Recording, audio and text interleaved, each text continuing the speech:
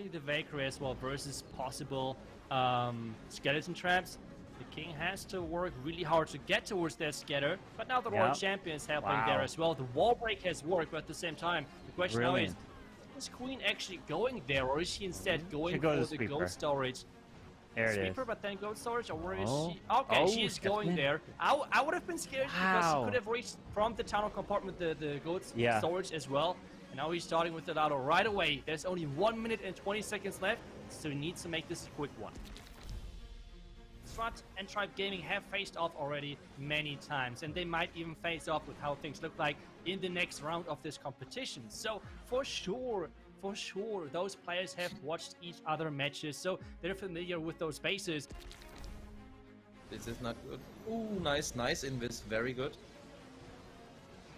Multi goes down. We got that Eagle Artillery, rain and fire. The Queen is hanging on. No way. What? How does he hang on to this attack? Bernal, absolutely insane. So far, with the Queen ability of being available, that tunnel should go down. Another freeze coming in. With the Warden ability still there, the Lado is looking strong. The Queen is getting that tunnel. That was the most crucial part. It was crucial there as he takes it down with the Warden ability, protecting these balloons as they're going to haste into the scatter. What? He doesn't even need it. Wow! He doesn't even need to use the invisibility. He stays going to wall breaks again into the EO, so the Queen can grab the multi. Everything's going on, and he's staying calm, and he's keeping the Queen charging into the middle, and he pulls for air bombs from the lava pumps. What? Another rage. Queen ability is in, taking down the defending King. The defending Queen is on there as well. The scatter is getting taken down, but all of those balloons gone. Warden ability, yes, the Warden ability. He needs to boost them into that back end. Oh, wait a second. That Tesla farm. That Tesla farm's the problem. But the wait a second. We got balloons making. Invisibility spell. He does. Yes, he uses it finally. The RC. Oh my gosh. Time is gonna be an issue. Hang on. It is a perfect war. He doesn't know yet. He's freaking out. He doesn't know if they've won on time. They gotta go faster. Come on. Can you all right, can the person watching this just go to war map and show us the time? Oh, because we don't know. Oh my God, it's a perfect war.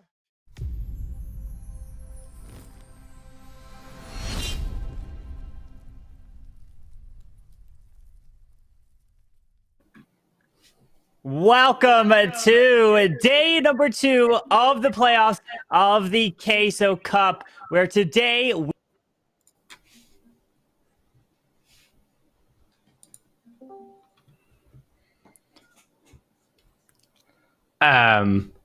welcome everybody.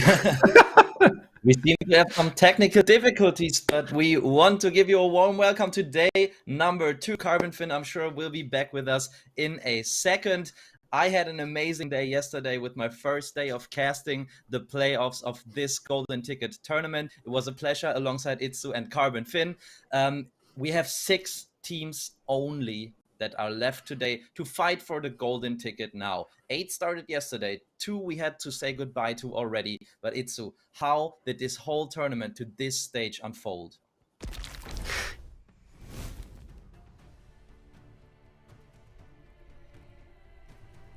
Qualifiers, 4 open qualifiers with every single time 4 teams qualifying, and this means 16 teams went from the open qualifier stage to the group stage, but we had 4 groups of 4 teams.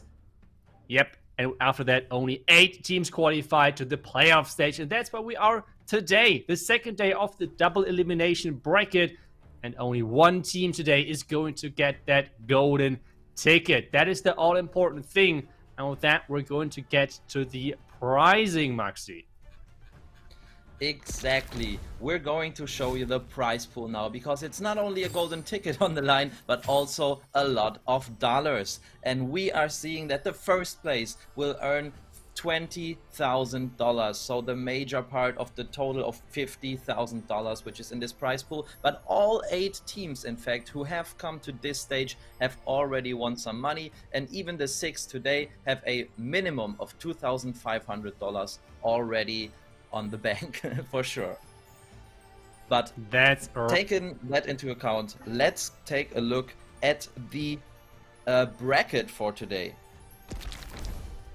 Yeah, let's take a look at the teams which we have in this stage left. This is where we started at the group stage, and we are down to those teams: Empire Gaming, Tribe Gaming, Strat, Space Station, Renegados, and Betatron. Good. Let's take a look how the current standing is, how the current bracket looks like, what is about to happen today, and especially what happened yesterday. And let's dive. Yep, there we go. There we go. We have those rounds with the lower bracket, round 1. Chessmech dropped out. We had Betzinger dropping out in round 1 in the lower bracket. And that meant that those 2 teams had to go home. In the upper bracket, we had one of the most epic matches ever with Tribe Gaming versus Strat. Tribe Gaming coming in the end with a 15-15 and time average, coming away with the victory. But Maxi, we have so many good matches left today. Exactly. Let's take a look at what the bracket is looking for today. So guys, this is way easier to get a hold of. We are going to start in the lower bracket round 2, so at the bottom of your screen today, with the matches Renegados against Betatron. And after that, we'll have Empire Gaming versus Strat. And remember, Strat, who got to the lower bracket with, as Itsu just said, a perfect war. So this is going to be a very crazy match. We're going to have to see if Strat can be as strong as they performed before in the lower bracket as well. But then, of course, we have to have our eyes peeled for the winner's bracket match. And Itsu, there are just 2 teams left who have only won so far. That's right, indeed. Tribe Gaming Space Station so far won every single match which was possible. But I think we have our third caster back. Carbon, can you hear us? Yes, I can hear you. I don't know what's going on. You know what it was? It was too much excitement. My computer couldn't handle it. The moment we transitioned straight into it, it's like, nope, you've loaded too much, and then it froze. But hopefully we're back. Hopefully all the technical difficulties are sorted there. But yes, today, the golden ticket given away, just incredible. I don't know if you heard my question, which I was leading off to, because I was like, I asked you a question and I was like, wait, everyone's frozen. It's nothing. I don't got an answer. So my question to you, Evaxi, was how was yesterday? You did an absolutely amazing job. It was a pleasure to be able to cast with you. But what was your thought process of yesterday and the matches that you were able to cast and witness? Yeah, thank you very much. It was pure excitement throughout the whole thing, honestly. I mean, I was a little bit sad that I couldn't cast this epic, history-making, perfect war. But who knows? We have so many great matches today. Maybe I'll have the opportunity to cast yet another one. But honestly, as I said yesterday, maybe it would have even been too much for my fresh casting soul to handle. So happy that you experienced guys did that and handled all the excitement very well. But yeah, couldn't be more excited for today, because today we're going to finally give away this golden ticket. We are indeed. But let's take a look at the rosters here today for this first matchup, as we are in the lower brackets. With the first team being Renegados, we have Jay Carlos, Romeo IA, Mr. Jeff, Troy Gomar, and Esteban. And Maxi, we have a team, Betatron, who's looking to also stay alive. Exactly. Betatron, who unfortunately got to the lower bracket yesterday, losing against SSG, and they have their usual lineup for us, who we are going to see attacking. But let's take a look at the stats. Itsu, anything in particular that you can see about these stats? I feel like those stats are kind of overrated with Oh. seeing those two teams yesterday performing. But you guys got that match. Take it away. We will see you in one match later. Indeed. Let's take a look as we've got the Dragons, Dragon Riders, and Inferno Dragons going to come on in here. And Renegados, we saw them take on Strat yesterday and didn't do the best. They didn't have the best performance in the very first match, but they were able to rebound and they were able to not avoid elimination. But remember, this is now the lower bracket here, and if you lose, you are gone. Well, every team will be gone except for one who gets that golden ticket, Max. Exactly, and we're seeing Jay Carlos coming in here with what looks to me like a beautiful opener, because he got the Eagle compartment so cheap. There were no black mines, no traps whatsoever. He used a lot of rocket loons, but they were not really necessary. His Dragon Rider is actually still chipping off buildings while the blimp has to make its way to the town hall, and we see a anti-blimp trap. Oh, Carbon Fin, what's happening? Yeah. Okay, he made the Yetis invisible, which they were able to now take out the town hall. We got a triple ice golem coming out of this CC as they're going to get locked down to it. But the dragons that were in the core are pretty much all gone. But as long as you clear the core up, your heroes can get a tremendous amount of value on the outside of the space, as he's still moving around with his king and queen ability intact and hasn't even dropped a royal champion yet. Look at the spells, Carbon Fin. He's got Yeah. 2 ranges left. He apparently didn't want to use them for his dragons, so I guess we're going to see some raged up hero action in a second here. Queen is taking care of the CC. We have a very heavy back-end scattershot compartment with the Queen and the Tesla farm, but let's see what these heroes can do with it. These heroes can get a lot of value, especially with these spells. The rage spell is still left. Royal Champion is moving in right behind this king, going to be able to use her ability. 2 rocket loons as well with 50 seconds left. These heroes are going to be able to then clean up the rest of this, taking out that cannon. RC ability will be able to skip through. And that's I think it's a damaged Inferno as well. Or maybe not. It's either way, it's going to go down. And Jay Carlos is going to come in with that for... Oh, I was going to say, time. He's not using it. What? Why aren't you using your RC? We've seen from yesterday that time can be a factor. And you don't want to swag anything that can speed up your attacks in a war like this. Absolutely, it's something that back when I was a pro player, always used to say to my teammates: do as good as you can, because you can never know if it might make the difference in the end of the war. But I mean, it was the first attack of the day. I'm pretty sure he was very nervous for to start it off for his team there. He did a couple things he could have done a little better when it comes to time, but in the end, the most important thing is to get the 3-star done, and that's exactly what he did for his team. So great start, and we're going to have to see if the fairy tale of Renegados will keep on going, because as you said before, they had a very rough start against Strat, but ever since they have been performing really well. Yeah, they were able to turn it around in their second match to stay alive in the lower bracket. But if they win, they could be playing Strat again if Strat wins, because Strat is also in the lower bracket. Just to think that you got pushed to a lower bracket after you had a perfect war, it's just mind-blowing that you can't even think that. But here we go. This is okay. Well, this is an interesting base here that we've got with a blimp of Warden trying to go for this town hall. Yes, we've seen this approach once yesterday, where only 2 Super Wizards survived, as Itsu pointed out later on. So let's see if this time his Super Wizard blimp can get the whole value. Taking out the Inferno, taking out the town. Ooh, where are they going? The Super Wizards have other They don't plans, want to as it go. seems. Wow. Oh no. He's smiling because he knows he just got robbed. Yeah, he really did. The CC caused those Super Wizards to go run to the outside and not go in for the town hall. And that is going to really hurt here as he poisons up the Lava Hound. Now he's got to find a way to get his heroes into the Town Hall eventually. That's going to be a tough path with no more wall breakers or jumps here. Obviously, he didn't plan for his heroes to get the Town Hall. He wanted his Super Wizards to take that down. Yes, exactly. And now he's even running into some Teslas there, so I doubt that the heroes will make it into the Town Hall. His queen even gets targeted by the eagle, but the eagle goes down.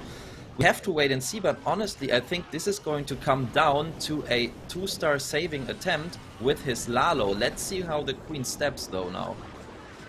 Oh, tornado trap here. Queen's ability does go off. She does loop her way into the compartment to grab the Town Hall, so he is going to make her invisible, but he doesn't have any more spells. Okay, I guess he's... No. Oh, he's even using more freezes! Oh, wow. No Warden too. Oh, yes, gosh. Now this, I mean, we probably all have experienced this in Legend League. If you have ever been to Legend League, things like that can happen. Bombs. And then it is... Oh, hard to my save it. Look at the red lines. What? Oh, no, he's trying look at the triple haste. Oh, wow. Wait, is this a 0? Oh, whoa. But wait a there are second. Some free buildings on the outside. Yeah, he should be able to get these. On the top right, there are some buildings that he can get with his minions, so he's going to secure the 2-star. But that's what I was just talking about, like the nervousness in your first attack.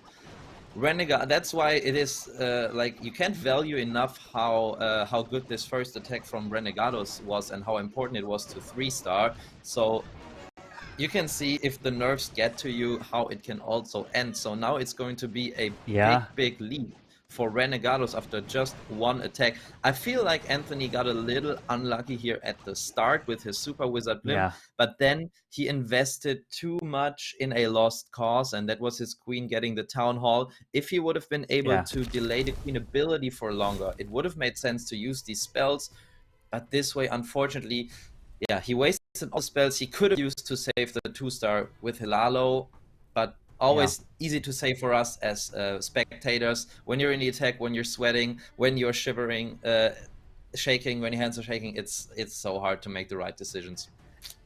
Yeah, and the one downside also, one star is terrible, but when you get a 1-star and it's a low percent 1-star, that hurts even more, because if you get a 1-star, it's like a 99% 1-star, right? It doesn't happen often, but it happens. That means you still have the chance to win if you just make up one differential in terms of a triple and you get a defense. Then it could completely change and you can win off of average percentage in terms of average destruction percentage. But this one, a very low percent, so that's going to really hurt. If Mr. Jeff comes in from Renegados with another triple for them, they will be taking a huge lead in this match here, coming in with lightning spells to then come in with some dragons as well. So let's see if the dragons again can get another triple for them. Yeah, he used the lightning spells here to take care of one of the sweepers. Sweepers just need 2 lightning spells to be taken down, and they can actually have a huge impact on your dragons, because they make the dragons move way slower than usually. And also a blimp, which he is, I don't know, okay, most likely not going to send through the Warden ability, otherwise it would have been sent down already, so he's going to send it directly to the Town Hall, but still, taking out this sweeper just gives the dragon push a lot more power. So now we're going to have to see how he gets through the core of this base, and especially how he's going to take out this Town Hall. Yeah, with a few balloons coming over, freezes up the air defense, the air expo, moving in with that blimp. Dragons have cleared a bunch of the core of this base, rages up the Yetis, and looks like he's able to land. No worries, did not find a tornado trap, as the queen does go down. World Champion is to the right side. We have the dragons that are going to have to move their way through still to get to this multi. There's a lot left here. Can the RC get it? Wait, the invis should be able to, with the RC ability, should be able to. Okay, there we go. Nice. Wow. Mr. Jeff with another 3-star for Renegados. Not gonna lie, he made it look so easy. Yeah. Really well done. Great base identification. I have to say one thing though, this blimp, I would call this a YOLO blimp. He kind of just sent it in and was like, well, these guys don't have the traps against this blimp, I'm pretty sure. So it was a little risky in my opinion, but on the other hand, he had so many spells, like the invisibility and the free spell he could use there at the end. He could have used them to save the Town Hall had he run into some traps. So I'm pretty sure he had that in mind. So good job to Mr. Jeff. And now Betatron are with their backs against the wall. Yeah, they really are now, as Renegados has 6 stars on 2 attacks, and if Betatron get their triple, they'll still be down by 2. They'll only be up to 4, so that 1 star is really gonna hurt, and the average attack percentage in terms of destruction will be super low for them. It comes down to a tie war on stars, because we've seen a lot of times these wars can be tied in terms of 13-13, 14-14, but even the perfect, which is what we saw yesterday. If you guys missed that, definitely go check that out, which was Try versus Strat. Absolutely one of the most insane wars you will ever see in the esports scene. But what would you do in this scenario here if you were in Betatron's shoes? I mean, the general thing you always say is, guys, nothing is lost yet. They can 1-star, they can disconnect. Just keep your calm, keep your cool, concentrate on your plans, go through them in your head, because the only thing we can do right now is 3-star ourselves. You know, we can't change the past, we can't change anything about this 1-star. It happens, but we can change our future attacks. So let's do that, focus on what we actually have an impact on. And in my opinion, the opponents will notice that. If Betatron now come in with 2-3-star attacks, Renegados will be like, wow, are they not even nervous or like impacted by this 1-star? And, you know, that's how the pressure will ping pong between them. And that's why I think keep your calm, just, you know, play as if this 1-star never happened, although that's easier said than done, is the best way to go. And we are going to see now if Hammer can do that as he's coming in with a Queen Charge hybrid. Yeah, with the Miners and Hogs here, gonna try to charge this Queen. Looks like from the right side in towards the Town Hall. This is quite a large charge. We saw from Strat, they were doing a hybrid and sending the hybrid through the Town Hall yesterday. So let's see if Hammer is gonna decide to do something similar, or just gonna rely on the Queen. Oh my goodness. Yeah, he was slightly later with the rage spell.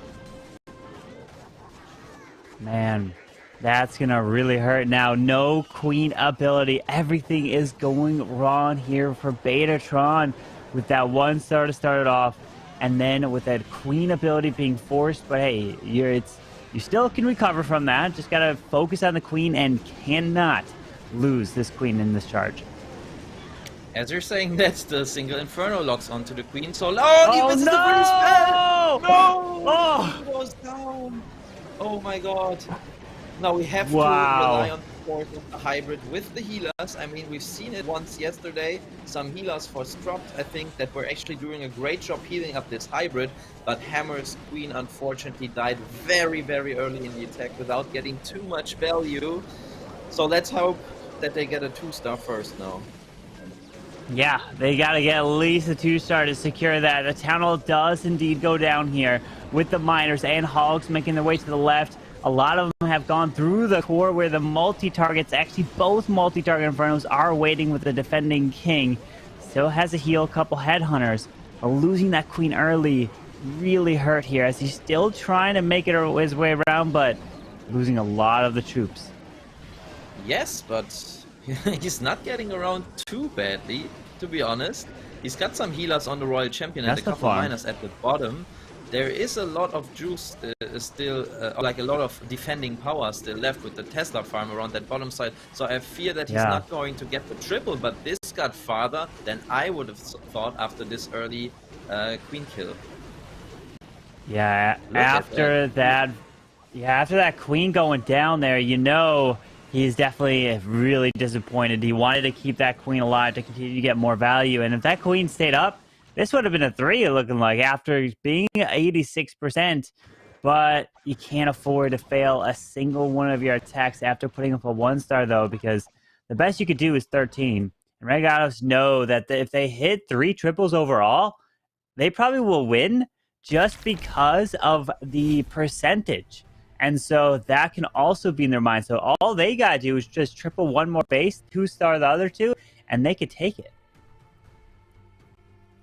Absolutely. So let's see if they can do that, and if they're not thinking this is too easy now, because you cannot underestimate anyone at any time as well.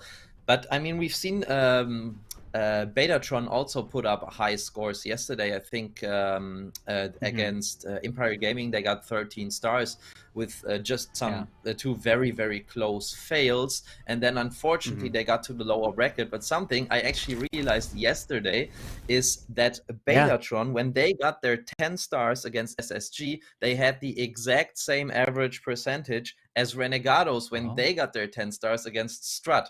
So I actually was hoping for another fairy tale, meaning Betatron could get like a 14-star war exactly like Renegados yesterday, but unfortunately that was already over after just one attack, so I haven't talked about it yet. But yeah, anyways, let's just see if Renegados can make use of their 2 fails even more with another triple. They're coming in with the safe limp right now. So Carbon, it seems like they heard your advice to go for the safe and high percent 2 stars. We've got, wait, I saw a giant bomb. Wait, whoa, Town Hall's up. Oh no! Oh, Maxi! You're jinxing things! Oh no! It's the clan. You can't get around it. It's the clan. Okay, now can we get an emote with the Maxi jinx? Oh man, he did it here. As he's going. I still don't know how. You see that? The blimp landed right at the Town Hall. Yeah, it did, but then I saw a giant bomb pop for some reason. I don't know what was inside of his CC. For some reason, I thought I heard Yetis or whatnot, but either way, he has the Dragon Riders and Dragons making their way over to the right side. They're going to have to loop their way up towards the Town Hall. Rage is up here, as we do have a Lava Hound that did get lured out of the clan castle, though. It's going to be quite annoying wherever he drops his World Champion. Yeah, exactly. I was just going to say, he's holding on to the Royal Champion. I think that's a great idea at this point to, if things, go down to this to take out the Town Hall. But actually, nice job here with the spells, with the Rage and the Free spell to take out the Town Hall. That was the most important thing. And now he can try to go for percentage with the help of his Royal Champion. But yeah, as he said, the Hound got lured and it will fly over to the Royal Champion at some point. Oh, actually, he's luring it to the outside. He's got a lot of time left, so maybe not the worst idea. So let's see how many percentage points he can collect. Wait, oh, the Lassie's going to run in front, and then the Hound's going to follow the Lassie. Oh, but the Hound pops. To see it. Okay. Yeah, there you go. Yeah, I've seen it happen where, like, a Lassie or whatever it may be runs out in front of the hero, and then you have to go run and follow it, and then the RC starts chasing, and the Hound starts chasing the Lassie, and you're like, no, just stay to the corner of the base so you can take it out. But that happens definitely sometimes. But here, Troy, really nice try. Not going to get this. RC ability does go off, trying to get a little bit more, but at this point, they could just be 2-starring, and just with the percentage, and they can be taking it because of the 2 fails, and one of them was a 1-star for Betatron. Absolutely, and look at what he had in his blimp. That is the reason. He had 9 super goblins, 9 regular goblins, and 9 archers. And guys, if you want to use a safe blimp, you have to make sure to put a couple of minions in there. There are a lot of YouTube videos, I'm pretty sure also from you, Carbon, and from Itsu, about what you want to put in a safe blimp to make sure it will get the Town Hall. We saw it yesterday, in fact, from Exquisite. He even ran into the tornado trap and still got the Town Hall done. When you guys were already screaming in excitement when he didn't use this invisibility spell. But you know, these guys just know what to put in there. And I'm pretty sure that archers are not the best choice, Carbon, because they can trigger ground traps, and they will also have a multi-mortar shoot at the rest of the troops. Oh, see, that's definitely a really great point. But the one thing with adding a minion, if you're probably wondering why, is because it'll take a little extra time for it to come out because they come out one at a time, right? So they move their way through. So, I mean, obviously if you can add more troops, but I like to use some barbs so they can run out in front to grab some of the traps there. But we have Betatron using again another blizzard here, and yes, with the Warden, he does make it into grabbing the Town Hall with these Super Wizards now. Yes, it's actually so satisfying to see some Super Wizards take out the Town Hall. Yeah. But I mean, he got good value, but there's still a lot standing. I'm pretty sure he would have liked to get rid of at least one of those air targeting expos. But I mean, it's probably not less than what he expected, because you know, you can never be too sure what these Super Wizards will take out because you have no control over them anymore after you open the blimp. So I guess he took that into account when making this plan. So now we have to see how deep he can get into the base with his Sui dive, hero dive. Yep, with that king kind of helping fall behind this ice golem, the queen looks like she'll step in front of bomb tower. Then she can walk her way into grabbing the scatter shot because of the openings in these walls. But the Raw champion is now coming down into the enemy king. He's getting some nice value. And even, wait, queen, go for that air expo. Okay, this is setting up a nice pathing. Remember, no warden for your Lalo here. That was a great invisibility spell, but the queen, unfortunate. She was going perfectly towards that multi-inferno. There you go. RCO. Yeah. guess that value. We'll take that. We'll take the RC. Still up, moving around. But yes. The red air bombs right there hit him. And more traps here, picking off these balloons. But the Raw champion and a Tesla farm pops up at the bottom of the space, and it's not going to connect. And it's going to fall short. And Betatron, right, you could tell, right when that first attack came in with that 1-star, it just really hit their morale and is devastating for their team. Yes, absolutely. And once again, a back-end Tesla farm that makes things so hard towards the end of an attack. We've seen this so many times. I've talked about it yesterday, I think, with Itsu, how impressed I am by these base builders to always find the right spots for their Tesla farms.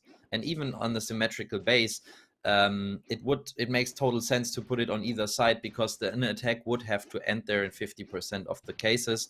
So yeah, great job again by the base builders. And also we saw the red mines taking out a huge group of balloons. So yeah, also GG's to Renegados for their base building and for their trap placement. Yeah, and you just never know what you're going to find in these types of bases. It could be ring bases, we could box, diamond, who knows?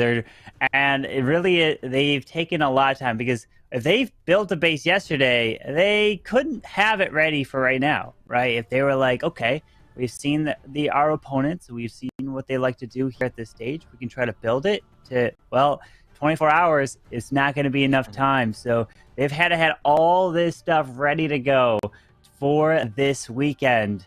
And when you are in a scenario where you're running through all these different types of bases that you have to use, have you ever ran the same base and moved traps? Or what's your thought process when it comes to like having to use like going through a lot of your bases, or maybe if you're forced to use a same base? That's a very good question, and without revealing too many secrets, I can say that for sure I or my teams have rerun bases with different traps, and this is not just because it's like a I don't know, like a very strategically clever thing to do, but also because there are just so many tournaments that sometimes you run out of bases. I mean, there are only a couple of base builders who can build very good bases. And, you know, once you've used them in important tournaments and the next one is coming up right away, sometimes this is the way you have to go. But it can actually be a very, very nice source of mind games, you know, because you could, for example, bait a hit that has already been run on the base successfully and try to make your opponent do this exact hit while you set all the traps and Teslas against it so it doesn't work anymore. and you can also have a certain expectation of what a certain team or player will do on the base, and then set the traps against it, because this player might think, we've seen this base before and we've seen the traps before, so I can do this and that. So yeah, it leaves a lot of space for mind games, and it's really, really cool actually. And I miss that. I miss, you know, being with your teammates and always thinking about, who's going to be what? What can we change? What can we do? Indeed, it's the mind games that plays in. But let's see if the mind games from Anthony to try to stop Esteban with this Queen of Charged Dragon Riders, because with that blimp, helps set a bit of this funnel as this Queen is stepping her way in. She's going to be making her way over towards that single target Inferno. But the problem is, will she walk into that compartment, or is she going to walk up and around? Because the King is down. Looks like the King will go and be responsible for this Town Hall as long as he keeps his Queen protected. Ooh. Oh! Wow. Yeah, that was right on time. Very good job, to be honest. I mean, sometimes we are like, oh, that was too close, but it is actually perfect. Like, to find the last possible moment to drop down a spell is actually the most efficient way to use them. But as his King is going into the Town Hall, the Queen is taking care of the single. He already has started his Dragon Riders from the bottom side, and this is not looking too bad, but the enemy Queen has to go down. Oh!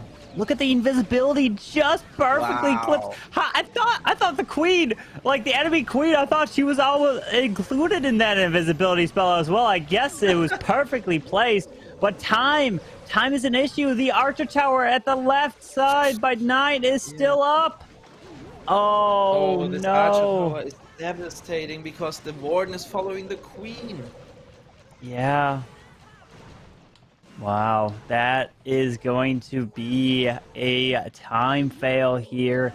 Very nice try to Esteban, but it's okay for them, because if they 2-star out with all their attacks, they will win this, meaning, well, they will just have the one more, right? And so that's where they are focused on at this point, because unfortunately of the 1-star that came in from Betatron, and then the other fails as well, low percentage. So all they have to do is just get that 12 stars and they are good. Might even just be 12 stars will be one more than what Betatron will come in with if they don't come in with any triples at this point.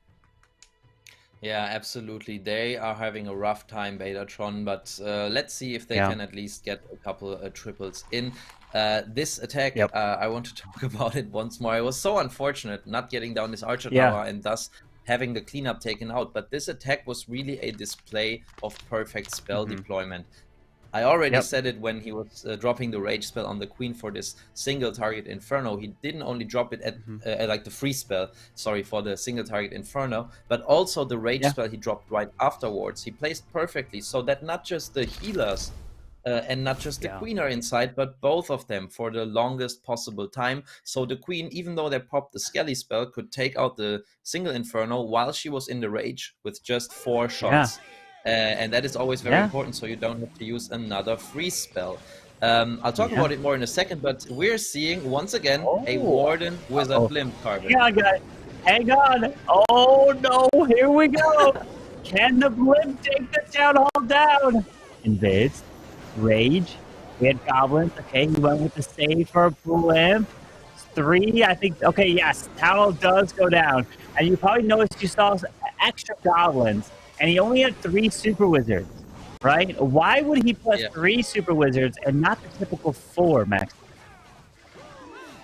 Yeah, he wants to have more room in his blimp to put in some troops to trigger traps. So that's the first reason. And the second reason is the Super Wizards will then come out of the blimp later. It's pretty much the same reason as you said before with the minions you want to put in the safe blimp. They also delay the deployment of the Super Goblins out of the blimp. So yeah, these are basically the 2 reasons, triggering traps and delaying the Super Wizards getting out of the blimp. And this time we actually saw a perfect Super Wizard blimp here by Psycho. He got exactly the value he wanted, everything around the Town Hall gone, multi-Inferno scatter shots. So now we have to see what his Sui can do. Yeah, the goal here is to clear all these expos, the Eagle Artillery, so his heroes can continue their way through. Because remember, the ground expos obviously won't do anything to your Lalo, but you have to also fight your way through an enemy queen near that scatter shot with no warden. It's going to be a little annoying to make his way around if he goes into some red air bombs, since he can't protect these balloons through a red air bomb minefield, but he hastes his way through. It's looking good so far as he still has to win. Oh, but there's a tornado! But he should have a lot but it's left. still not looking too bad because he started Lalo so early, as Itsu yesterday referenced, that his heroes are still alive. He's got a full life queen with ability. So yeah, this is looking crushed, and I think a major role, the fact that he got so much value with his Super Wizard Blimp played a major role, in how easily he could overpower this phase with his hero dive plus the Lalo. Yeah, beautiful job right there from Psycho, from Betatron. Finally, they are able to connect with their first 3-star here in this match, which will put them up to 8. But obviously the best you can get is going to be the 11 stars. Not be able to win this one if we just see another 2-star, right? They are up by quite a bit. But we've seen in attacks where other attacks, not necessarily this war, but you have to drop your troops at the end to get the cleanup because time can be a factor.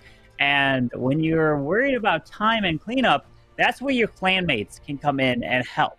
So my question, I'm wondering in terms of for a pro player, do you have anyone on your team, any clanmates that are in voice chat with you that are just strictly watching to help you drop a certain troop? And then do you have another clanmate that's like watching to pop your queen ability so you don't miss it? Or is there certain clanmates that have certain roles in when they're spotting you? Or is like one supposed to talk to you? Like, walk me through, how does that work when you're attacking with your team?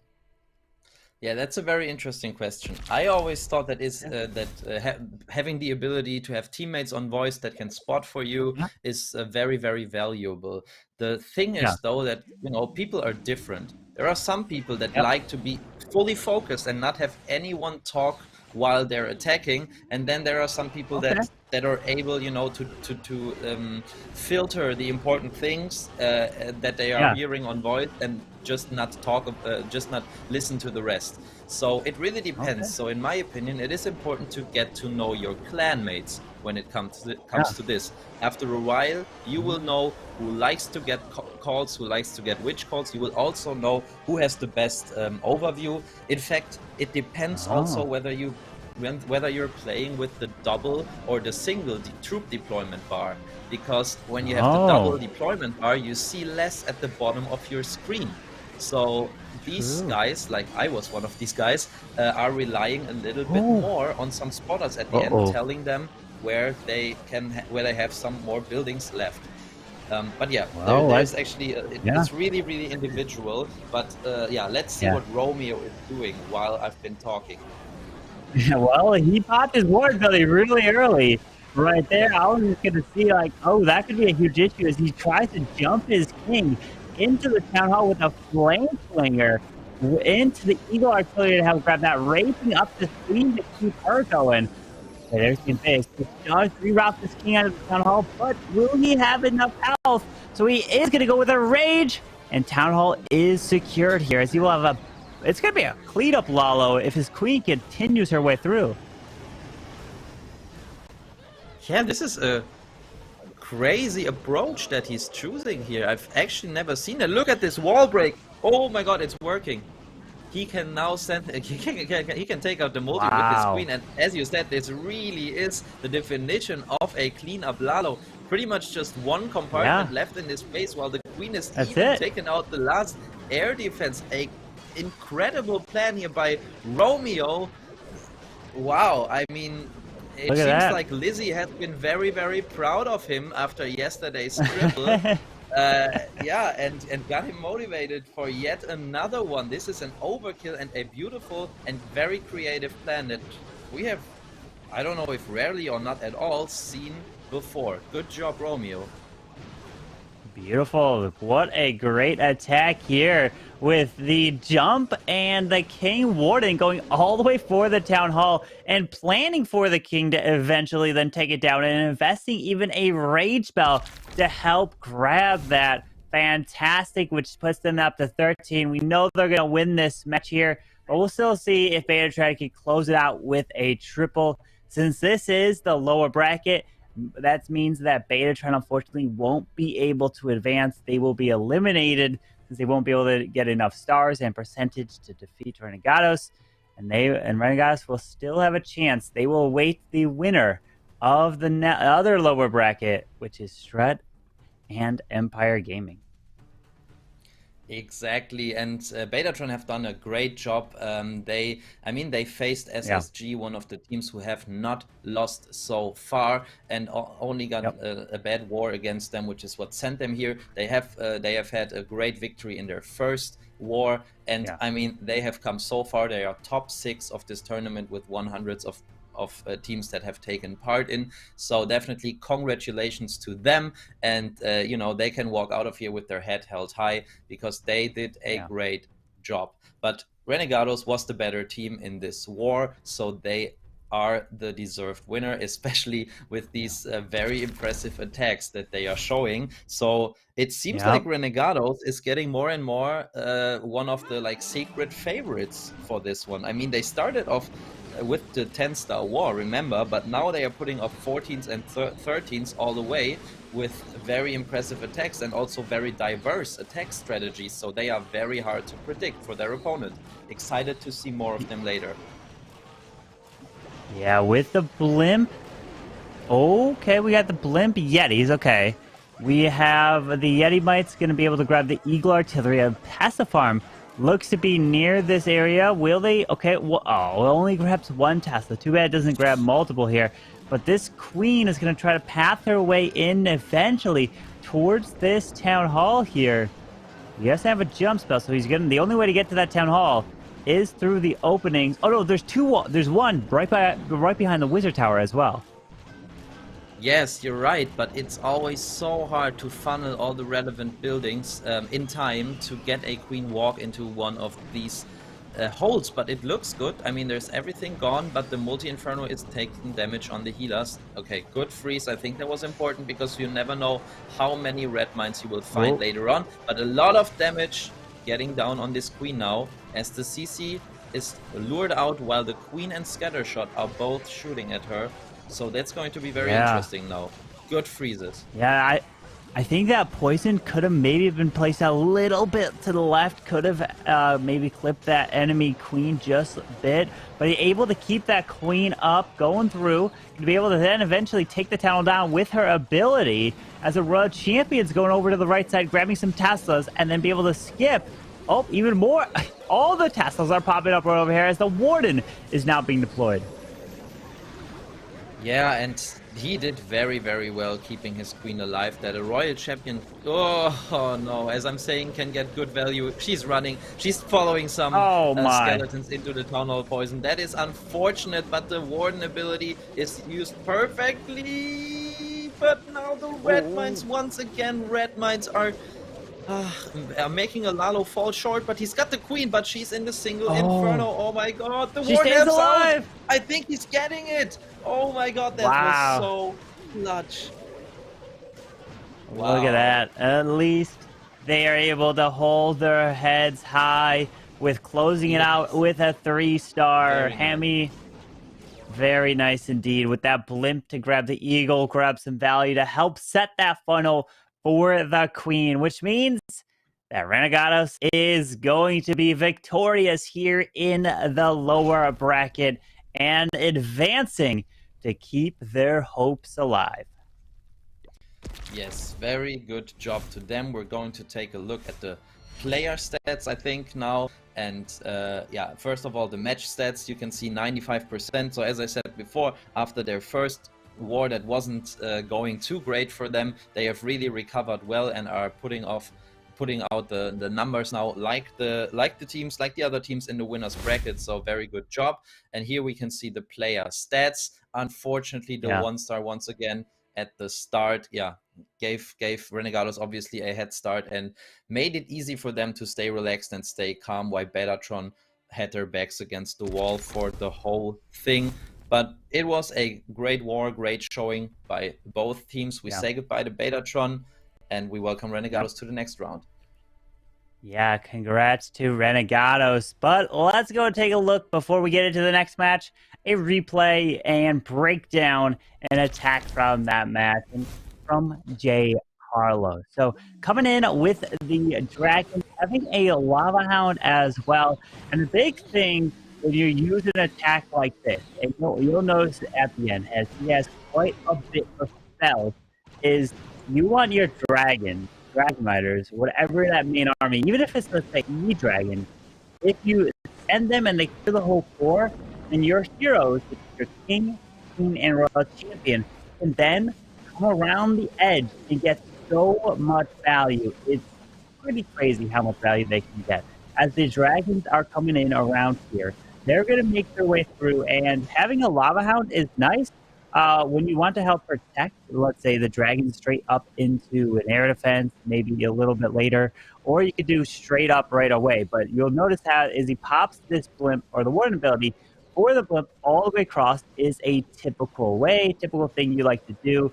And he does even find the tornado trap, but something that he ends up doing here is the invisibility spell right onto the Yetis, which is interesting, as he makes his way, grabs the Town Hall, but he also takes the single target Inferno down, just like that. As the Dragons cleared a bunch of the core here, then the heroes are coming towards the left side and be able to make their way all the way up, as the heroes will take out everything on the edge and then into the final compartment. It seems like a lot of these attacks today have been finding the Tesla farms on the back ends of the bases. Just a lot of times the luck of the draw when it comes to that. But we have a Royal Champion that's still alive, King ability. We have 2 Rages that can still be utilized as the Royal Champion. I don't know. I personally may have decided to send the RC, pick off that multi, but remember, it's a multi at the end of the day, as you can have the King and his Barbarians tank for your Royal Champion. So if you end on a multi, it's not that bad, right, with your heroes, because it doesn't do too crazy amount of damage, not like a scatter shot, Tesla's farms, and things like that with that rage. So J. Carlos from Renegados, really nice attack here, getting it done with the triple, even saving a few little rocket loons. But this was the first match of today. We are going to have at least 6 total matches, maybe a 7th if the grand finals is forced to a second match because of the double elimination. The next match that we're going to have is going to be between Strat and Empire Gaming here in the lower bracket. So let's go ahead and send it over to Itsu and Eve Maxi to bring you guys that match. Thank you very much, Carbon Finn, and welcome back, Itsu. Thank you. Looking forward to some nice matches. You did already really good on that first one. And now the next one, we have Empire Gaming versus Strat, who got knocked into this lower bracket from Tribe yesterday. And I mean, it's hard to say that they really lost, because it was like 15 stars, like perfect results on both sides. So Empire Gaming, a lot of people are saying they are like the dark horse. They're like the underdog everyone is cheering for. And I think this should be a really intense match. Absolutely. I mean, once again, if you look at the paper, I just at the stats, probably Strat would be the favorite if you had to bet or based on stats. But we all know that it can change match to match, and Empire Gaming have shown a great war so far. In fact, they lost their first war in the winners bracket with a tie, so just on percentage. So they have been doing really great. They have had a lot of time fails as well, and I think that they're not an important that Strat has played against too often. So it is harder for Strat to predict, to estimate what exactly they will do on their bases. And on the other hand, Strat is a very, very popular team that has been streamed many times. So that might be a slight advantage for Empire Gaming as we take a look at the rosters. Empire Gaming coming in with Specs, Anthony, Shadow, Jesus, and Smokey Bear. And we see Strat on the other side, Itsu. That's right, and we know those names: Musk, Ast, Boom, Yo-Yo, and Tryhard. Those guys are already around for quite some time in the pro scene, and this is supposed to be their tournament for the golden ticket to make sure that they have this guaranteed spot in the Clash Worlds finals later this year. And as you said it, the stats are showing that Strat is the favor. I think the average destruction is wrong on the Strat side because they were, it should be like 69, I think. So there's 9 supposed to be, but you can see as well, like Musk.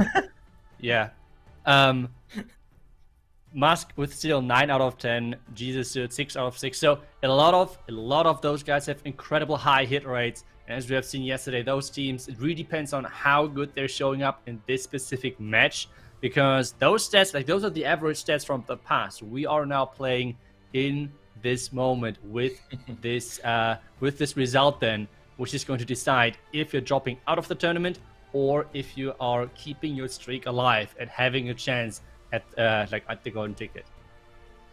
That is absolutely true, and yeah, I'm very, very excited to see the very good both of them on offense. But about how you already have, and then change the traps to fit for a certain opponent. So I'm pretty sure that both of these teams have tried to prepare as best as possible for the opponent and change the traps around, maybe even chose some bases out of their base pool for certain players. So I'm very excited about that, Itsu.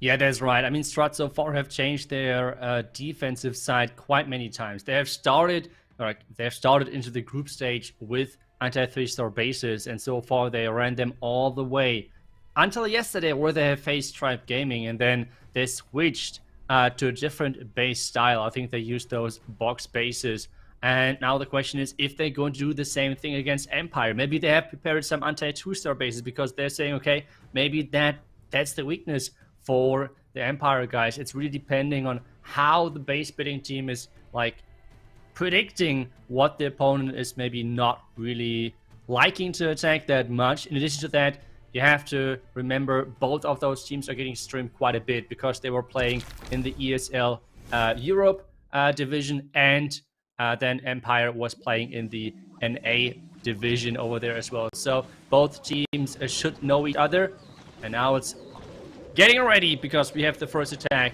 with the Sui Lalo, with the Hero Dive Lalo, with the Flame Flinger to start things off. And I think it's a Skelly Donut as well, because otherwise I wouldn't know what... Yeah, there we go. What he's going to use this attack, as we've seen some Skelly Donuts also fail yesterday, but this is looking great. Specs doing a very impressive job there with his... Send his king somewhere where it tanks the ground bone. Eagle wrong, Itsu. Yeah, but there's a lot of skeletons at that queen, so Strat again on the defensive side, just a couple of steps ahead. Even more skeletons are coming up over there. That's now the third ground skeleton which is on that side. The defending king having some problems, and the queen ability is getting forced early on. This queen was supposed to get that town hall down, and now he's struggling quite a bit to get that, because yes, there is still the freezes left, but he planned those freezes for the Lalo, and he's right now really struggling, trying to use those freezes now. He has to invest both of them to get the value, to make sure that town hall is going down, but still the town hall, that's going to be a close call, but it should go down. But that means no freezes left at this point anymore, Moxie. But that was a great call, to be honest, by him. He knew exactly that it was worth to use these free spells, and in my opinion, if he can use a good Warden ability, he doesn't really need the freezes here. So it was more important to take out the Town Hall, otherwise he would have had to Lalo into the Town Hall. There goes the Warden ability through the scatter shot, and Itsu, I think this can be enough, but we'll have to wait and see what the traps are doing on this base. Yeah, we see so many times those red bombs behind the town hall, located around that Inferno Tower area.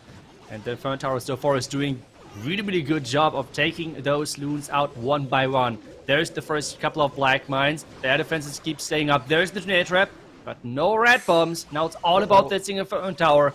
That warden is doing a really good job with it all together. No way, the warden finishing it off. This got so close. Just one black mine maybe for either the loon or the owl or the warden would have made this a lot already is here. If we look at the time down at the bottom, and Specs is showing it into the camera close, but we are going to take it for sure. So very good start by Empire Gaming, putting a bit of pressure on Strat. Yeah, really nicely done. That's exactly what they had to start with, to pressure Strat, because they were so good as well yesterday. And we have seen most of the time they're getting those 14-star wars in, which means for Empire Gaming they really have to deliver on the same level, because 14 stars are somewhat expected. And it's now all about the percentage. Like, if you have this one fail, it's all about the percentage, or even going all the way of going to get those 15 stars, which we don't see that often. I mean, yes, we have seen plenty of 14 stars matches so far, but 15 is more like a rare thing, and only 2 of those teams really got that done multiple times over the group stage and then the playoff phase so far. So Strat is now next, and we have us attacking, and we have again the anti-2-star bases for Empire Gaming. I remember yesterday Chessmac had to attack this base as well, and they struggled quite a bit with Queen Charge Hybrid. But now us says, okay, I got this, let's put the Electro Dragons in there, and let's watch how those chains are going completely take down this base. Yes, very interesting to see. Ast really likes his air troops, his dragon attacks with any type of dragon recently.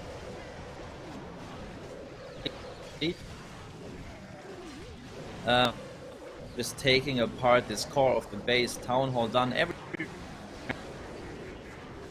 is looking very good for us, as the damage is usually very clumped up in the center of these types of bases.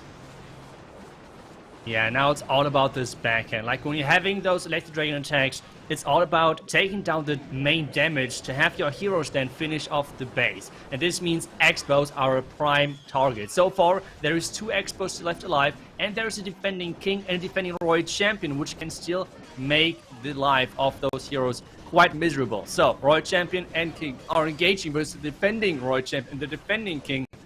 Electro Dragon, meanwhile, with their Queen together, taking down the last Expo, and that should be a 3-star for Strat.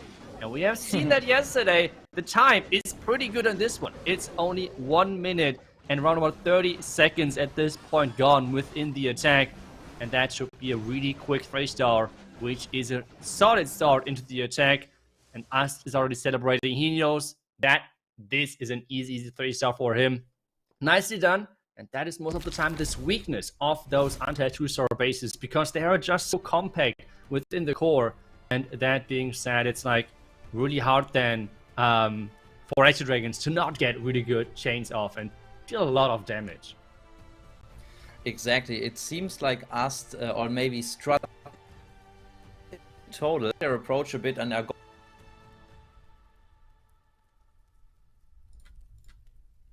going for quick.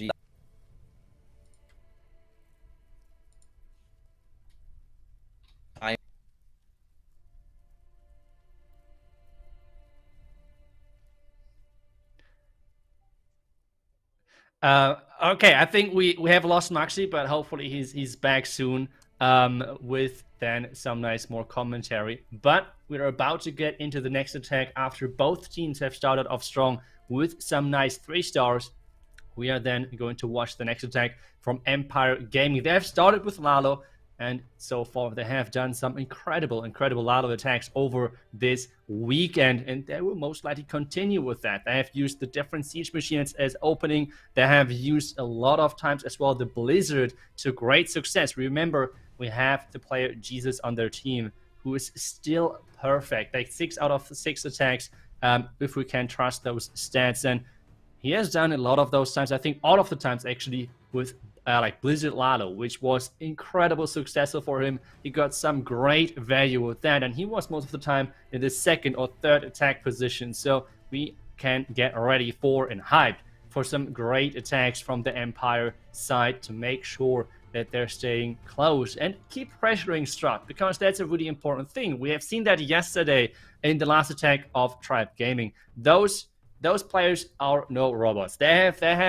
feel the pressure, and we have seen that with Exorcist shaking quite a bit. I mean, in the end, he like got his hands up, and they were shaking so much. So remember, when your hands are shaking, it's quite hard to actually pull off like a skelly donut or things like that. So it is always to be considered that if you're putting up the pressure to your enemy team, that is really, really important. We have the next attack in, and that is going to be a super boulder smash on those, on those box bases. It is quite successful a lot of times and really hard to defend, especially with the crazy blimp like this, taking down the Eagle, taking down the core Inferno Tower already. At this point, take a look at that. Behind those X-bows, all of this base is wide open. He does not even need a lot of spells, a lot of wall breakers to get further into this base at this point. So it looks incredible as an opening. Wall break not opening that much though. The super boulders are in, and the funnel, the pathing is created because those super boulders, those troops cannot go anywhere else except following this path around this top side and getting closer to that defending town hall. So jump spell is placed. The only thing is though that this town hall with the Town of Poison might cause a lot of problems. There's two expos, two heroes, the Royal Champ and the Queen, surrounding that town hall and trying to defend it as good as they can. The King funneling nicely, but wait a second, the King stole those healers. The King stealing the healers is never a good thing. One healer came back, but one black mine, and this healer is gone. The Tornado Trap keeping those super bowlers out of range of the Town of Poison so far, but they're right back running into it to make sure that the Town of Poison is getting some value. And now it's all about the backhand. The backhand, we have the King onto the defensive side still alive, and the Scatter as well, which is a huge threat to anything which is coming close. Warden is surviving for now at least. That Town of Poison, the Royal Champion, now taking over the charge into that Scatter compartment. There is one wall break which he could use. Okay, which he could use at the gold storage, I wanted to say, but the super bowlers are working their way around the outside anyway. So that wall break was really nicely done. He can freeze if he wants to. He's trying to take down the Scatter with that Royal Champion. That would be great. 50 seconds left, so time is not that big of a problem, especially now with that Scatter shot going down and the Queen back again at full HP. We can already see the player reaction, the celebration coming in. With still some more seconds to go, but with that Queen ability, that should be the next phase star. You can see the device. There we go. Nicely done by Anthony. And he is doing a small celebration dance. And Mati, you're back. I hope everything is working now. Exactly. Yeah, it is absolutely, and it was exactly the type of hype I needed after coming back from Anthony.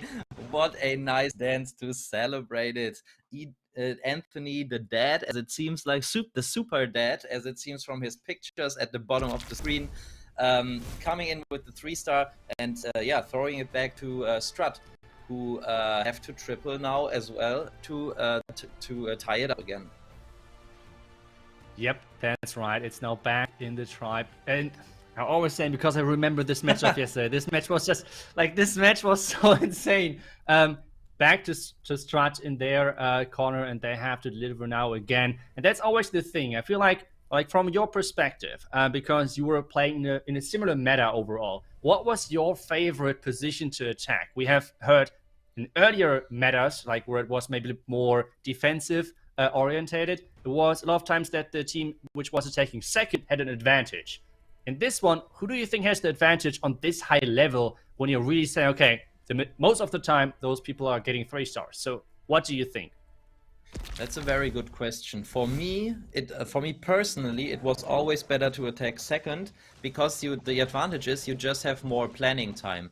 And I was always able to not care too much about what the other team did, but there are, you know, some players let it get to them more. So for them, it would probably be better to not have to worry about the attacks of the opponents, or that they have already tripled and they are fine with having less time to plan, you know. So it's a little bit individual and depending on the player and how much you care about this psychological aspect. But yeah, it's a very interesting question, and let's see what Yo-Yo could do in this very little time he had to plan this attack. Yeah, and we're seeing a lot of those anti-2-star bases keep coming in for Empire, and we're seeing a lot of those dragon attacks, and there is so many loons cloned within the core of that base to completely obliterate it, but not only to take down defenses, as well to trigger traps. So far this looks good, especially when we're talking again about the damage contribution and what those troops are supposed to take down. They're supposed to take down the Expos, so the heroes, your main army, which they always are because they are just so strong. If your main army keeps staying alive, which are those heroes, and there's not too much damage on them, the attack is looking great, and there's only one Expo left at this point. Exactly, and he's got the Queen and the Royal Champion ability, which will really help him towards the end of this attack. The Royal Champion, she has got so many HP, so many hit points.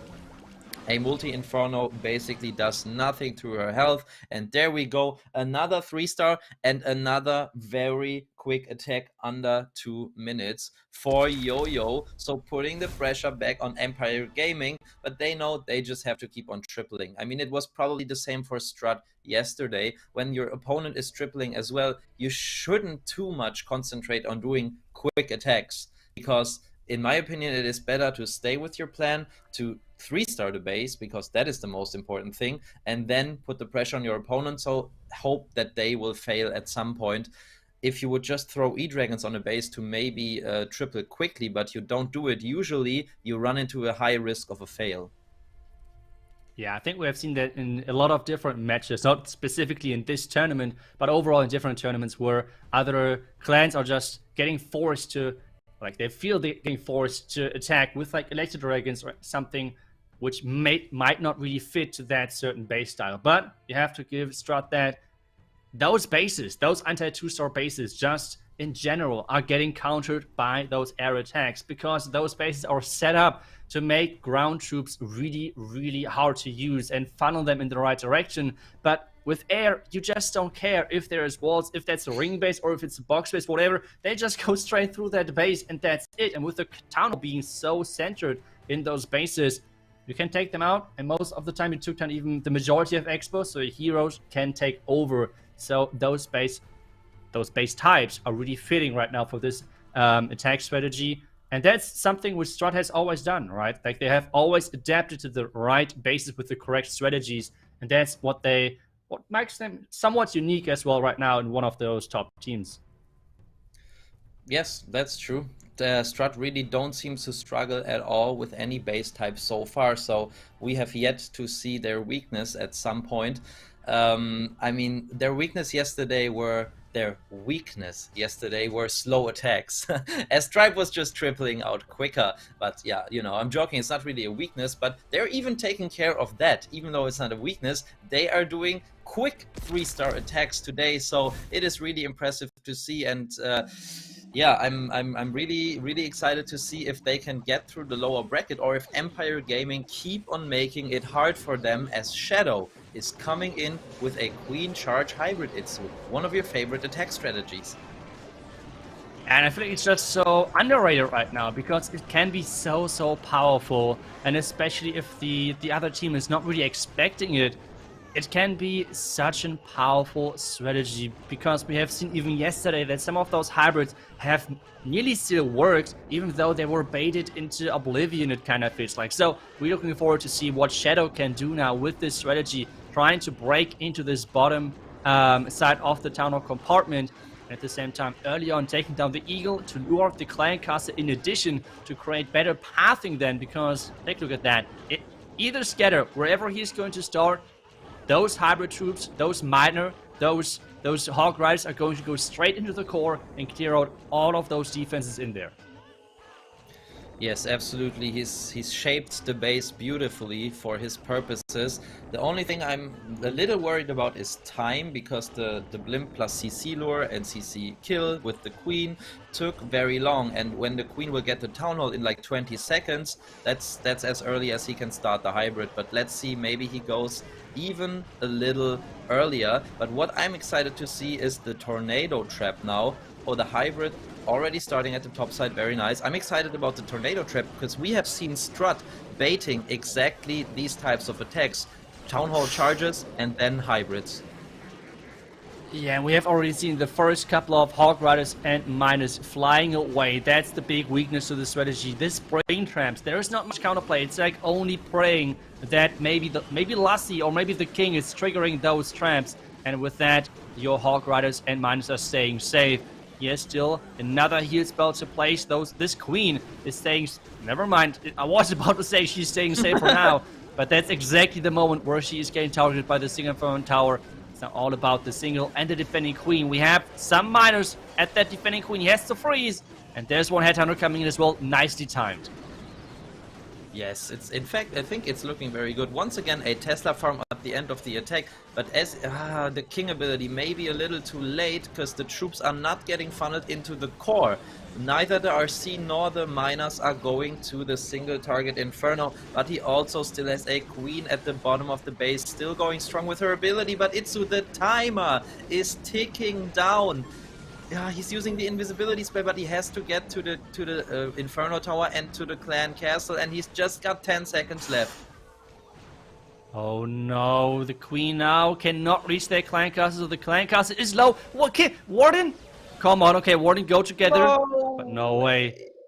No way. I'm not sure if that Warden would have had attack first the Inferno Tower, maybe it would have went down quicker. Because the first shot of the Warden surprisingly went onto the clan castle, even though the Royal Champ targeted the Inferno Tower. So big question mark to me. Maybe it could have been the big difference between this 99 and 100%. It would have been a close call anyways, especially time-wise, because we nowadays have to talk about time with those teams at the highest level.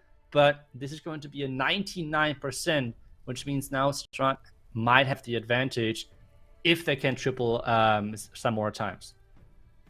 Exactly. Once again, we're in the situation where it matters if you have started attacking or if you're the second to attack after the other team. And as you said, it seems like Strat is in a better position now, but they have to triple first. So it's actually, you know, they cannot be too happy before they've already tripled themselves. And then again, as Carbon said yesterday, if you fail, you want to fail with a 99%. So if Strat does any fail now, it is very likely that Empire Gaming will be at the top. So it's pretty much the same situation for Strat. They have to triple or they are not in the lead anymore. And Musk is coming in with his favorite strategy that we haven't seen from him in a while, the Lalo. That's right. The Yeti Mites are... No. Ui. The Yeti Mites are not going to take down that Inferno Tower. It was set up nicely, but that Inferno Tower just staying alive, especially what he did there with using the Clan Castle troops to have those Yetis getting lured inside the base. That was really nicely done. But in the end, the problem is just that the Inferno Tower is having too many hit points and the defending Clan Castles took down those Yetis a bit too quick.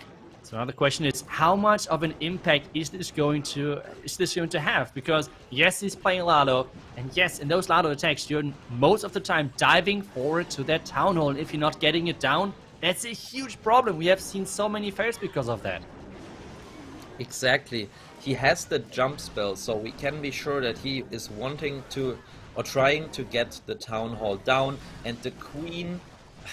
Yeah, it's going to be interesting to see how close she gets to the single Inferno, but yeah, there we go. She's getting locked onto, but luckily she goes exactly to this single Inferno right away. He can invis her, and even the King is going in, so this should be an easy town hall takedown. Question mark, Skelly Trap, Itsu, what is happening? What is happening? That's the question which I'm asking myself as well. But the Queen is now taking over with her ability. That shouldn't be any problems. The Lalo now taking over the top side. But the town hall has to go down. And it is the Queen with her ability. Those Loons have to somehow skip the majority of those red mines, which are most of the time located in the core. This freeze is incredible, but the red mines are hitting hard. Uh-oh, he's running out of juice quicker than he wanted. Back and tester farm once again, I can't say it too often. And the red mines once again, we're seeing so many red mines today having an impact on attacks, and this is a fail. We know this for sure. The Warden cannot save this anymore. So this is going to be a lower fail than Empire Gaming, and that means that Empire Gaming will be in the lead after this attack. And this attack was from the MVP Musk, who was 9 out of 10, Itsu. Yeah, that is a really, really unfortunate outcome. But that just this backhand, like a scatter and eagle is already scary. But adding an entire Tesla farm, adding really well-placed traps to it, that is just a nightmare for any Lalo attack. And trust me, this base is going to be everywhere in Legends the next couple of days. I mean, there's some YouTubers who are going to make sure that this is going to happen, but this means get ready to attack it, maybe copy it yourself so you can test it and see how you can 3-star it, because this base is going to get copied quite a bit because it's holding Musk, one of the MVPs, you said it, back from Strat, and that was a really crucial defense because now, said it, Strat is having not the advantage anymore. They had to 3-star to gain the advantage because we had the 99% from Empire before, but with being below that 99% mark, this means now if Empire is going 2 out of 2, they can easily win. By easily, I mean it's still hard, but like from our perspective after the last couple of matches and the results. But yeah, they have to now go 2 out of 2, and Strat can do nothing about that. Exactly, and we already know who will attack for them. It's EG Jesus, and in the end it will be Smokey Bear finishing it off, I think. And both of them have shown great attacks so far, and we see Jesus, as we have seen him before, attack with the Super Wizard Blimp. So very interesting to see now if he is maybe running into a bait by Strat, because they are known for their perfect baits, especially against blimps, but it seems that they have not seen this exact entry point. Yeah, he's already getting quite some nice value. The Royal Champion, though, is always turned invisible, which means the Royal Champ is staying alive. Now the invisibility spell, not sure if it was worth it just for that air defense. Or is he going to get the Royal Champ? No, the Royal Champ is going to stay alive. So the last invisibility spell was a heavy investment, but the clan cast and then this entire compartment was taken care of. And take a look at that pathway now. I feel like, yes, the blizzard value itself is one part of the story, but the pathing for the heroes then which you're creating has to work with that as well. And that queen towards the town hall looks beautiful. Yep, absolutely. And even though the Super Wizards didn't take out the Royal Champion, they did take out the King. And we know that usually the King can be a problem when it comes to deploying headhunters, because they sometimes tend to go to this King instead of the female and air attacking hero you want them to go to. And we can see as the Queen is making her way into the Town Hall and he's realizing he doesn't need the King there, his King making his way into the top side, and the Royal Champion even got damaged a little bit more from this baby dragon. Maybe invis on the Queen. There we go. So the Queen can easily take the Town Hall out. And now, oh my god, he's even sending in the Royal Champion. She will take care of the multi and the Royal Champion. And since time is running low, he is also starting the Lalo Itsu. Yeah, I was kind of expecting to get the wall break in because he has this one wall break for the King. But I guess the Yak is going to do a good job as well of that. With those headhunters now coming in, the defending Queen is getting taken care of really quickly. And only this one multi-inferno tower compartment is left standing, which is actually a big threat to this Lalo. And now we have some red mines coming in as well. And we know after the latest buff to the red mines, they are hurting quite a bit. Loons are getting taken care of left and right, but the single Inferno Tower, there's another freeze. And that means there's not much left. Only the one Wizard Tower, which went down from the Royal Champion. This one cannon cannot shoot air, so this Lalo is going to 3-star. Yes, exactly. He is getting it done. And now Strat must feel a lot of pressure as he's rubbing his hands in excitement, and it's totally understandable. They're facing one of the best opponents, and they're not just in the lead. They even got one more triple now. And yeah, pressure is on for Strat. They have to get a defense, you know. So I mean, they can't change anything on their bases, but that's really what it's all about now. They have to get a defense. Incredible job by Empire Gaming so far. Yeah, and I feel like overall the game plan from Empire was really good. I mean, you have to really give them props for that, because Strat really likes to do those sometimes as well complex attacks. Yes, they have those couple of attackers who like to do those E-Dragon attacks, or who are willing to do those E-Dragon or Dragon attacks in general, but they have a lot of attackers who like the Queen Charge Lalo, like Blizzard Lalo, like Sui Lalo, those more complex strategies. And those strategies forced onto ring bases, forced onto those anti-2-star legend bases, they sometimes feel a little bit hard to execute, or like unnecessary hard to execute, because we have seen the Electro Dragon attack earlier today, and that just completely overtook the base. And you can see again another anti-2-star setup with, this time again, Blizzard Lalo. So they're really trying to force those, and there we go with the bait. But at the same time, is that even like a problem? I mean, he's going to take care of, oh no, the Expo and the Scatter, but it seems like not any more value for now. Yeah, I mean, in the compartment he landed in, unfortunately, there was not really more value. I think he hoped to get into this compartment where he could reach both multi-infernos, but he probably knew that it's likely to be baited, or not really baited, but it's defended with black mines, and that was exactly the case. So I am sure that Boom has a game plan for the blimp getting exactly that value as well. And with the Ice Golem and the King, it's going to be interesting. I mean, there is so much around this bottom side, the Warden, the enemy heroes, and now we see a full Tesla farm and Skellies popping. So once again, the right call from the base builders. Let's see it, so if he can get his heroes into the Town Hall. Yeah, so far the King is running in, but the Tesla on the outside might lure that Queen back to the outside. The Queen has to get that Town Hall. So far, she's completely avoiding that Tesla. What is that? He's just playing with a controller or a joystick or something, leading that Queen directly into that Town Hall. Like, that was crazy. With that, the Town Hall compartment. No, that invisibility spell was quite a heavy investment, because that Roy Champ needs to take down the multi-inferno, or at least that's what he's trying to do, but he's not going to do so. The Lalo already started. The multitasking is just getting harder and harder. Yes, absolutely, but you can see that Boom is not just a pro, but he is a pro with Blizzard Lalo, because it's actually a strategy that he has used a long time in Legend League as well. And to be honest, he is coming into the backend with the Warden ability at this point, so even a red mine farm most likely cannot avoid this triple anymore. And there comes a couple of red mines, but this is just overpowering the base.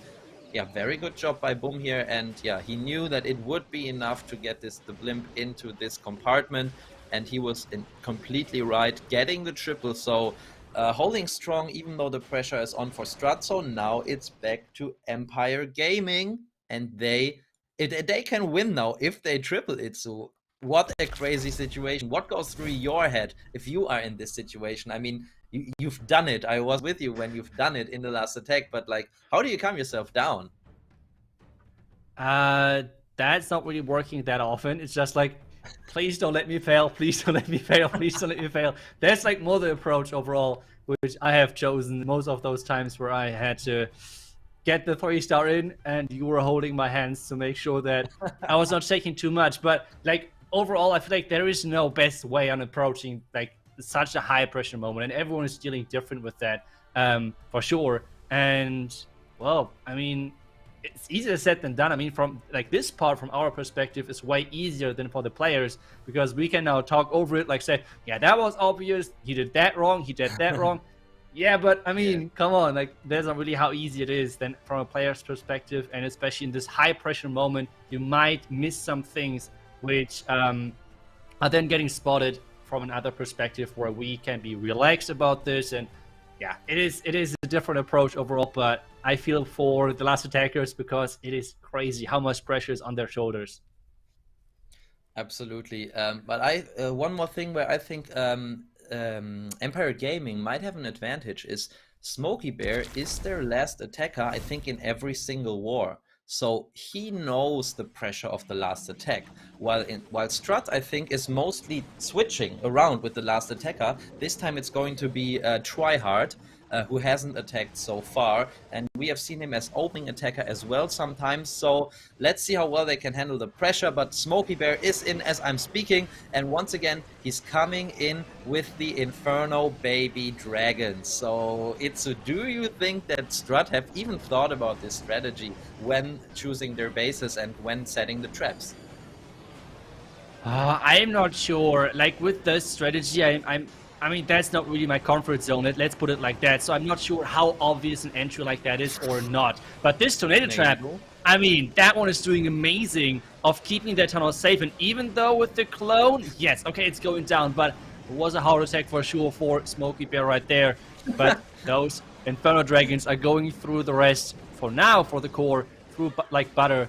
And now we have those heroes getting reinforced around the top side with the Royal Champion getting added as well. Oh my god. This is looking good, Itsu. He's got so many Inferno Dragons. Plus the heroes on the outside. Is this the end of Strat's run? Wow, Smokey Bear making it look easy. Look at the amount of Inferno Dragons and heroes. How is this base going to defend this? That is just crazy. I mean, this is not only a 3-star, it's a huge overkill at the same time. This is deciding the match. Empire had the percentage. Everyone was thinking, okay, the final is going to be a rematch between Tribe Gaming and Strat, especially after the match they yesterday had. And this one is going to be Empire Gaming's match to win. And so far, they're looking incredible, incredible strong in this competition. And just wow, I mean, really good game plan with the defensive side. What they came up with those ring bases, forcing Strat to more spammy heavy attacks, which for a lot of pros, they don't like those type of attacks most of the time because there is less controllable, like a lot less control if you compare it to like the Lalo attack. And yeah, that was just the gameplay that they came in with. Strat failed once, and that was the game deciding defense then. That is incredible to see this team after their performance yesterday get out of the competition. But we said it basically before every single war where the stats were in favor of one team. The other teams at this stage are so good that they can always score a perfect war. And if you look at the scoreboard at the bottom of the screen, look how close Empire Gaming actually got to this perfect war. Remember, they had a 99% time fail where it really came down to just 1 second if they would triple or not. So they pretty much put up this perfect war right now. So you just have to give it to them. They did an amazing job today. And I feel sorry for Strat, but unfortunately, Empire Gaming kind of won the mind game between defense and offense because they didn't fall for any baits. Maybe Strat didn't estimate correctly what Empire Gaming was going to do on their bases. But yeah, amazing job. It's just crazy. I'm speechless, to be honest. Didn't expect that. Yeah, I just think at this level, it all comes down to like the game plan which you have going into that specific match. Because I feel like you see the defense evolving over the tournament, where some teams have started with anti-2, switched to anti-3, and now we're back for some teams with decent success on the defensive side. I mean, at this point, you have to say 14 stars or possibly 14 stars on defense is a success if you're looking at the top 4 teams in the world. And I know a lot of teams are going to say, like, this is not balanced and everything, but the question is, do you balance the game for those 4 teams or for the million and million and million of players who are playing the game as well? That's always the big question, because even in the top 8, we have seen teams going out of the match with 10 stars, with 11 stars, with another 10 stars. So not every team is on this level, and balancing then for like 4 teams is like a big question mark to me. But Strat coming in with the last attack, and they want to at least get one more 3-star, and Tryhard is the man to get that one done. Yeah, you're right there. You definitely have to take that into account. And Tryhard once again is losing his queen. I can't believe. I mean, his queen, same as yesterday. She I don't know, yesterday it was the Tesla farm, but today she just ran around the corner, and it's always so hard because of the rule of 3, guys. The queen always takes the closest 3 buildings into account. So that sometimes, when she's behind a wall, makes her wrap around this wall and target a building that seems to have been out of range or like too far away, and that's exactly what Tryhard's queen did in this second. And yeah, he was surprised, so he was like a half a second late with his rage spell, and the queen died in the ability because there was so much damage going on. And once again, it is down to Tryhard having to save the 2-star in this attack. Yeah, he's trying to get that 2nd star, which is not that easy with those ring bases, because with the sweeper alive, with possibly red mines alive and everything, it's not going to be easy at all to get that done. But it's really unfortunate to have the queen going down twice in such a big tournament. So I kind of feel bad for him, but at the same time, you feel like this should not happen at this level. Now he's trying to funnel his Lalo while the Dragon Rider taking down that Eagle, and he's already collecting the percentage because the Town Hall needs to be activated then as well. And at this point, it's just all about the 2nd star, just sending everything in and hoping that this sweeper is not too annoying. Yes, of course, he wants to say goodbye to this tournament with a 3-star attack. That's completely understandable. But on the other side, I'm pretty sure he can handle this fail better than maybe yesterday's fail or any other fail, because it is in a situation where they cannot win anymore. So it's not that important, it's not that bad. And I know this from experience, and you probably know this too. When your team has already lost, you don't have like the greatest motivation anymore in your attack. Of course, you don't do like worse on purpose than usual, but of course it plays with your, you know, your psychological state. So you're not in the let's do this, let's win this, and we can get this state anymore. But you're just like, well, we've lost anyways. So completely understandable that mistakes happen, and Tryhard did his best here. He got the 2-star, saved it. I mean, we've had an attack today where the 2-star wasn't saved, so Tryhard showing how it's done. Good job to him, good job to Strat, but even better job to Empire Gaming, who emerged victorious. That's right, and that's always the best thing about Clash, which I feel like you always have those upsets happening, and otherwise it would get kind of boring if those average sets would always give us the winner already before the match. So all of those teams, depending on the game plan, and even with that second defense, they had now 2 defenses which would have been giving them the win as Empire, with Strat falling short twice, 182%, 169% 2-star from the Strat players, and Empire Gaming just incredible on offense, only 199, and especially some of their attacks were really mind-blowing, like really strong. And I cannot wait to see, because we are going to play all of the remaining matches of this tournament today. After today, we are going to have the golden ticket winner. And that's the cool thing about this, to see the teams evolving, not only the tournament, but the last day where all of the pressure is on their shoulders. Absolutely, and Empire Gaming so far is handling the pressure extremely well, kicking out one of the favorites out of this competition, and that's why we want to take a look at one of their attacks where the attacker really didn't let the pressure get to him. We're taking a look at Jesus's Blizzard Lalo attack, where he is starting off with a Lava Hound to check for possible black mines and sending a blimp right behind it into the base. And you know how this works. The blimp opens, and like right before the blimp opens, you drop an invisibility spell. Then the troops will be invisible when they get deployed on the map. You add a rage spell, and then you just have to time it perfectly with the invisibility spells. And that's what Jesus did here. Last invisibility spell lets him get even the air defense.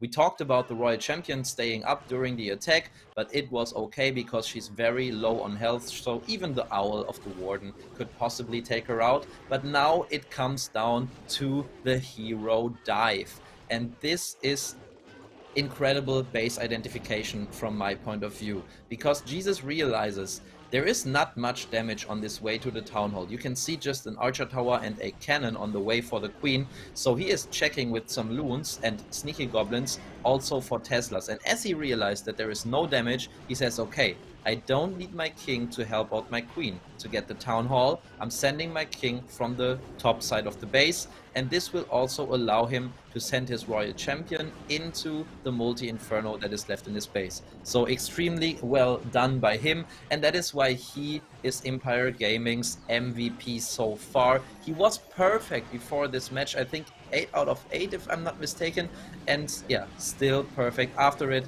And you can see he's a pro. The heroes are still going, but he is starting his Lalo. This is his comfort zone, the Blizzard Lalo. He loves to do it, and he is an absolute genius when it comes down to it. Warden ability into a lot of damage. Also having the headhunters in there, so the headhunters can quickly take care of the enemy queen, and then it just comes down to spell placement, because you already invested a lot of spells in the Super Wizard Blimp, so you have to be a little slow with your with the deployment of your remaining spells, being freeze spells and haste spells. But he did perfectly. He even held on to this freeze spell until the very end, because he knew maybe the Royal Champion is going to run into this single Inferno, so I shouldn't waste it too early.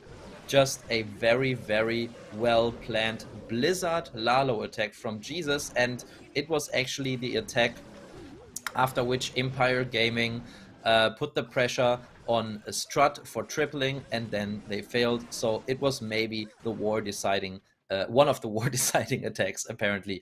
Good job to Empire Gaming. Congratulations. And now I'm welcoming back Carbon Finn, who will cast the next war together with Itsu, and I'll see you guys later. Thank you so much, Maxi. What a war did we have. Empire Gaming taking down Strat, advancing to now take on Renegados, but we now focus our attention up in the winner's bracket. Tribe Gaming taking on Space Station. The winner goes to the grand finals here. And remember, it's double elimination. So if you want to try to defeat the winner from the upper bracket, you have to win 2 in a row from down there. So they have a long way to go. But Tribe and Space Station, this is going to be a giant war here, Itsu.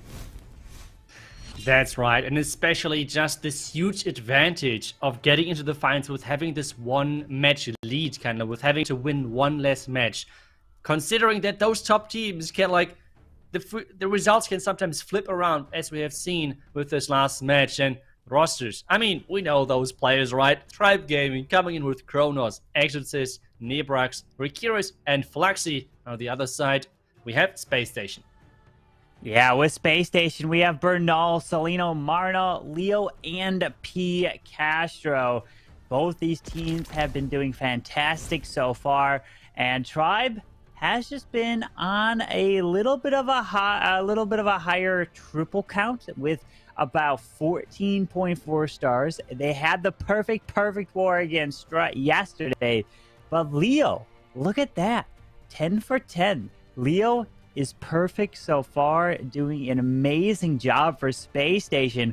But this is the war where you cannot make the small mistakes, because every single thing matters and can cost you, as we've seen before. Yeah, and having someone who's performing like this is just, as a team, so important, because it is someone you can rely on, especially when that person, like, always just, okay, I'm picking that base, guys, I got this, let's go in. And everyone knows already, kind of, okay, this is going to be a 3-star. This is so important for, like, the team, especially in such a high-pressure moment, to be able to rely on your teammates like this. And, I mean, this match is going to decide a lot, because I feel like this match might be already the deciding factor who is going to get this golden ticket, because we have talked about the importance for the finals, that if you're getting into the finals from the upper bracket, this one additional win, which the lower bracket winner team needs, is such a game changer. It's such an important game changer. You have to play more matches, and you have to win twice in the finals. It's a huge advantage, and whoever is going to win this, I think, is having an incredible good-looking chance to win this golden ticket. Yeah, because if you make it from the upper bracket, it's a huge confidence boost, knowing that you have a little bit of room to try to recover if you do lose a match. But you obviously, we've seen it in many other tournaments, many other double eliminations, that usually it's the winner from the upper bracket that ends up taking it. Yeah, that is happening a lot of times with having this advantage overall. But those two teams, I'm super excited to have the first attack going because those two teams have delivered on an incredible high level. And we have Tribe Gaming going back to those anti-3-star bases. We have seen yesterday those anti-2-star bases, those diamond-shaped bases have not worked that great. So they're back. They're back to the anti-3-star bases, which have worked quite well. And we have Picastro coming in with a Lalo attack, the thing which Space Station is so good at. And we're seeing a lock launch to start things off with the locks rolling to snipe that multi-inferno tower out. But that queen is going a little bit different than he expected. Yeah, he did use an invisibility spell on the outside to get the queen to actually walk her way into this compartment. Very nice to get the queen to walk in, but I guess it doesn't matter as she walks back out of here with that log launcher, sniping that multi-target inferno, grabbing this value, as it looks like he's going to send everything to then finish on the Town Hall with that Lalo and the Grand Warden, since the Grand Warden was not sent with his king. Yeah, that's right. Those Yeti Mites maybe can take down that multi-inferno tower. That would be clutch. That would be incredible if he could take that out with that at the same time. We're seeing some loons again. I mean, that is something which a lot of teams nowadays do. They try to send this one hound across that... Wait a second. No! The queen took down the last air defense. And with that, the lava hound is not flying across the tunnel. What I want to say is, a lot of teams like to do that to trigger that tornado trap. But now, if the phantom is over there, it gets triggered and it's spinning all of those loons into the tunnel poison. As we got more loons over to the right side by the scatter shot. Wants that hound to distract. Queen is trying to clear these lava points, but she goes down. We still have the enemy royal champion up with 3 headhunters to utilize. A haste spell. Put the scatter shot. The right section still up. Headhunters do go in. Royal champion will go down. But that scatter shot is going to do a lot of work as the Grand Warden is taking out red air bombs. And Kronos looks to be starting this one off with a defense against P. Castro. Yeah, and just this queen pathing. The queen was planned in such a different fashion. She was planned to take down exactly what is left standing on the far right side. And instead, she's sniping the air defense on the back end to make sure this hound is not flying as intended across to trigger that tornado trap. This was a really unfortunate attack for Picastron. That might be already a big defense for Tribe, which has a lot of impact because it is going to be the 94% 2-star. And Tribe so far, I mean, they had most of the times always this one fail, so we still have to wait for that one. But yeah, I don't know, 94%, I think the base builder of Tribe is going to be happy about that one. Yeah, any hold, any 2-star, the base builder is happy because you saw from the previous war against Strat 15-15, none of the bases held to the 2-stars there. So that is good for Tribe to have a chance to take the lead with a triple. But like you mentioned, the average stars usually comes in around 14. It's not all the time it's 15, a perfect war. So if you fail, it's got to be above at least that 94%. That's right. You try to get, even though it sounds strange, because like when you're failing, you're trying to get as high as possible, right? That's like what the goal is. And I feel like that's a skill in itself as well, because we have seen so many times where in the earlier stages of the tournament where we have seen fails, but people are still like trying to push for that 3rd star with ending up on a really low percentage because they're supporting the troops inside the core of the base. But that's not where the percentage is located. The percentage is on the outside of the base, and you need to support your troops over there. And we have a Skelly Donut. He's turning the single Inferno Tower invisible, but keeping that regular Inferno Tower, the multi-Inferno Tower, not invisible. And with that, the Town Hall. The Clan Castle. The Clan Castle, he gets it. Yeah. You know, if you don't get that clan castle in the multi, the whole attack can unfold right before your eyes. But he grabs the value, and now things can start to get really interesting, as this is going to allow him to set up his hero value, as it looks like he wants to bring a wall wrecker into this attack, since he doesn't have a poison. He doesn't have to worry about a defending clan castle. Yeah, he doesn't have to worry about that at all. Freezing now the defending warden, which is dealing a lot of damage, and that defending queen. His own queen, though, is not walking as intended. That's already the second queen, which is having her own mind and not going for the eagle. But the Royal Champ got that. The Royal Champ got that and is covering for the queen. And the Town Hall should go down as well with that safety ram, as you want to call it. Yeah, that wall wrecker was able to help secure the Town Hall with the goblins. We got a haste into the multi. That goes down. The queen is actually still up, making her way around to help potentially with cleanup, as the warden ability goes off to protect the balloons to the top side, moving into the Teslas. The scatter shot took out the defending world champion, and this is looking good here for Kronos of Tribe Gaming, as he's got a ton of balloons still moving through. Found a few traps, but it's not going to stop these balloons here. No, it's not stopping the loons at all, and there's only this one ground expo. And as we have already figured out earlier, a ground expo is not the strongest defense against loons. And with that, the loons and minions can actually finish off this base. And this means Tribe Gaming is starting things off strong. Interesting enough as well is that Kronos have started things off. Typically we see Nebrax getting the first attack in with like Lecter Dragons. We have seen him use regular dragons with Dragon Riders, or even Inferno Dragons, like complete different dragon type of attacks. But this time around though, he's not starting things off. So maybe they want to change things up. Maybe he's going with something like a Lalo attack and something like a strategy base, or like a strategy overall, which Tribes likes to run, which not that many other teams are doing. It's like the super minion blame, like the invisible clone super minions instead of like a blizzard. So maybe he's playing something like that, because we know he can play Lalo as well. Yeah, he definitely can. Very versatile, as every single player is on Tribe and even on Space Station. Granted, Space Station is known for having some of the best queen charge attackers in the game as well. They definitely know how to use those wall breaks. Remember, before even the super wall breakers, when we were seeing regular wall breakers, Bernal, just how he could control the wall breaks back then. Oh, it just felt so different now that when you send a wall breaker in, it's like almost opening the wall guaranteed every single time.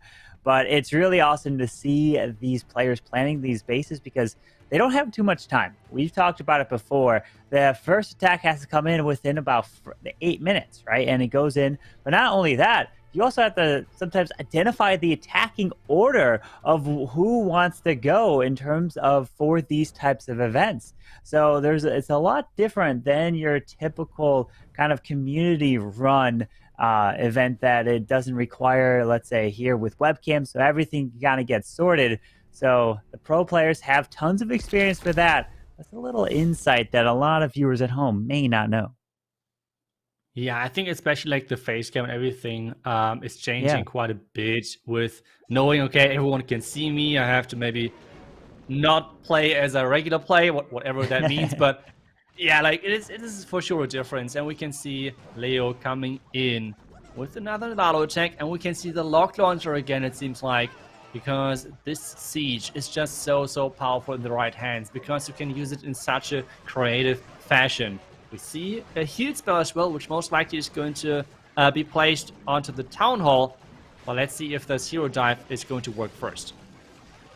Yeah, with the Queen going to make her way in towards the Eagle, we got a log launcher that's going to then try to help pick off the multi-target Inferno. We saw this from the P-Caster's attack using that log launcher to help grab it. It's a very nice use, but the Expo locks onto it now, which is going to be a big problem, because it's not going to last as long, or even it might not take the multi down with the logs. Yeah, that is now a huge difference. I mean, the Yeti should take it down. The Queen should take down the defending Royal Champ with her ability, so that should work, right? Right? Oh. Maybe? Yes. Okay, the multi-phone tower going down. That was clutch for Leo. But that other multi-phone tower is going to stay alive. And that is quite isolated. So that might be a big problem later on. Again, the multi-phone tower, the lava hound is getting sent across the town hall. But no tornado trap this time around. Well, no tornado trap where the hound came through. Oh, there it is. It's all the way over by the scatter shot as the warden's ability. You know, there are sometimes you send the hound to try to pull a tornado trap and it just dodges it by one tile, which you just are like, oh, it's so unfortunate if you want to lure it out. But this Tesla farm is going to be a big issue as we might find some red air bombs by the multi. We do. So the balloons are going down as he's hasting his way around through this Tesla farm. The multi is still up with a wizard tower. Don't tell me this is going to pick his loons off. No. Wait a second. Exorcist base is trying to hold here. The warden goes down. Nice. Oh, wow. Yeah, he nicely The spread those multi- loons out around the bot gate. But the multi, yes, the multi is staying alive. And that means it's going to be another defense. I feel those anti-Lalo red mines, we have seen a lot of teams use those red mine stacks behind the town hall. But Yeah. we have seen now multiple times that those red mines are spread out in like 2 red mine groups to really damage those loons quite a bit, especially around those splash damage. And with that, so far, I mean, Space Station did amazing with those Lalo attacks, but they really seem to struggle against this trap setup. Yeah, unfortunately there, that multi is going to stay up, and this is going to be Leo's first fail here of the Queso Cup number 2. He's been perfect so far. I think he's now 10 for 11, if I'm not mistaken, but that's insane to even go 10 for 10 at a point of this age, and with all the pressure on the line, it's wild, but that's now back-to-back fails here for Space Station. If Tribe triples, they'll have the 2-star lead and really feeling comfortable at this point. Yeah, that's right. But at the same time, we have said that earlier already with the last match, Empire Gaming versus Strat, where, yes, we were kind of anticipating that 3-star then from Strat, which did not happen. So for this one as well, we have to wait and see if Tribe Gaming is actually going to a 3-star or if they're getting a fail on the board as well. And Space Station is going to get their first defense. Anything can happen at this level, especially if you're seeing those trap placements. I mean, that was just unbelievable there with this multi-phone tower staying alive, and then the red mines to protect it even better. It was good reaction from Leo, but the traps made it really hard. And exactly as we have said it with Nebrux coming in with Lalo. But this time around, he's bringing the lightnings. Is he going to use the lightnings for the queen and the scatter and the warden, or what exactly is going to be his target? Interesting. Yeah, that's true. He does have 3 lightnings, so I would guess. Oh yeah, that's 3. I thought it would be 7. Yeah. No, I would say he's taking out a sweeper and then uses 1 lightning for a headhunter. I'm probably wrong. Or maybe he wants to use it to damage an Inferno Tower with an RC ability. I don't know. Those are my 2 guesses, if I had to guess here. As the log launcher is going to come in to try to help pick off the multi from this angle, with Skeletons protecting his queen, King's moving his way around, and a little bit of a Lalo through a Testivar, or not even Lalo, just dropping some balloons here. The Royal Champion should clear this area. Yeah, this looks really solid with the Yetis now pushing in, but the Queen is having no ability left anymore. Royal Champion. Royal Champion nicely taking down the multi-phone tower with the multi-phone tower in the core is going down. Lightning stuff for the... Okay, that is... Everyone is doing that nowadays. Using spells, using troops, using anything to get this hound flying across the town hall to trigger that tornado trap. But again, it's working again. And with this ice hound, now we're seeing why Tribe is using this ice hound, because it is giving you so much value if the tornado trap is over there with freezing just everything. Yeah, so we saw from Space Station, what they did is that was just barely able to clip that, as he also protects his hound with the warden ability. But Space Station used an invisibility spell and some balloons to try to make the air defense invisible and reroute the hound, but this one is not looking like it's gonna work either. There's 3 attacks in this match, all coming in with this same style of attack of taking out an air defense, reroute the Hound, so it can go over the Town Hall to pull the traps, and each one of them has failed. Yeah, every single one of them has failed, and especially this one is a really low percentage, it seems like, depending on how much the Warden is going to get and those minions around the outside. And with that, Neobrox falling short on this attack. The percentage are going to climb a little bit higher, but it's not going to get to the percentage level from the space station attacks. But still, it's a one-star lead, and anything can still happen, and this leaves this match wide open, which is great for us, right? It would be kind of boring to have a one-sided match, so it's good for us. I think Tribe would have liked to have another 3-star, but yeah, this is way cooler for us to have a close match. Absolutely. Nebrax there is going to fall short, 84%. And you talked about it at the very start, where Tribe has gotten a lot of 14-star wars. And if it becomes a 14-star war for Tribe, they'll win because we have the 2 fails from Space Station. But if we have a 13-star war, then things start to get interesting in terms of the percentage because of the lower percentage from Nebrax there.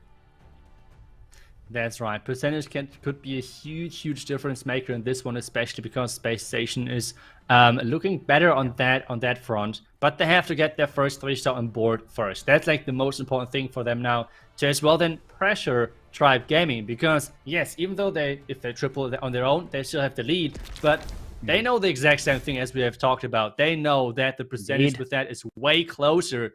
And now we have Space Station, Marunol coming in with Dragons. They said, okay, Lotto has not worked. We are going in with Dragons. And we have a Lightning spell for the Sweeper. And then the Dragons most likely coming in from the far right side. With the bat spells to help to provide that distraction on the air defense. And you're wondering, why didn't he just use a free spell? Well, it's because the bats last longer, right? So the bats will provide the distraction longer, as it's where the air defense has to shoot each individual bat. So it's kind of almost like a free spell in a sense, where it's not going to do too much to anything that's approaching, which is really nice, as now his heroes are going to make their way over to the Town Hall section or near it, which he might end up be luring out a little bit of the CC, which it looks like there's going to be a Lava Hound in there, as only Headhunters and Archers got lured out. Yeah, and this one now is going to be a... Oh no, cloned Super Minion Blink. We have talked about that earlier. I said Tribe uses the most, but Space Station is coming in with that strategy as well to take down the Town Hall, take down the Inferno Tower behind the Town Hall, and pushes those Dragons into the, again, back-end Tesla farm. How are those clients doing it? Every single time we have this Tesla farm in the back end. And so far, it's looking scary for those Dragons. But the Royal Champion is coming in as well and trying to support. Royal Champion our ability. The Warden's going to help assist. Queen's got her ability. We need a freeze and invisibility spell perfectly through this section. Okay, there's a freeze. He wants to save the invisibility or even the RC for a little bit later for some Teslas. Oh, no, okay. He's going to lock on to the scatter, which he can use the ability, which takes it down now, takes out some Teslas. Queen's got ability. It looks like he made... Oh, wait, Tornado! Wait, oh no. The ground skellies. No way. They save Fluxy's base. Wow. No way. Giant bomb as well to take down the Archers. No way. You can see the reaction from Marunol. Those 2 skeleton traps triggered at that moment. That was all the difference. And this means Space Station being 0 out of 3 in this match versus Tribe. And this is just so crazy. I mean, is it maybe that the teams are feeling the pressure? Is it... I don't know what exactly it is right now, because the match before that, which we just had with Strat versus Empire Gaming, was like 14-13, which is like I would say normal result for that level of play. But right now, Space Station, they looked so good. They looked so good so far in this tournament. Right now, 0 out of 3. Yeah, and if you lose this match in the upper bracket, you go down to the lower bracket for the double elimination, and then you would wait the winner of Empire and Renegados, right? So you still will be 1 round ahead of them. You would win, you would still be able to then make it to the grand finals again, but from the lower bracket, you have to win 2 matches in a row. So that's why if you make it from the upper bracket, like we talked about, you have a really good opportunity. It's almost like you're winning a golden ticket in a sense, because you then just have to win 1 match, and that's it, right? But it's happened before, but it's happened way less likely. It's more the case where the teams from the upper bracket has made it to the finals, and then they just win the first match, and it's over, because it's so hard to win 2 matches in a row against any team in this competition. Yeah, it is not easy at all, and especially with the defense like that at the moment, it is really, really good looking for Tribe. But again, we have said it already earlier, they now need to convert this into a really solid offense, because having a great defense is one thing, but you need to then 3-star as well. And we have Renegados in, and he's coming in with the Skelly Donut to take down the Clan Castle and the Infernal Tower early into the attack, to make sure that he's following up with the Golem and the Lava Hounds. And he gets a sweeper as well. What incredible value, as now this is going to set up the king. And he finds the Tesla farm this time. We've been seeing so many times where the Tesla farm was saved to the end because it just was not found. But this time, Bernal's Tesla farm's going down with a scatter shot, the ground expo, and even the enemy queen. Look at all these barbarians. The king taking her down with ease, as now his queen is going to step up to follow this golem to go grab that town hall. Yeah, everything is following that golem into the town hall compartment to take that out. The Royal Champion seal with her ability. Town hall now activated, so the Royal Champ is taking down the town hall with their queen together. It kind of seems like an overkill of investment, but at the same time, I mean, getting the town hall down is never a bad thing at all. And now the Lalo is starting in from this bottom side with that Slammer into support as well, and that might be the better way to go. So far we have seen a lot of Eagle hero dives. Instead now we're seeing the hero dive for the town hall, so the Lalo can start on the other side of that base. Yeah, look at this Stone Slammer taking its time to make its way into the Eagle artillery, and the queen is still up, moving her way around. This is looking fantastic for Renegados. Pops that warning ability. Did he drop headhunters? Or didn't even have... Oh, they got sprung! I just saw him at the last second fly across the middle of the screen from a spring trap as the Royal Champion stays up, but he's got tons of loons. And whatever's inside of this Stone Slammer, is it a dragon? I think it might be a dragon rider. So he won't target this Royal Champ until all the defenses are taken out. Owl, do something! Oh! Attack back! Try to support! We have a lot of Redmans in the core. We have that Dragon Rider, but the single Infernal Tower has to still go down. The Infernal Tower is about to get taken care of, and that should be the 3-star. I mean, it's always the easiest thing to see how the player react and do based on that your guess if it's a 3-star or not. Because if they're laying back like that, it's really likely to be a 3-star.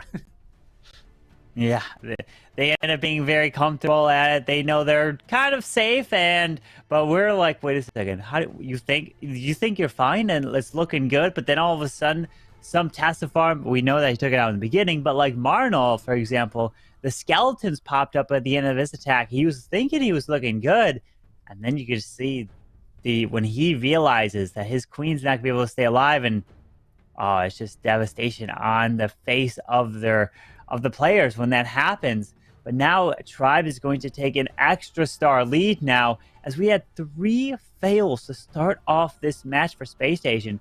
That's just something we did not expect here.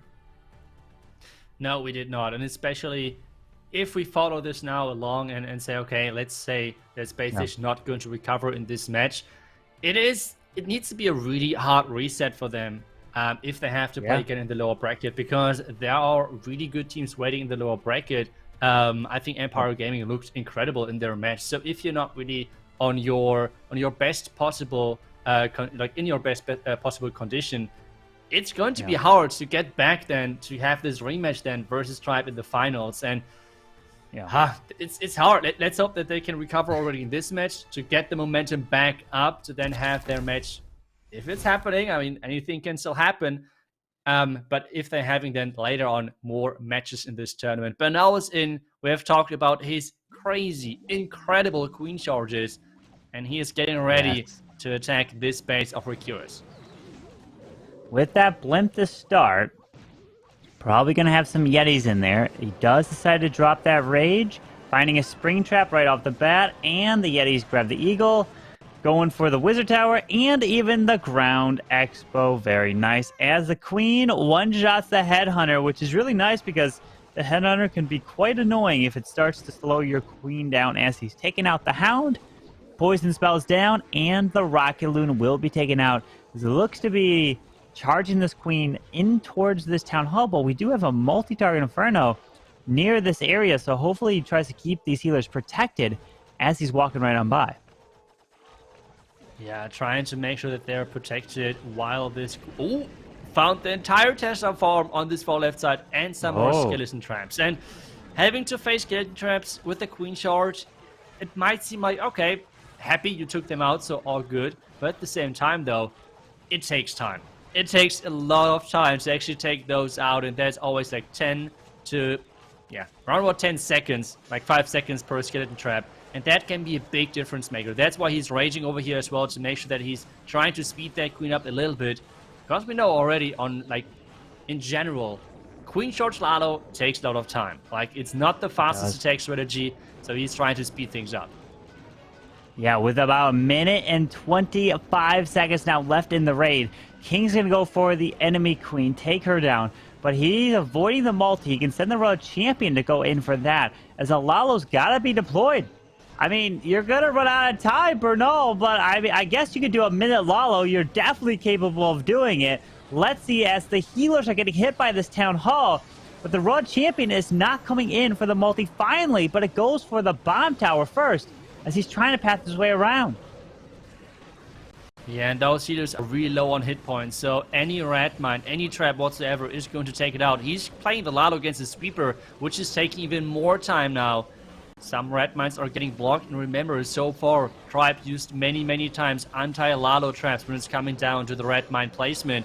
Now the Rage at the bottom side to speed things up. Roy's ability to get that Inferno Tower in the core taken care of. Another freeze, but he's missing that Royal Champion, and that might be an important factor.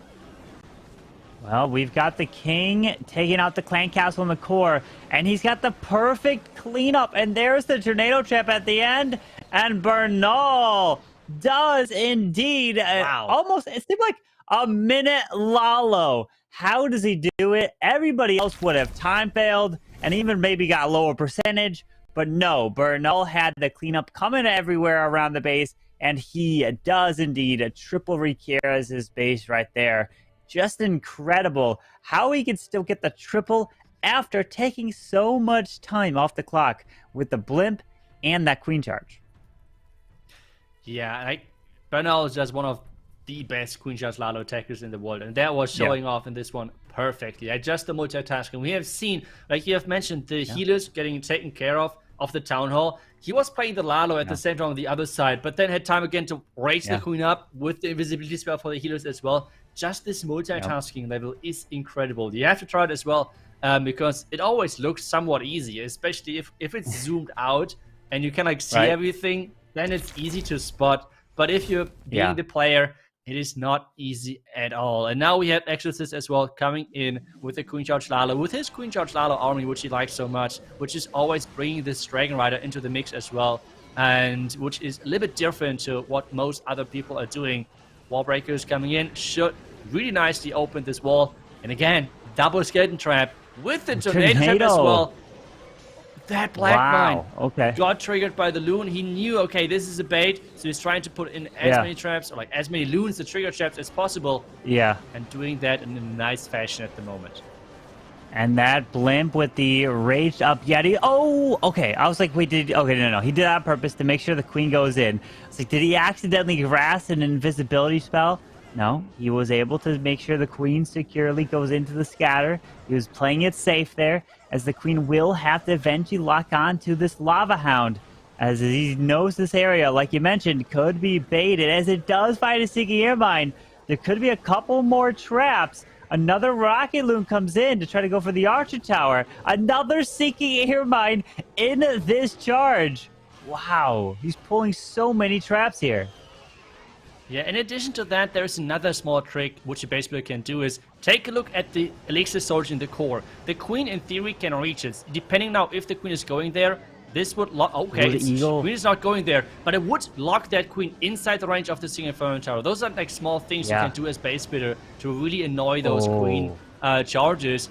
But the healers taking care, or like at least damaged quite a bit. One red mine, and all of those healers are gone, and he now needs to somehow power this Lalo through. Especially considering that there might be now some more red mines with how baited this queen charge already was. We've got the Warden ability, protecting the Royal Champ, taking out the enemy king just like that. Now freezing up the enemy Royal Champion, taking her down. The queen can secure the Town Hall without even using her ability as a rage to the bottom side through the scatter. King's ability goes off.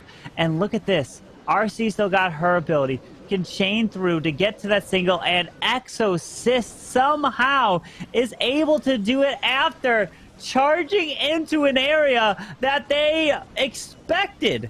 Like, Space Station tested for that specific charge, and they put the traps to stop it, and Exorcist still charged right on through. Absolutely incredible what he just did in this attack.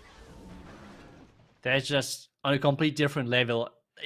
How he tested, like, and how he triggered all of those black mines, and especially with the first black mine, how he triggered it with the test loon right before the healers got in range. That was so clutch. And as soon as he saw the tornado trap, he was like, okay, this has to be baited. So let's place a lot of loons because it is going to be worth it to invest those to make sure the queen is staying alive.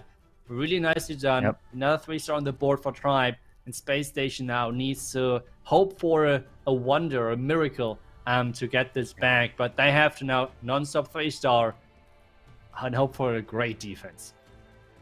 Yeah, that's what Space Station is hoping for, to try to get some crazy defense, as Fluxy looks to be coming in as the last attacker for Tribe Gaming. Because if Tribe win this, they will be in the grand finals, and they are one win away from a golden ticket into the Clash of Clans World Finals. But if you get pushed to the bottom in terms of the lower bracket, you have a chance to make it back. You just have to win 2 matches in the grand finals. And for that golden ticket, $20,000 is also given away to first place here this weekend. Man, $50,000 prize pool, $20,000 to first place. Absolutely incredible. Yes, incredible indeed. And we have the next attack on our hands from Selenio with another Lalo attack. Like, those two teams are really the masters of Lalo. They like to play this strategy a lot. And we have now another, I want to say Blizzard, but we have the Super Minions coming in. Yeah, again. I like it. Wait, whoa. They're just so powerful. No. They're just so powerful. And I love this approach. I mean, he's going to invest another one, and it's even going to get the multi-Inferno Tower as well. Like, this value is mind-blowing. This is absolutely insane value, because these Super Minions got the Town Hall, got 2 Inferno Towers, got whatever was over by the air defense. I don't even know what that was over there. He got the enemy queen as well. This is crushed. The value is insane with this blimp. These Super Minions it was perfect, absolutely perfect to use it in that scenario, because Super Wizards could not reach all the stuff that he just got as his king. Royal Champion are going to come through, but he's going to lure out a little bit more of the CC. It's Goblins. Should be fine. No worries there, as his queen's going to step in and walk towards the... I was going to say scatter shot, but the queen platform is going to do... Okay, she's coming back. Okay. She's back on track. Wait, she's going to go into meet.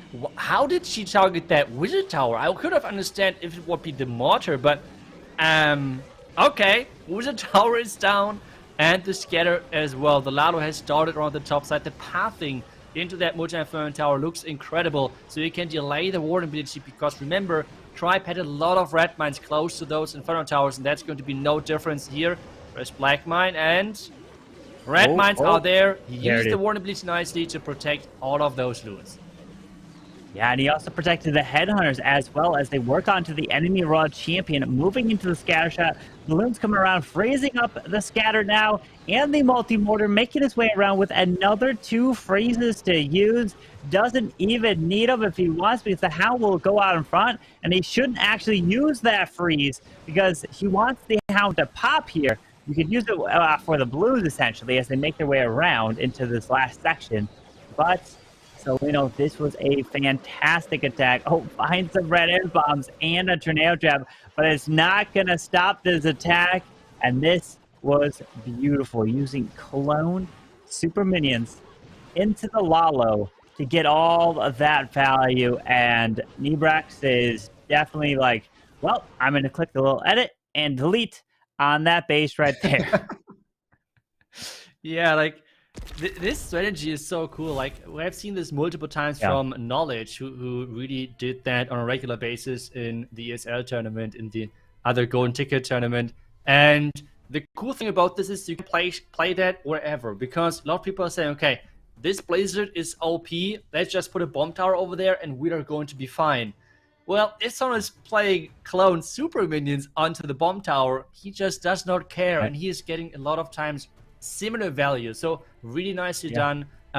Cool, really cool approach over there, taking down so much of that base, and a really deserved 3-star from Selenio. And now it's back to Tribe. Now it's back to Tribe to get a 3, a 2, a 1-star. We will know in just a couple of seconds what it will be, and depending on that, we can then figure out what this match will result into.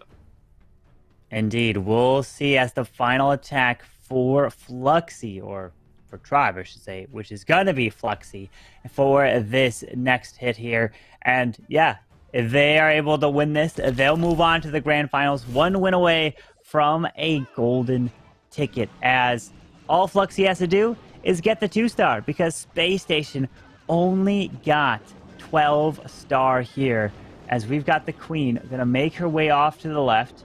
Looks like the Balloons helping to grab the mortar. Healers, oh, the healers are a little late there, but it's okay. Able to heal this Queen back up as a blimp is coming over this area. As I'm trying to see, what do we have in here? Okay, it's just going to look to be a Rage to help take out the Eagle. And also, I was going to say take out the King, but I don't think I'll just damage him quite a bit. Oh, it's the Scatter? No, the Scatter's not going down. I think I would have loved to see a Slammer over there, no? Like, I think a Slammer could have gotten that Scatter as well, maybe. But at the end of the day, Fluxy getting some great value over there, with the Queen pathing around nicely to then make sure that the Queen at some point is going to get that Town Hall. Because as you said it, the Town Hall, that is what he has to go for, because the 2nd star would give Tribe Gaming this win versus Space Station, to make sure that they are in this upper bracket final. Win so far looking good, and the King is funneling that Queen nicely, and that wall break has worked beautiful. Yeah, that wall break opens up that single target Inferno, the Town Hall, all now the Queen can step in and get, as the King's ability goes off, gonna help force, I mean, there's no real funnel as it's already set because the King cleared all those buildings. Get ready for an invis. There it is. But that one balloon pulling some traps, and even pulling that tornado trap, which is going to help a lot so the Queen doesn't get spun around. But the Town Hall is going to go down. Dragon Riders are going to move in, and the 2nd star is now complete. Secured with the Town Hall. Yes, there it is, as the Queen will have to work onto this Lava Hound. Yeah, the Dragon Riders on the far right side are pushing through, with the defending Queen just getting taken care of in seconds. And the cool thing with that Hound is that the Queen is getting kept outside of the Town Hall poison. I mean, it can't get any better than this. This is such a good attack, with the Dragon Riders now closing in on the last couple of defenses. 40 seconds, and you can see him start smiling. You can see the reaction already from him. He knows this attack is looking already really good, and it's going to be the 3-star. Oh, yeah. What an attack. What a crazy charge this was. Fluxy, really nice attack. Brilliant hit here, as Fluxy is going to be getting the 3-star for Tribe and putting them up to a 14 Star war, and that is what you're going to have to do to be competing with Tribe right here. 12 stars is just not going to be enough, as Tribe is going to be victorious and move on to the grand finals, waiting to see who they're going to face from the lower bracket, as the lower bracket teams include Renegados versus Empire Gaming. The winner of that is then going to have to take on Space Station, and then the winner of that finally takes on Tribe in the grand finals. But again, congratulations to Tribe Gaming, moving on and one win away from a golden ticket. Yeah, and I think there's not one other team in this competition which is as consistent as Tribe. I think so far, since the group stage has started, they had three 14-star matches and 3 15-star matches. This is just insane. I mean, what is going on? The only 2 teams which so far challenged them was Empire Gaming, it was 14-14, and Strat with 15-15. Otherwise, they were always, like in this one, the clear winner. So, I mean, maybe Empire Gaming is going to get their rematch in the finals. Who knows? They're still in this, and they beat the other tournament favorite with Strat in a really, really strong fashion. And I mean, I have not seen Tribe Gaming attack those until 2-star bases too much. They have a couple of still minutes and a bit of time still to prepare for that, if that match might happen. But even though Tribe Gaming won, I would love to take a look at the replay of Selenio, because that attack with the clone super minions was just incredible. So let's dive into this. We have the super blimp, like the super minion blimp, onto the Expo. The reason being why this might be a bit tricky is, well, there might be giant bombs, there might be other traps, which is giving this a certain risk with the blizzard. The thing though is, with the super minions, he can now take care of 2 Expos at the same time with the Town Hall together, because both of them are somewhat close in range of each other. And with that value, like, just take a look at that. Town Hall down. He already took down 2 Inferno Towers, 1 multi-Inferno Tower as well, which is so crucial, and taking down the defending Queen as well.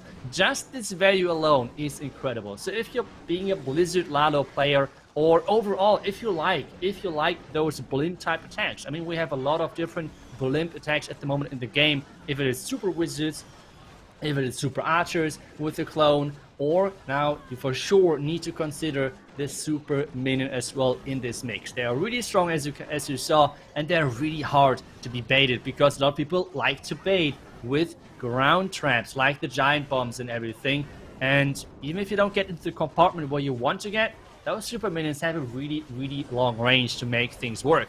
After that, the Queen taking an interesting pathing, going into melee mode versus that Scatter, but with the Royal Champ together, that Scatter is no problem whatsoever. Then we have this Lalo starting off into this left side with the pathing set into the multi-Inferno Tower nicely. I mean, those loons cannot go anywhere except into the multi-Inferno Tower. With the Space Station following the trap placement of Tribe Gaming so far in this competition, they know, okay, around this multi-Inferno Tower is going to be at least 2, maybe even 3 red mines. That's what they do. As soon as red mines are popping up, he's using the Warden ability to cover all of those loons to make sure that they're staying safe. More loons are reinforcing at the top side. He caught even the Lava Hound inside that Warden ability. And, I mean, I don't know, like, this is just looking crazy. Really, really strong Lalo overall. And with that, we have this placed on our hands, with the loons just having to finish off. But the big takeaway point from this attack for me is just this super minion blimp, which you might see over the last couple of matches more and more often, especially with the Space Station now being against the wall. They might use this a couple of more times. They have used it twice in this match overall, and it's always to some great value. So with that 3-star on the board, Space Station though going to the lower bracket and having to wait who is going to win our next match, where Maxi and Carbon is going to explain you how this match is set up and how important it is. So let's take it away. Thank you so much, Itsu, as we are starting to see the final workings of this bracket. Welcome back, Maxi. We've had some incredible matches as we are now in the lower bracket round 3 between the Renegados and Empire Gaming here. Yes, exactly. Thanks for having me back. And what an exciting war it was that you guys casted. Insane stuff from Tribe Gaming. So we have our first finalist, but the next two matches will determine the second finalist, who will then battle it out against Tribe for the golden ticket. So this is going to be very excited. And in the next match, Renegados versus Empire Gaming, we actually have the two teams that kind of started off a little shaky and then came up extremely strong. You know, Renegado starting off with this 10-star war against Strat, and Empire Gaming, they didn't start off bad, but unfortunately they made it to the lower bracket first, where they came out extremely strong, and especially in their last war, where they were able to kick out Strat with an almost perfect war, Carbon Fin. Yeah, one building away. That's how close it was. But you may be wondering, well, how many wins away are these two teams, Renegados and Empire Gaming, from getting a golden ticket? Well, they're actually, 4 wins away. That's how many they have to win at this point because they're in the lower bracket. Tribe is only 1 win away. It's just crazy to think of how much easier it is from coming in the upper bracket you have, because you just keep winning and winning. You don't have to play almost double the matches, it seems like. So Renegados and Empire Gaming, they're at this point. They can't change it. They now have to do their absolute best to try to get through, as Tribe could be watching in terms of bases, as they will have to use a lot more bases through this stage. So that really comes to play a role in what you decide to use if you end up making it to the grand finals. But here we go with the rosters. Renegados versus Empire Gaming. Renegados has Jay Carlos, Romeo I, Mr. Jeff, Santiago, and Esteban. And Empire Gaming has a strong lineup. Exactly. They're coming in with specs. Old McDonald, Shadow, Jesus, and Smokey Bear, who was able to finish it off in the last attack with this incredible Inferno Dragon attack against Strat Gaming. Only Shadow was the one who was 1 second away from securing the triple, and this way securing the 3-star for his team. And here we go with the stats. Yes. Anything that comes to your mind about that, Carbon?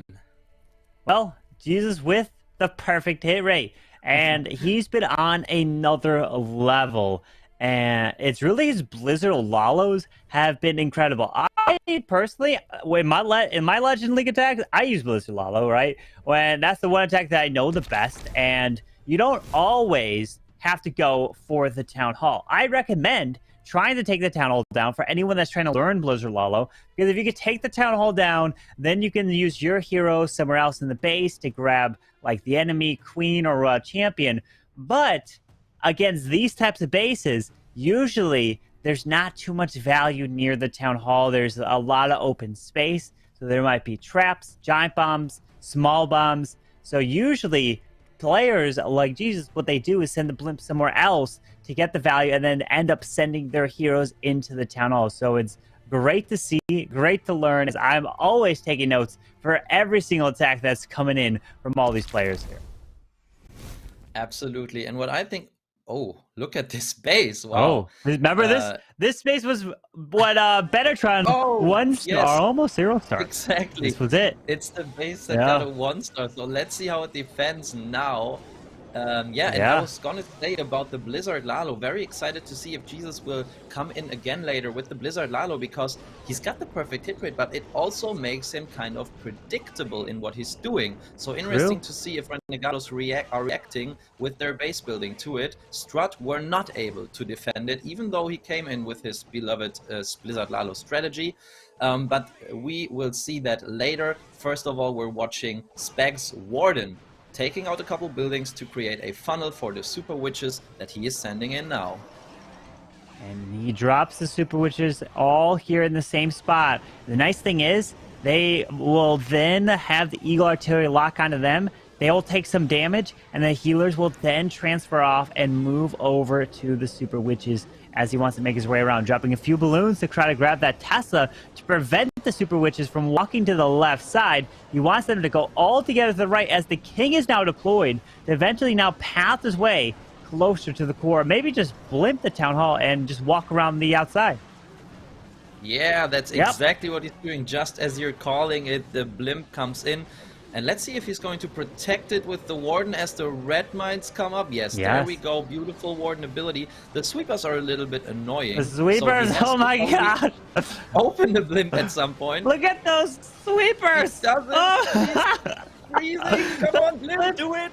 Oh my. There we go. Finally. But the Warden is has gotten awfully close to that town hall. Wow, the sweepers just kept pushing it back one after another. But he needs these super witches to make their way around. The Warden has gone down. Royal Champion. Uh-oh, did she go straight into the core? She did. Yeah. Oh man, they're walking actually into the middle. Why are they walking in the middle? They should just be walking around. No, oh, that is unfortunate. He wanted them to go around the edge. He's got 50 seconds. He still has Queen ability.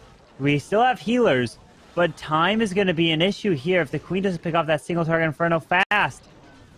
Yeah, the single Inferno is such a strong defense against the Super Witches, as you can see it picking up the big guys first and then targeting the Super Witches, charging up the incredible amount of damage it does. And the single Inferno, actually MVP of this Renegados base, has taken out all the Super Witches. And as you said, it comes down to the Queen now. He has to pop the ability in a second.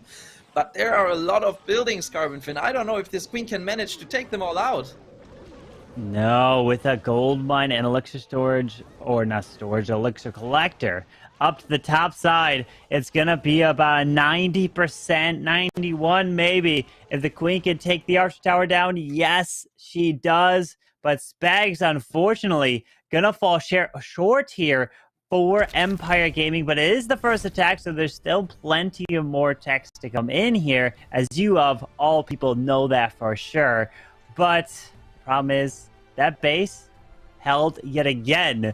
It held against the 1-star, held against, I don't know if I would necessarily call it time fail. There was a single target Inferno. I would call it a time fail because he was forced to pop Queen ability to try to get a little bit more buildings. He could have saved it for the single. But yeah, that base holds. Do you think Super Bowlers would have been a better call on that base? Tough call. You usually send Super Bowlers into the center of the base, so through the Town Hall poison. Yeah. While Super Witches are also doing a good job going around the outside. Ooh, while there's a lot of damage on Santiago's Queen. Ooh. Oh no! Ooh. Don't uses the Queen ability early on. Because he wanted to delay the healers, but he found the Teslas there, unfortunately. Because the air defense is so close. So that is very unfortunate to lose the Queen ability right away. But to get back to your question, I think he did really well with the Super Witches. I think it was the right way to go. The only mistake he did was waiting too long to support this blimp. Because the sweepers actually cost him so much time there. And that's... Wow. Oh yeah, healers. Good call there. They're in range. Let's see He's where able the to Queen take is the Town Hall stepping, down. actually. Is she? I don't know where he wants her to step, but she's in the Town Hall poison now. And the healers are damaged. And no more Queen ability. But wow, look at this. That's interesting. That's like the X-Team's Esports attacks we saw with the Valkyries, but this time with the Super Bowlers right through the Town Hall into the center, into the heart of this base. Let's see how far these troops can get there. There's so much damage, Carbonfin. Yeah, with that skips, look at them moving their way around. Takes out the other scatter shot. We've got Wizard and Witches down to the bottom side with that P.E.K.K.A. that came out of the Siege Barracks. Royal Champions coming to the top side. The jump's going to give him access with a few more Super Bowlers coming in. Skipping to the Eagle, doing some damage, freezing up that scatter shot. And the Hogs are now coming out of here with the Royal Champion ability being forced. Baby Dragon up there. Queen doesn't have ability, though. This is where the Queen ability would be clutch. Through the King and the scatter shot. And that literally could be the difference maker in this attack. Yes, you're absolutely right. And look at this scatter shot splash damage, damaging all these witches and wizards there. And it seems like there's just too much splash at the back end with 2 bomb towers plus the scatter shot. And actually, the Royal Champion ability, very unfortunately, didn't get the cannon it was she was closest to. And he is running short, but honestly, this was such a surprising attack. We haven't seen this type of attack before from Renegados, and I think in general, in this competition, to go through the Town Hall poison into the core of the base, and for the longest time, it looked like he was going to do it. Maybe it really was the early lost Queen ability, as you said, that made the difference here. Another defense. Yeah, I think that was the difference maker. I always try to keep my queen ability as late as possible, right? In scenarios just like that. As I personally, I mean, this is just what I do. I feel like it's just better to invest my spells to keep her ability alive just in case I need it at the end, versus like using the spells at the end when maybe all your troops or something are gone, right? And trying to time it that way. So that means maybe using an extra freeze on an air defense or doing something. Try to keep your queen ability intact and not forced. We've seen it before where the abilities have gone off, but you're still able to 3-star. But it's usually the heroes at the end and their abilities that can clutch it up for you and get those 3 stars. Yes, and I feel like at this stage of the tournament, the level of base building is so sophisticated that maybe he went in there a little too relaxed with his queen there, just putting her down. It maybe would have been worth it to test with like a barbarian, like a small troop that is not worth too much troop space, and then actually see what he has to go up against. Because actually an early rage spell as the queen, as she's being healed up by the raged unicorn, could have done the job there, and he could have delayed the healers possibly as long as he needed to save this queen ability. So very, very small details that can decide such an attack. Absolutely. It's the small things in every attack that makes the difference that these players don't realize, but these pro players definitely do. As McDonald coming in with the lightning, the Zap Queen Charge Dragon Riders. Remember, when you use those lightning spells with queen charges, that means you don't have many spells to use for your queen. And that means you almost have 0 spells for the other portion of the attack.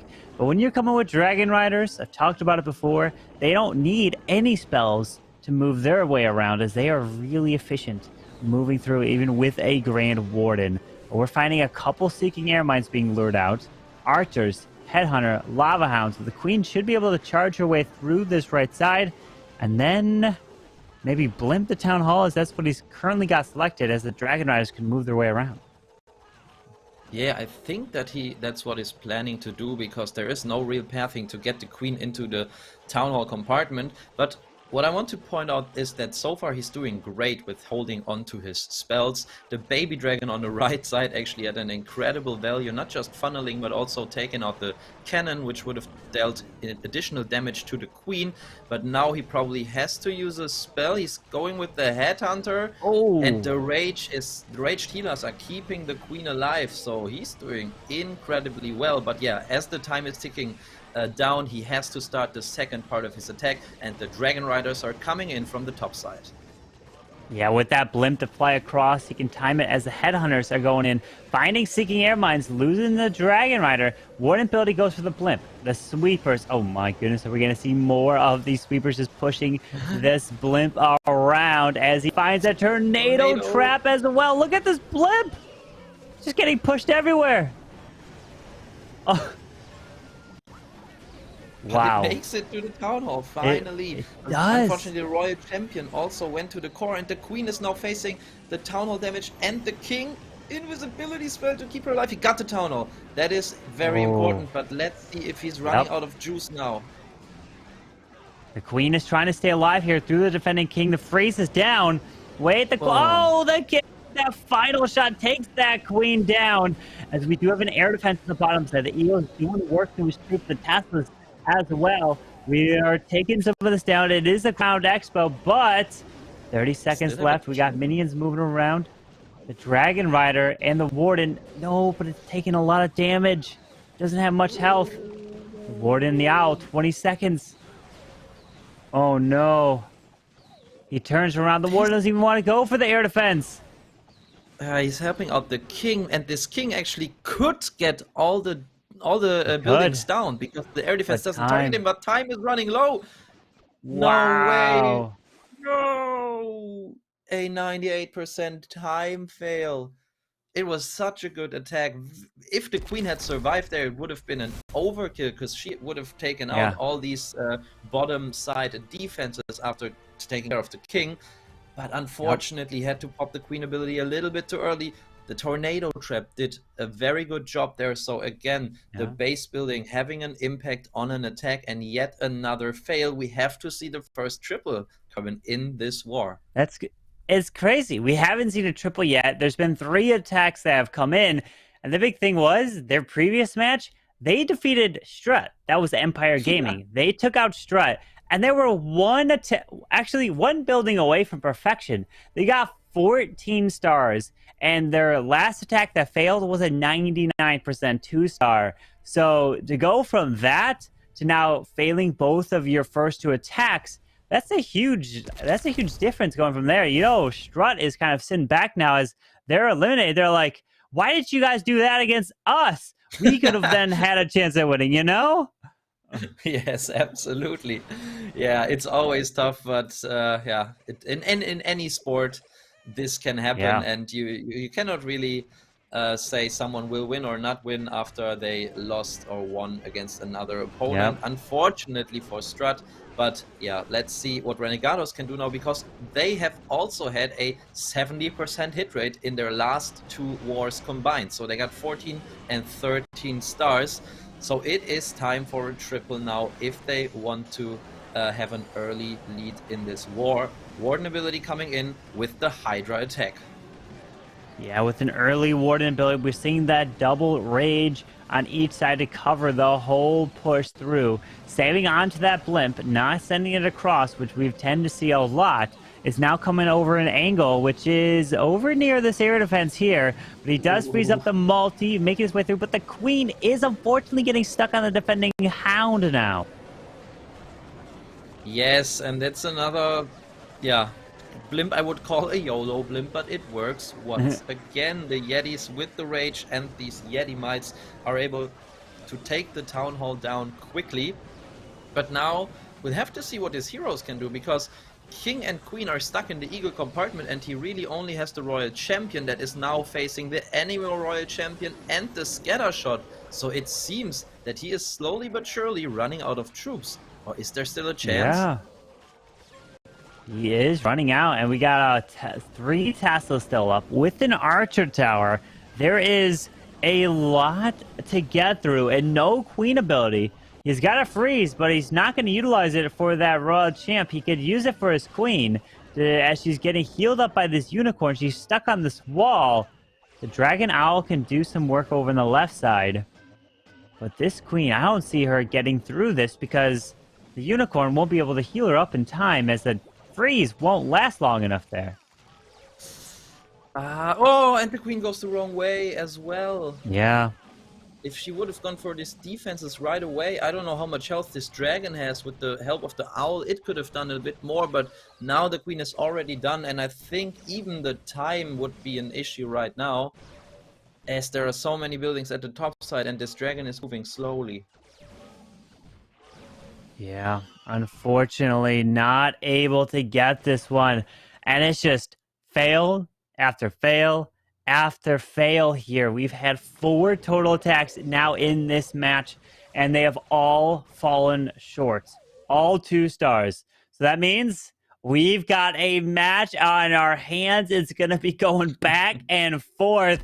And I mean, hey, it's almost the same thing as all triples, right? They're all tied up on stars. So at this point, it's a matter of, it's kind of essentially, it's not a tied up war. It's not exactly tied. So one team has the advantage in terms of percentage, in terms of the average attack duration, or not attack. Well, that could be a thing, but average destruction percentage, I should say.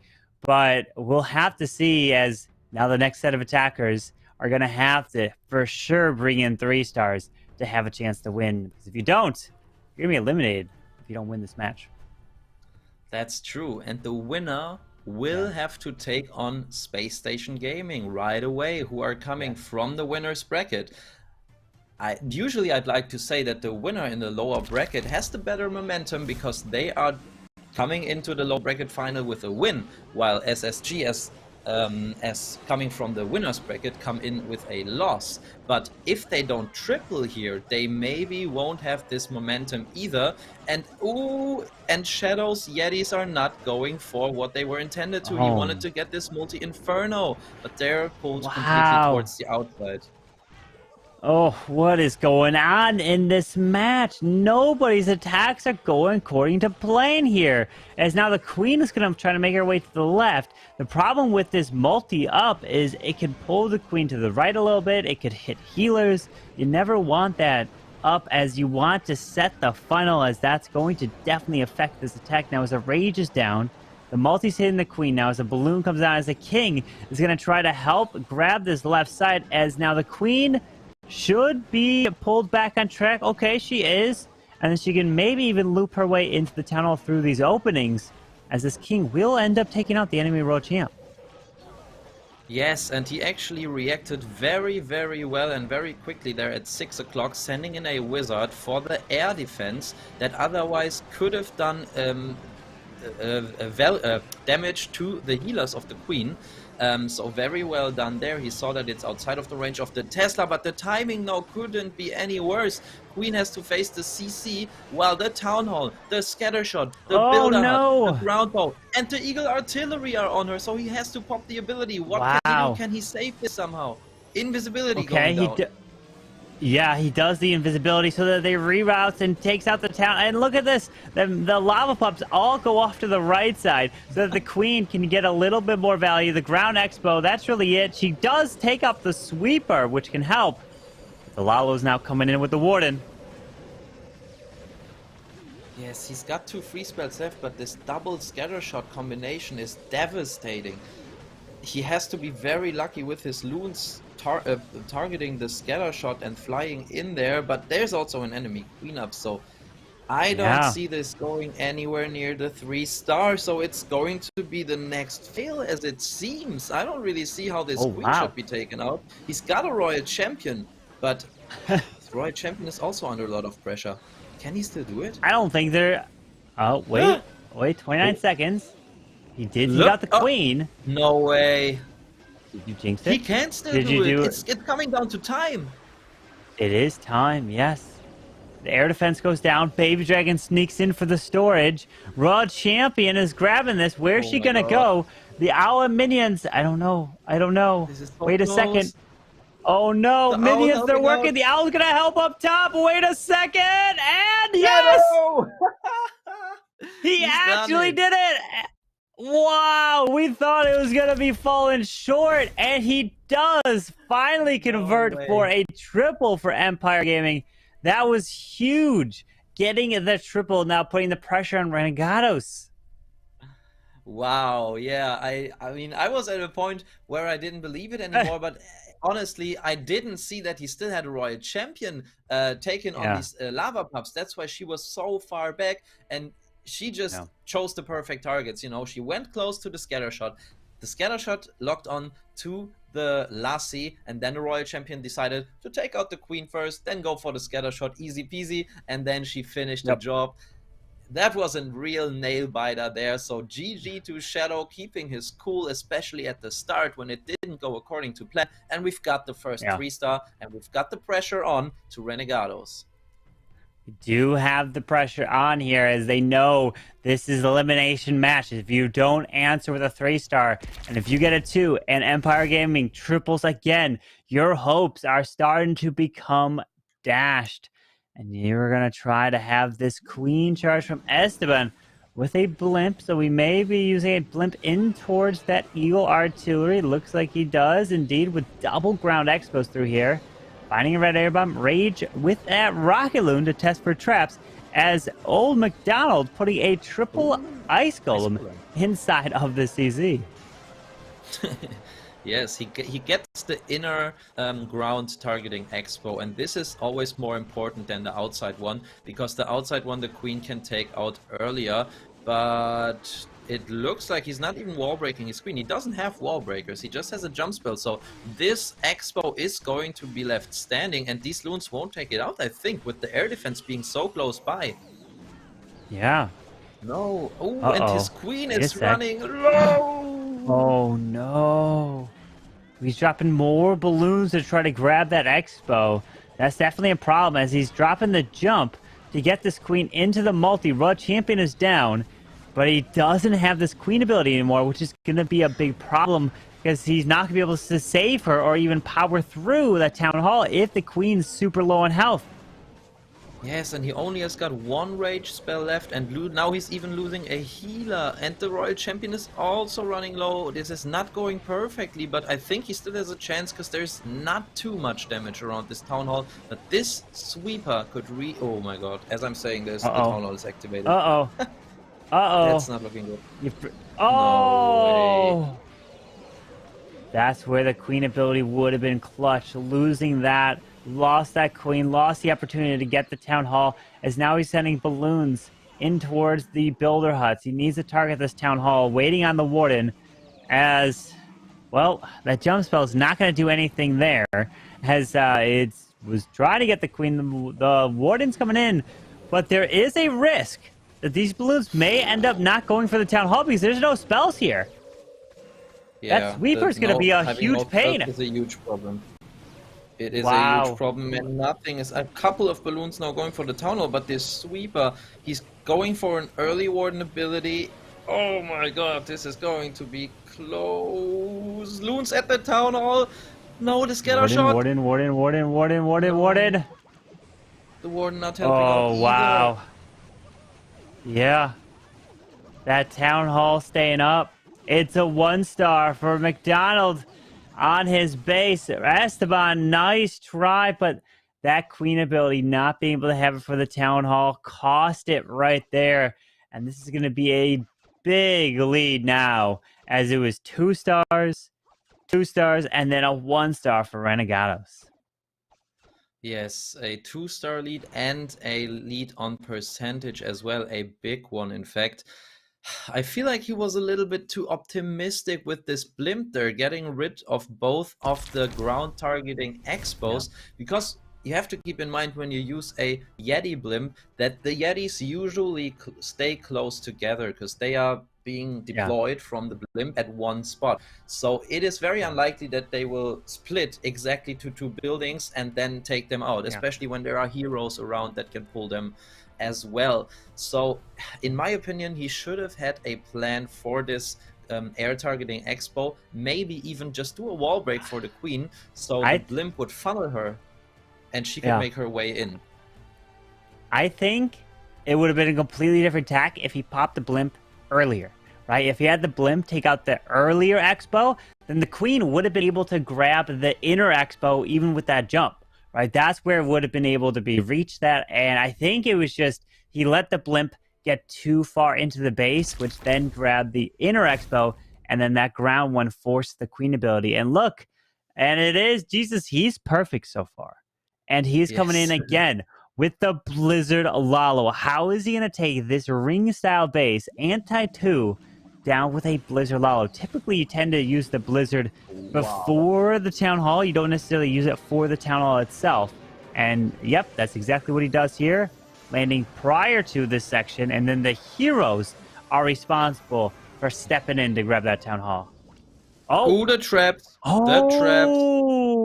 That was not what he intended, definitely. Oh, no. Wow. That was trapped right there with the giant bombs.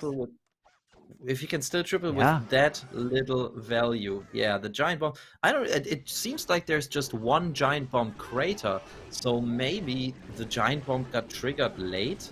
I don't know if the first troops maybe went over to unless the Royal there's small Champion. bombs too. Yeah, I mean, it could have been a scatter shot that hit him in combination.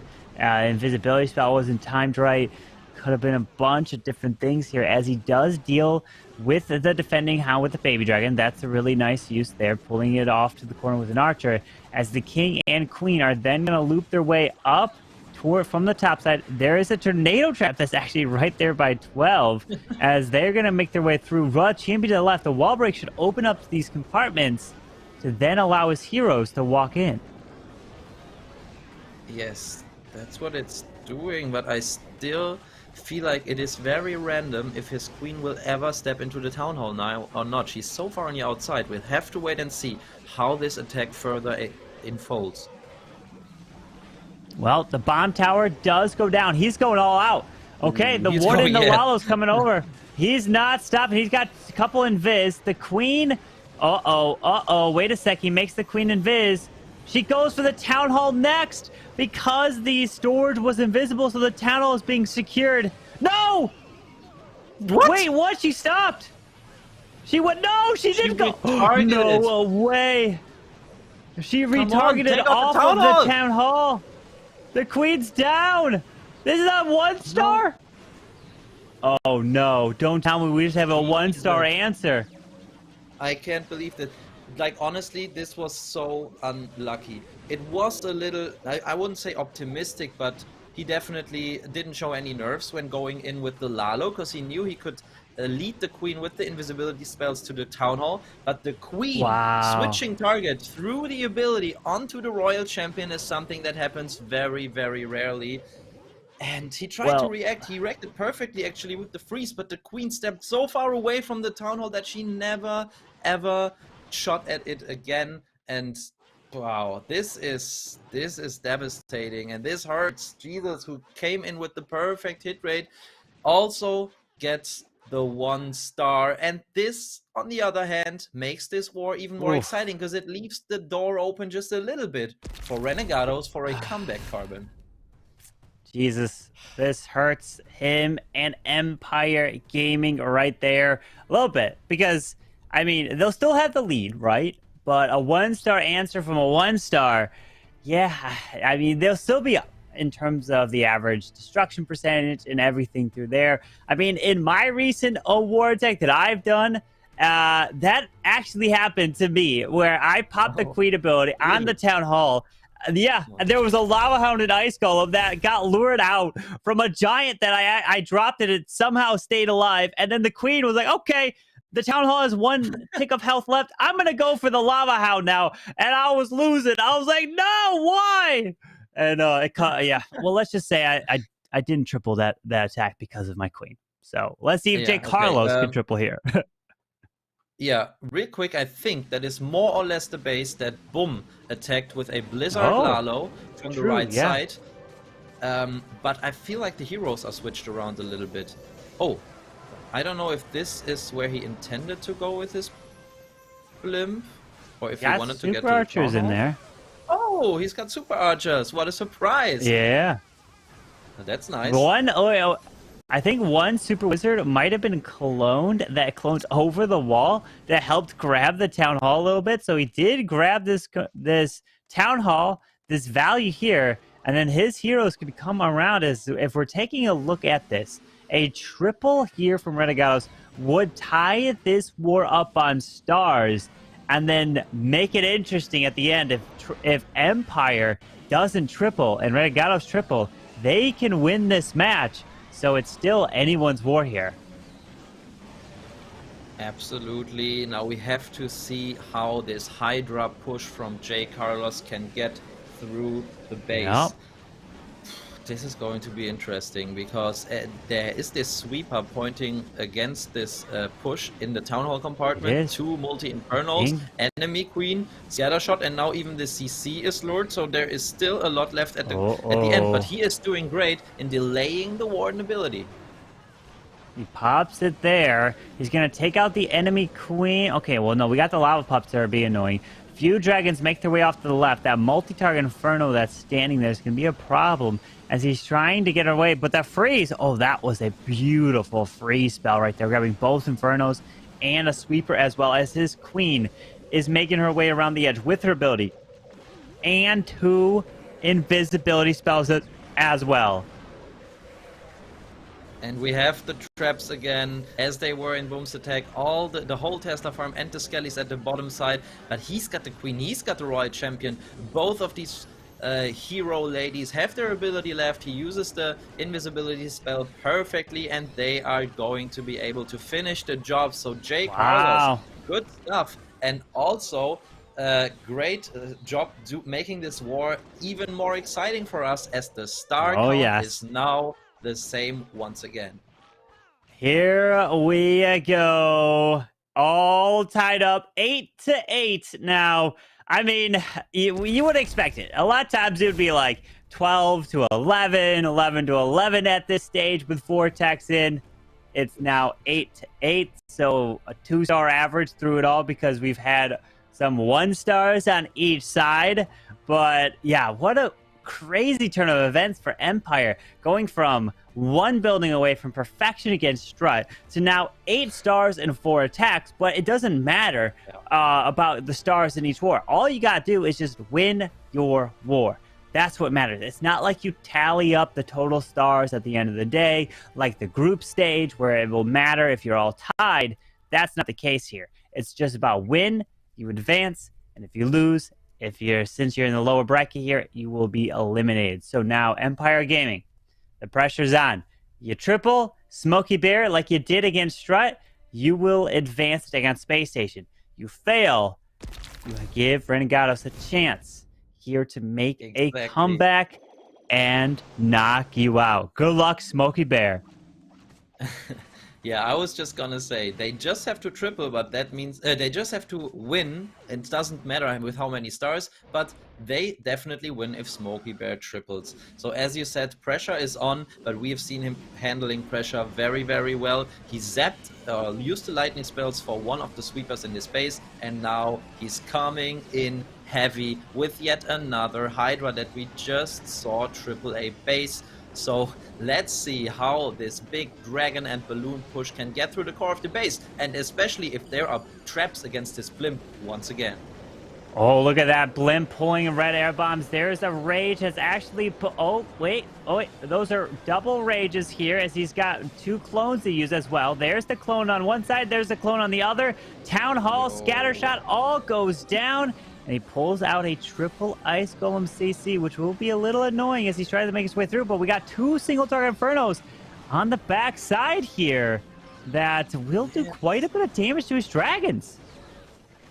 Yes, and I'm not sure if the clone spells and the double rage have had enough value here this time. Also, the Queen finding the Tesla farm, and these Ice Golems also slowed down the King. So he's running. He doesn't have any more spells, Carbon Finn, and everything he has on the board is running low. This is not looking good. This is a 10-star war here for Empire Gaming. They could win if Renegados don't triple, and then, well, I mean, now it comes down to what's the percent, you know? Like, can Renegados win on a percentage 2-star? We know a 3-star will be a victory for sure, since this isn't a triple here, but wow, what a turn of events here in this one for Empire Gaming. Would totally not expected them to get a 10-star here. And if you would say a team gets 10 stars, you would almost assume that it's like a guaranteed loss at this stage. Yeah, absolutely. But Renegados has to make this happen first. And I just looked at the stats. They definitely need the triple, so they cannot win on percentage as it's looking now, because Empire Gaming has like a 40% advantage if you look at just 1%, and Smokey Bear is running short like 18% here as it seems. So we need the triple, so it's all or nothing in the next attack for Renegados. Renegados, this is it. You triple, you win. You don't, you are eliminated. So I've got to ask you this question, Maxi. If you were in this scenario and you were to be told your team would have the final attack to triple to win, would you take it? Yeah. Oh. Yep, every time. That's a tough one. I can handle pressure well, but I've usually played with some players who I would have said are more skillful and can maybe react better on the fly. Sometimes they're more quick-witted than me, so I wouldn't want to, you know, push the responsibility away. If they were like, I'm too nervous to do the last attack, I would definitely take it and say, okay, you do you stay calm, you do the other attacks, I will take it. But when it comes down to skill, there have been players I've played with where I would say, you go, you're the one to triple this. But it's really so you know. Has there been a situation where someone was like, oh, I'm too nervous, and you've taken over and you've done the last attack? Has there been a time that happened? Yes. The thing is, and in the very important wars, you often have to give an attack order before the wars are starting for production purposes. So because of Yeah. that, these situations couldn't You happen can't that switch it often. up. Ah, yeah, But that's right. yeah, it definitely happened before, and like especially when we do these attack orders, I tended to do later attacks in the war All right. because I could handle the pressure. Well, But yeah, here let's we see how are. Romeo will do that now. This I'm is it. sure Lizzie is watching and Yes. praying for him to triple now. Come on, Romeo, you've got this. We've got the Queen charge Lalo on yet another ring base that have caused 2 1-stars so far in this Yes. war. It has caused a lot of issues in this match here, as this is going to be it, as the Queen's going to make her way to the left. He's got a giant, maybe a spring trap to the outside, which will launch that giant, and nope, no spring trap there. As the Queen's going to continue her way through, sneaky goblins coming in. He could try to loop this Queen. We got 2 super wall breakers to use as it rages down on this Queen. King can burn his ability as the poison spells down onto the CC that just gets lured. It'll take him some time to deal with this Hound. Yeah, but the execution so far is really flawless. The wall break is just great because it gets the King access to so much defense and also lets him funnel the Queen so she can finally make her way into the Town Hall. But yeah, the first Tesla pops, and we can also expect some skeletons around there. They're the first skeleton trap pop. So now it's really down to the timing. He grabs the Queen. Yes, he does. Grabs the enemy Queen. That's fantastic. As his Queen's going to loop her way in. Will she go for the Town Hall? We've seen some crazy Queen AI here. We just don't know what to expect. Queen. Wait. She's going in. Still not locked in. Yes, she does. Okay. Wow. Town Hall is secured. Romeo and the Lalo's coming into the top. Far. Uh-oh. Uh-oh. Queen ability, finding the tornado, and I think the single Inferno will lock onto her once again. He freezes early. Queen gets spun into the Town Hall poison. And the Lalo is also thinning out extremely quickly. It is. It's going down. We got the World Champion ability, though. Wait, the Queen under rage is getting a lot of value. RC ability goes off. She's making her way through. 5 more balloons still to use. 5 more he's balloons. happy. Oh my goodness, you're right. But look time at that. Also. He has time to be quick now. Is a question. No way. No way. Look at that. Renegados is going to be taken down. Empire Gaming. Look at that. Oh Vamonos. my goodness. Oh my.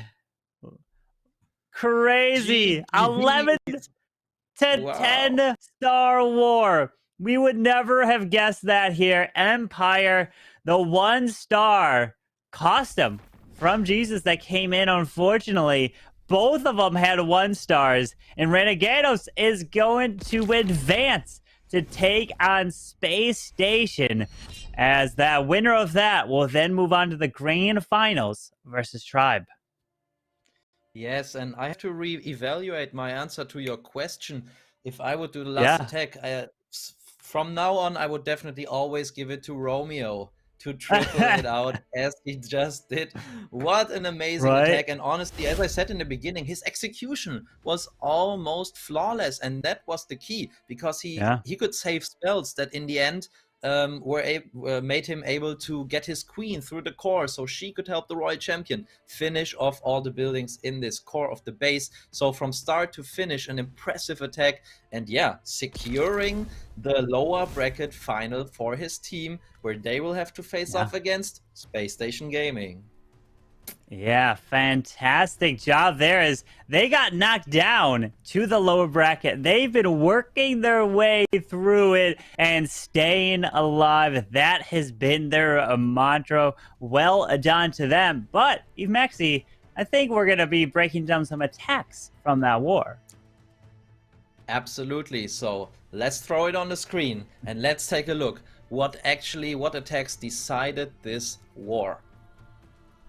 Yes, we'll bring it up here as we'll take a look. Yeah.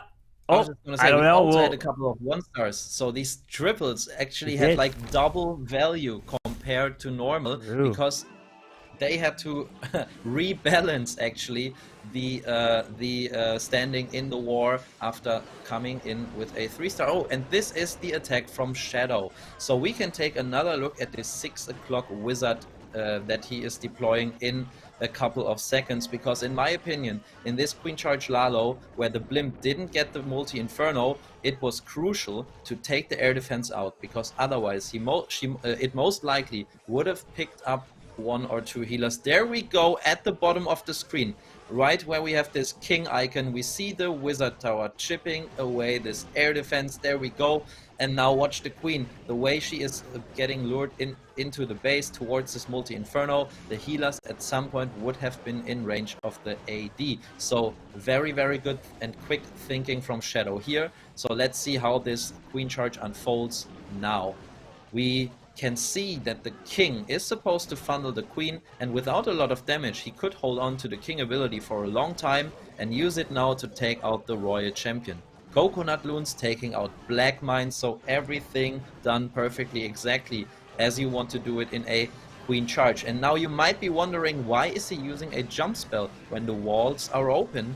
But that is what we have talked about a lot of times. These open walls actually often mess up the pathing of your troops, and there's a high chance the queen would walk around. But look at this now, guys.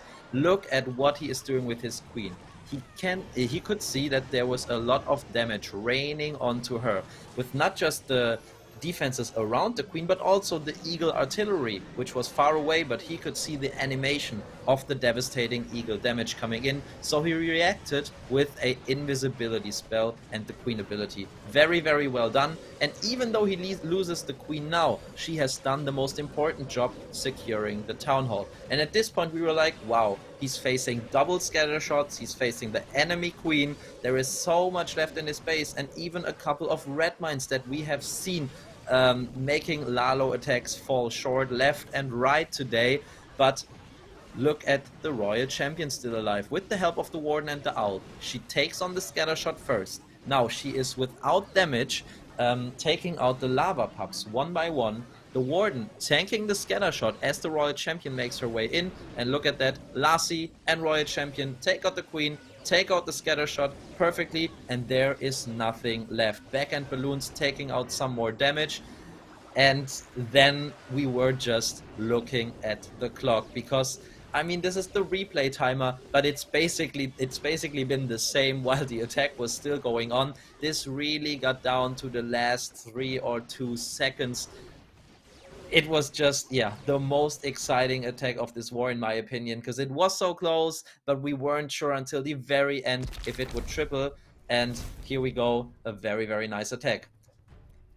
Yeah, I was able to get it there for the triple, but unfortunately, a 1-star from their side definitely helped bring that down, and they didn't get it. So we are going to take a look at the triple that we then had from Renegados that helped secure their victory. And we saw how just crazy this war was, going from a 14-star victory against Strat for Empire then to a 10-star defeat. And that 1-star definitely was a big problem. So we'll bring up the replay when it's ready. But we've seen all of these players attack. They have played throughout this all. Tribes making it through the upper bracket and through all that. And it's just crazy to see how you can try to predict. You just don't know what's going to happen, right? Strut being eliminated now, people would have guessed that Strut would have, okay, they got eliminated down south. They would have been able to make their way through. So it's just wild to see as Renegados has been making their way slowly through. So let's go and take a look at Jay Carlos' attack of Renegados here. And this is the space that we saw from previous where Boom attacked, or a similar type of a base where he kind of came in with a Blizzard Lalo. And this one is, or kind of a Blizzard, but it's got a Super Archer with the clone spell. So we've got here in this attack here with the Rocket Loons that is being used in front of this blimp. And this one, if you notice, we've got a clone spell. One of these super wizards ends up, I think, getting cloned over the wall, unless they broke the wall open. I remember it was there. Okay, yeah, look at that super wizard cloned over the wall, which is able to help grab the town hall right there. with the Super Archer assistance, who is really nice, as he then can set up the funnel, right? This goes down, then you can drop your heroes, which is usually the king, the queen, and then the world champion can come and help assist sometimes from around that area. And in this case, you can send them in from this left side, or you can send the dragons from there. Because I'm personally used to the Blizzard Lala, where I send my heroes to go after enemy queens and raw champions. But dragons, you don't have to really necessarily worry about that. You can kind of take a little different of an approach, and your dragons could essentially take them out. But the Blizzard, the Super Archer, ended up actually taking out the RC on the defensive side here, which was really nice, as the dragons were the ones that came through the top side of the space, through the clan castle. But the thing is, if you end up luring out that lava hound, things start to get a little interesting, right? You have to deal with the pups, you have to deal with all that. But the perfect free spell on both these Inferno Towers and the Sweeper helps these dragons and Inferno Dragons path their way towards the bottom side. And if you notice, simple heroes, King and Queen, were on the outside.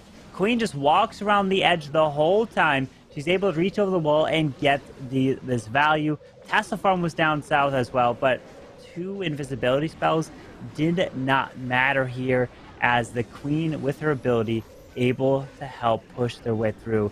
And Jay Carlos's triple here, and then we had Romeo's triple at the end to help clutch it for them, putting them to 11, which they personally would be like, this was a bad war for them. Both of these teams would say that. Definitely need to pick it up if they want to have a chance to defeat Space Station, or even if they want to take out Tribe 2 times in a row, since Tribe is coming from the upper bracket. So congratulations to Renegados, as they defeated Empire Gaming here 11-10. Definitely a low scoring war, something we're not used to. We'll see if they can turn that around and start getting more triples in their next match. But as we are getting ready for our next one, which is going to be between Space Station and Renegados, let's throw it off to Itsu and Maxi. Yes, thank you very much, Carbon Finn, for that breakdown of this incredible attack. And I welcome you back, Itsu, as we take a look at the bracket. Yeah, that bracket, I mean, that is just mixing so many things up. I mean, earlier today with Empire Gaming winning versus Strat, I was like, okay, safe bet. I mean, Empire is just going to have to battle it out versus Space Station then, who is going to be facing Tribe Gaming in the finals, right? Like, just stats and just how those teams performed so far, it was just like obvious, right? But after this match, nothing is obvious anymore. I mean, what is going on? Renegados coming in with 11 stars versus the 10 stars of Empire Gaming. That was just unexpected, crazy. I don't even know any more words to describe that. Yeah, talking about statistics, I actually took a look at the scores so far in the playoffs, and I have a couple of interesting ideas. So number 1, Renegados, so far they have had 4 wars. They scored 10, 11, 13 and 14 stars.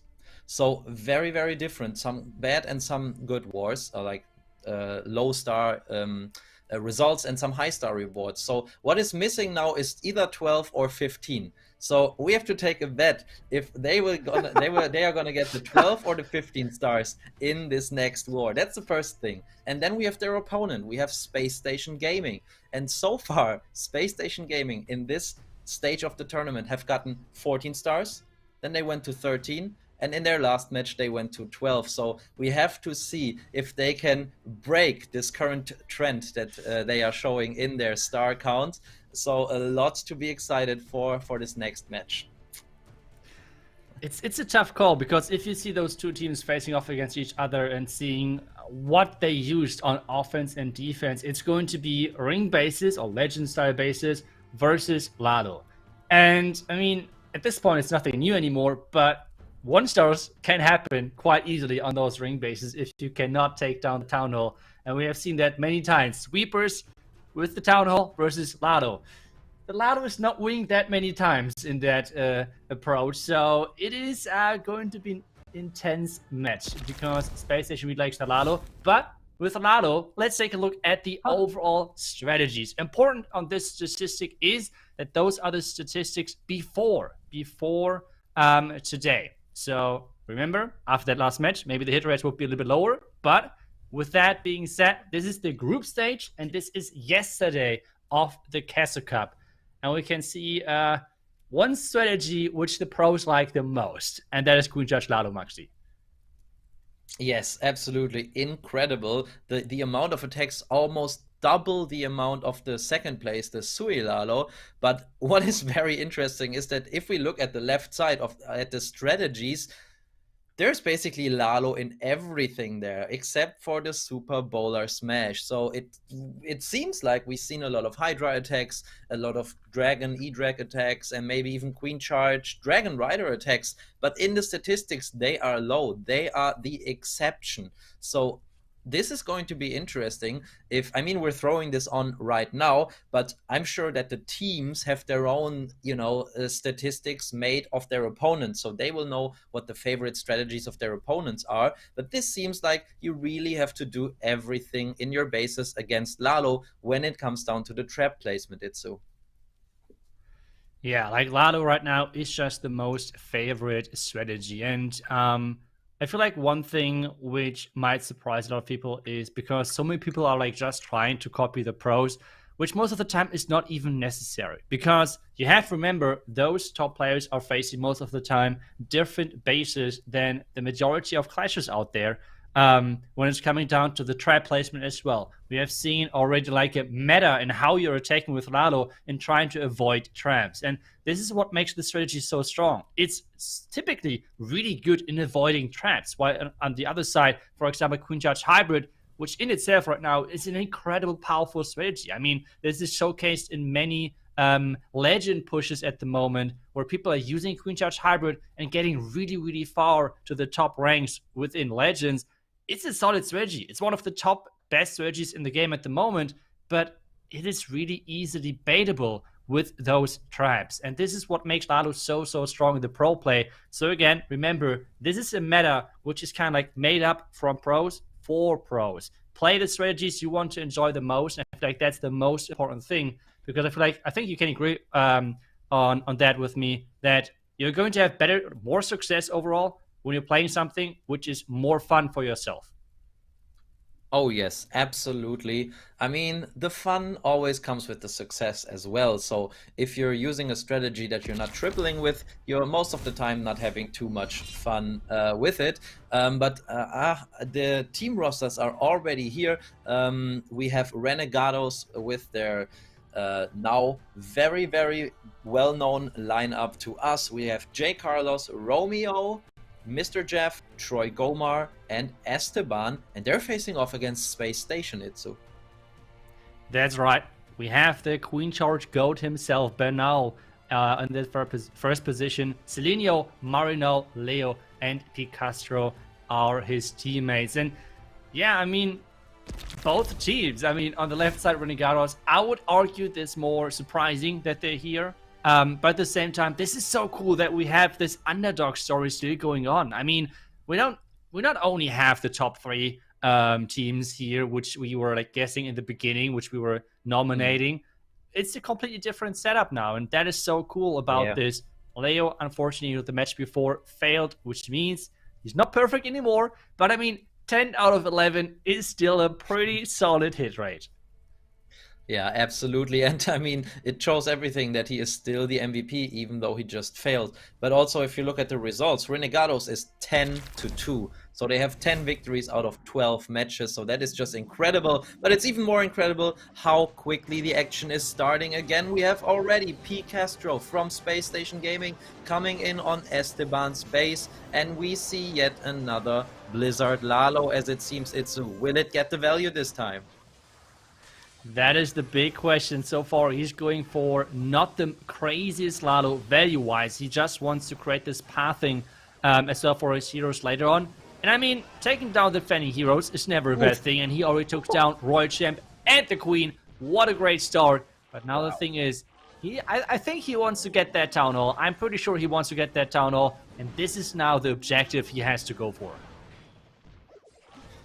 Yeah, but we're not seeing the top side of the base right now, but it seems like it's going to be very tricky. to funnel the queen inside this town hall. Maybe he has a plan with his royal champion somewhere on the right side. There is a baby dragon already deployed, and the royal champion is sent in pretty much to the king, where the king and the queen already are. Itsu, I don't really see this going to the town hall. How is he going to do it? I'm not sure yet. He's not really trying, like not really getting the cut so far, but at the same time though, that queen is walking perfectly. Royal Champ right now tanking with the Yak together, and that might be already the thing he needs. Invisibility spell, and with that, the queen and the Royal Champ are taking down the town, taking down the Inferno Tower, and that value is incredible. And as soon as the Zero Dive works, most of the time, the Lalo afterwards looks somewhat easy. Yes, I will never doubt Picastro again and his queen pathing. He just knows exactly how she will path and how she will behave in a base. He led his queen perfectly into this little channel to take out the town hall, and look at this warden ability when there's basically no more defenses left in the base. What an overkill to start this war with, and what a nice showing of Space Station that they have not given up even after they have been knocked out of the winner's bracket. That's right, such a beautiful attack right there. And this is like where this attack looks easy, right? Like this is where this attack looks broken, and then Renegados kind of looks like, why did they use such a base? Like, why would you use a ring base in this competition when it looks so easy that you're overpowering it? Well, the simple answer is, if that queen is not going to get the town hall, then he has a lot of problems. But as long as the funneling and everything is done right, and there's not any surprise traps set up against this entry, well, things are looking as overpowering as they did on this one. So our question in the beginning, where I was wondering how Space Station is facing off against ring bases, at least for the first take, is answered. Space Station knows how to approach them. Blizzard Lalo with some beautiful value. Now it's back to Renegados, who really need to step things up, and you said it. I think it was either 12 or 15 stars, something like that. They have to, I think, choose the higher star count for this one. Yeah, absolutely. SSG not showing any weakness, but I'm excited to see, first, if Renegados are going with all ring bases in this one, and second, if Space Station Gaming have different approaches, because we already know that their players like to push in Legend, especially Bernal. We've seen up in Legend League for a very, very long time and very consistently, and I think his go-to strategy has always been the Queen Charge Lalo. So maybe after we've seen a 1-star with a Queen Charge Lalo on a ring base, maybe Bernal is going to show us how it is done. And there are also a couple of other approaches, like we've seen from Strat before, the Masked Dragons with the triple clone in the core of the base, the E-Dragons if you are able to send them into the core of the base. But first of all, let's see if we get a good answer from Renegados after the first triple. Yeah, and it's going to be another weird strategy, which we have seen already yesterday from him. The Super Giants combined with the Yeti, combined with the Witches, combined with the Super Bowlers, just throwing everything in there in this smash attack to make it as crazy as possible, it seems like, with the Warden Walk starting things off. He's having the Lightnings again, the same thing as he did yesterday already, using the Warden Walk with the Lightnings together, to make sure that he's creating as good of a pathing as possible for those, Super Bowlers and Witches then later on. Yes, very nice start. He used the lightnings perfectly as well. He could have done done it the easy way, just throw all of them at one place, but he used a couple on the left and a couple on the right side of the Inferno to damage the cannon, so the Warden Walk would be even quicker.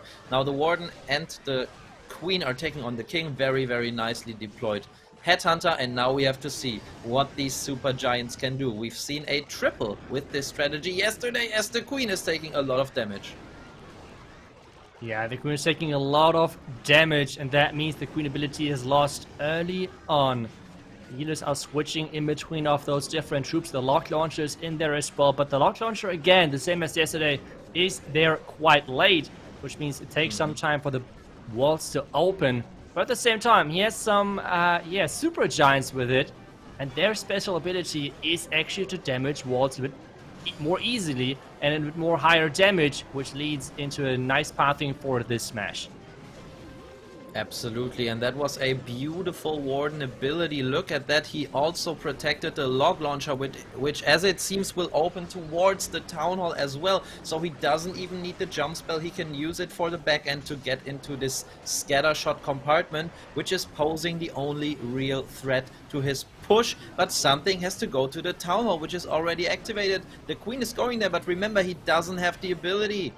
But she's taking it out, thank God. And now we have to see how he can make his way in the remaining compartment of this base. Yeah, at this point it would be incredible to have that Queen ability left, because she's going to go down to that act with the Unicorn. It is going to run into the Town of Poison, which is not where you want her to have. And right now he is having no other choice than just watching what his troops are going to do. The pathing is there, like all of the wards are open, but the question now is if the power is enough. Yeah, but the Unicorn and the healer with these Yetis is actually insane. The Yetis constantly had some Yeti mites go off to defenses because they were damaged by the Town Hall poison. That was actually really nice to see.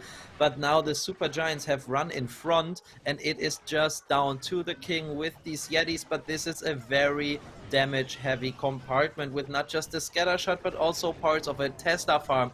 Now a Skelly trap pops, and also look at the timer, Itsu. This is falling short.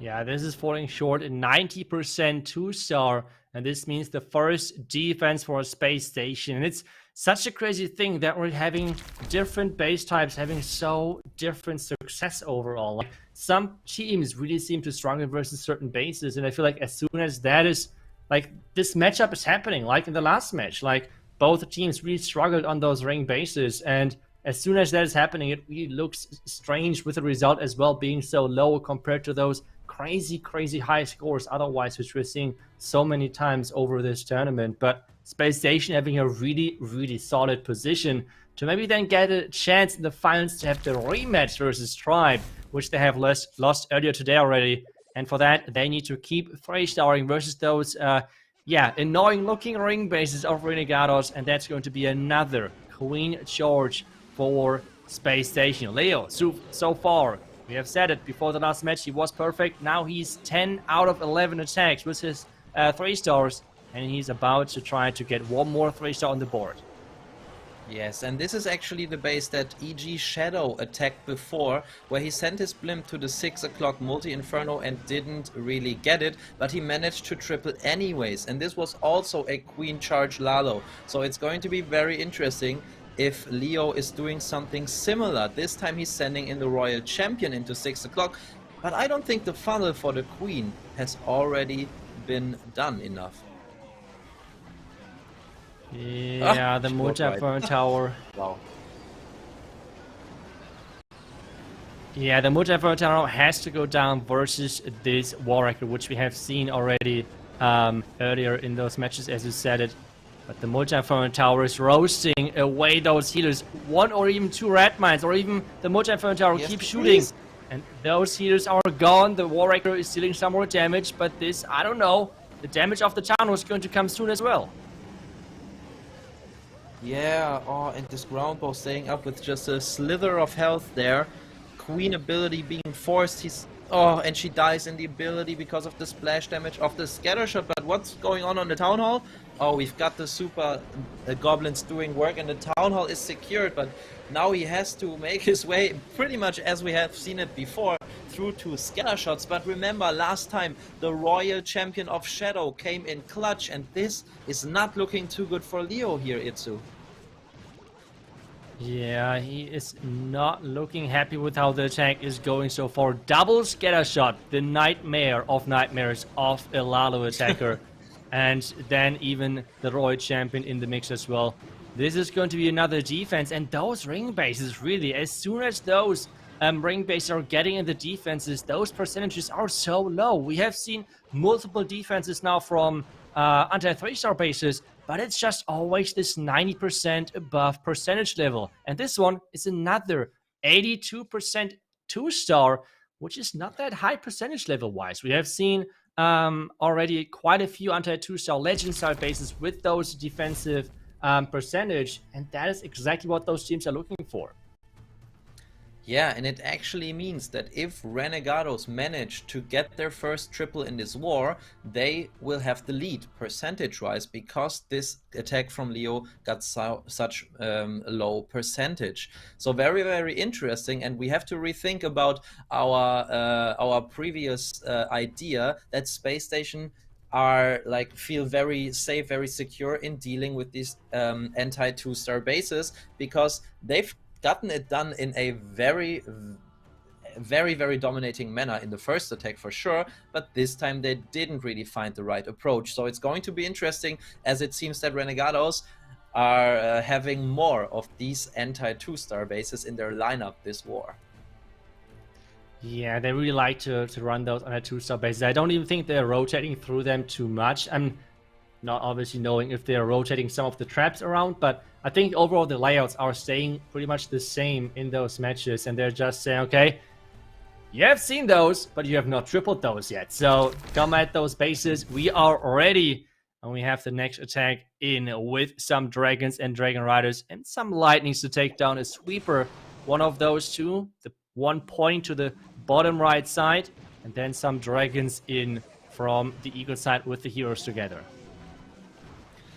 Yes, and Mr. Jeff, I think last time I'm not 100% sure, but I somehow remember him celebrating down there in his face cam, but I'm not sure if it was the last war. Anyways, he's coming in with yet another Hydra attack, sending his heroes into the Eagle artillery compartment, and then a big group of dragons with balloons and dragon riders with a early warden ability. And interestingly, he's sending the blimp a little delayed into the town hall. So let's see if there are traps against it or not.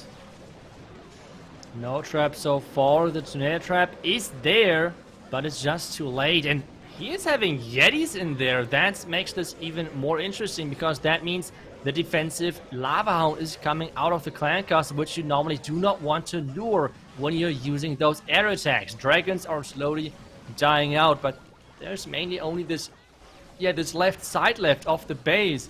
Can those dragons and maybe the queens somehow power through? That is now the big question. Ooh, the queen taking care of the royal champion. That is important, because the royal champion, and look at that, he's got a rage spell left. He's got a rage and the freeze and the royal champion ability, so there is a chance if he can make good use of these spells in the remainder of this attack. Yeah, the rage is in. Royal champion ability can be used now to get some damage in, but everything is skipping that royal champion. That scatter, and that rage, somehow it was still in range for that royal champion, and he is having 3 dragons alive. At this point, it's all coming down to black mines, but I don't think that there's that many black mines to hold back all of those dragons, and it's going to be the first 3-star which you were talking about, because this means it's a 5-to-5-star match, but the percentage is in favor of Renegados. Exactly what we talked about, and we could see Mr. Jeff pumping his fist there, saying something that included "Vamos" at this point. That's exactly where mindset should look like. They have a chance here to actually get to the grand finals, even though they started off with a 10-star war. Incredible, and you know, it's always incredible to make your way through the lower bracket into the final actually, and you know, you will just be very hyped, you will be very motivated, and it gives you a good momentum and the right mindset if you can make it happen. But first, we have 6 more attacks in this war to go, and we have the next ring base up, I'm pretty sure, and we'll have to see how SSG is going to deal with it. Yeah, so far they really like their approaches overall. They like their strategies, which means Morinal most likely coming in with dragons, maybe super witches. That's like what he likes to bring a lot of times, but maybe someone else is going to go in next for Space Station. Either way, they really need to find a way on how to overcome those anti-2-star, those legend bases, which so far have done an amazing job for Renegados to keep them in this tournament. Because as you have mentioned earlier, their offensive stars is they're really inconsistent. I think that's the right word for their offense performance so far. But their defense was always holding strong in those matches in the lower bracket to keep them alive in the tournament until this point. And now they need to repeat that performance against Space Station to get into the finals. Absolutely, and you know, I really hope we don't see like a warden with a blimp sent to the center of the base, because I'm pretty sure my nerves can't handle that anymore. We've seen so many fails with that sometimes even ended up in 1-stars, and there we go. And as you pretty much predicted, Marinal coming in with one of his favorite strategies, the Super Witches Itsu. And what I'm wondering is, I talked to Carbonfin about this yesterday. Why? Or do you think it is better to bring 3 Super Witches than 4? Of course, it depends a little bit on the base, but we see this recently very, very often, that the attacker decides to bring only 3 Super Witches. I feel like it's all about the time. We know Super Witches are a super time-consuming troop, which is not as quick. But if you have those witches on the outside, then you're looking way better time-wise. And I feel like that is the reasoning, because a lot of times it's not really power fails with the Super Witches, it's more like time fails. And that is the main reason of bringing those like more witches and supportive troops on the outside, and instead bringing less Super Witches, because power is less often an issue. And I think that is the idea behind this attack. Yeah, that makes perfect sense, absolutely. And it's very interesting because Marinal is coming in also with a siege barrack at the 9 o'clock side of the base. So with the P.E.K.K.A. and the Wizards, he's got even more funneling power on the outside. But it seems to be working well so far, as the Queen with the Warden, Healers and Super Witches is making her way towards the Town Hall, which is so important to take out in these anti-2-star bases. Now we have to see how well he can push through the center of the base. Yeah, and I know already one thing, which I know you would have caught already years ago, is this one archer from 6 o'clock under the gold storage. This was always your thing. Like, you were looking at cleanup already and no one was really paying attention. If that's going to be a time fail, that might be a factor. He has the archers in his army, but he's not placing them at the bottom side, especially now with the Royal Gem coming in. Those witches need to survive versus that poison in the core of that base. Having the Queen ability still left, but that single Inferno Tower, especially with the Warden and the Testa farm around the top side, could be a big problem. Yeah, absolutely. As you're saying, this is looking good power-wise, but it always comes down to time. And finally, he is deploying a wizard, a couple of minions on the right side. So I think with 45 seconds still on the clock, he should be good if he's able to take out the defense at the top side of the base. But there's a Tesla farm, there are Skellies popping, but the Queen with 3 Super Witches, she should definitely have enough juice. But yeah, I think we have to just watch the timer from now on, because the wizards, the skeletons take a long time to take out. Yeah, especially now the Queen. When is he going to use the Queen ability? At some point he has to, and I mean those archers which you are spawning are helping as well. Now the Queen ability, but that's with another skeleton trap is popping up. 10 seconds. The archer on the left side is coming in. And I said it, if there's a time for that would be the one archer which was placed at the bottom side, but no. Oh! What? That was 3 minutes and 1 second. Wow, okay, Marinal getting things done. I mean, that was not even close, all controlled. What an attack, but this one archer is still triggering me, I guess, but really nice done. And that's another 3-star versus one of those ring bases. Yeah, it is so fitting. We literally talked about this from the beginning of this attack. That time is of the essence in these Super Witch attacks. And then, you know, you hate to see it when you're attacking. It's looking so good power-wise. And then there's like 3 Skelly traps popping up at the end of the attack, and you know you've got it in the back, you've done a good job, but the time is just ticking and ticking, and I'm pretty sure Marinal was sweating throughout these last 10 seconds of this attack. But as you said, he got it done. That's the most important thing. And now, again, it goes back to Renegados, who are now under pressure, as Trey Gomar is the next to attack. That's right, and we have some Electro Dragons coming to the party. And so far, we had mixed results with that troop. I mean, we all know it can be so powerful, especially in those compact cores. Like, we can see Inferno Tower, Clan Castle, another Inferno Tower in the core, all stacked together. So those lightnings are going to be incredible for those Electro Dragons. But first, he has to get there. He has to get those chains in. And he's starting things off with some... Oh, okay, with some rocket loons around the top side, sniping out that air defense to make sure that those Electro Dragons are funneled and have not the threat of this air defense shooting at them early on. The bottom air defense is doing exactly that already. Yeah, nice. I really like to see these small tweaks into this type of attack, but very unfortunately the queen has been locked onto very early by a cannon and then followed by a ground expo, so he has to pop the queen ability very early, and you hate to see that because the heroes can come in clutch at the end of these types of air attacks very often. Now he's even luring out the Hound. Most importantly, the Town Hall is going down for now. Will he get the single Inferno too? The Yeti Blimp is are still there. There we go. So he has kind of thinned out the core of this base, but there's a lot of stuff left for the Royal Champion to take care of with 3 free spells. Yeah, it would be so important if that queen is surviving with that unicorn. We know the power of the unicorn. This queen could be full HP at the end of the attack again if that unicorn is staying on her and if he's protecting her with some spells. But the moment, with so many skeleton traps around this bottom side, it is getting tricky to keep that queen alive, and especially you can see the ground expo on the far right side. This is going to be an incredible close finish, and especially without wall breakers. I don't think that he can reach that ground expo, and this is going to finish in a 2-star. Yes, it definitely looks like it. He's using a freeze once again. It makes sense because he's trying to get a bit more percentage. But unfortunately, it wasn't even worth it. He didn't get either of those buildings because the builder huts, they actually were able to heal those buildings up as the E-Dragon was dealing damage to them. So unfortunately, falling short with just 81% is also a pretty low percent attack. So now this war is really shifting in favor of Space Station Gaming. So if they can keep on doing very good attacks, if they can keep on handling these anti-2-star bases, they have a good shot at getting to the grand finals and getting their revenge to Tribe. But we won't call it too early because anything can happen, especially on anti-2-star bases.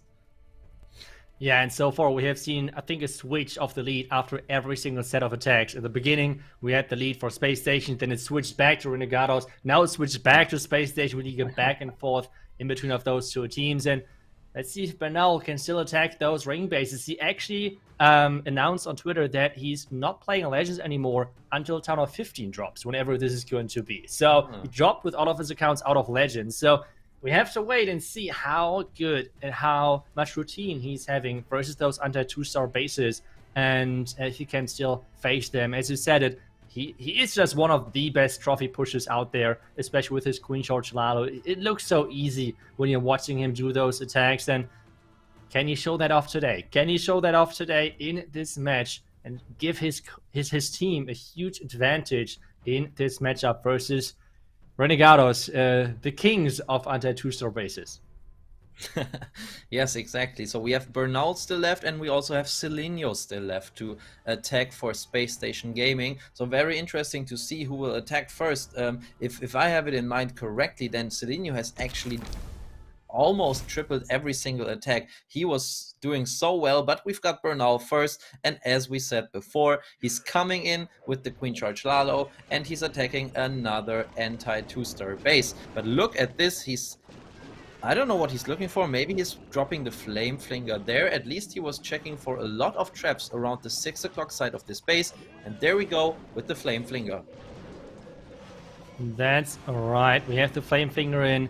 He was famous for using the Slammer in Legends. Like, he was one of the person who always completely ignored the Yeti Blimp option, and he always went with the Slammer. It seems like that he really likes to use the Flame Finger now on this base. Especially this base is so annoying to charge. It's really annoying to face when you're in Legends, and especially it always looks so strange because this is just one entire big opening and that's it. And when you're failing on a base like this, it always looks like you failed on a farm base. But this open base makes it really hard to control your troops, so it's even more impressive if you can now make sure that this town hall is going down with that queen.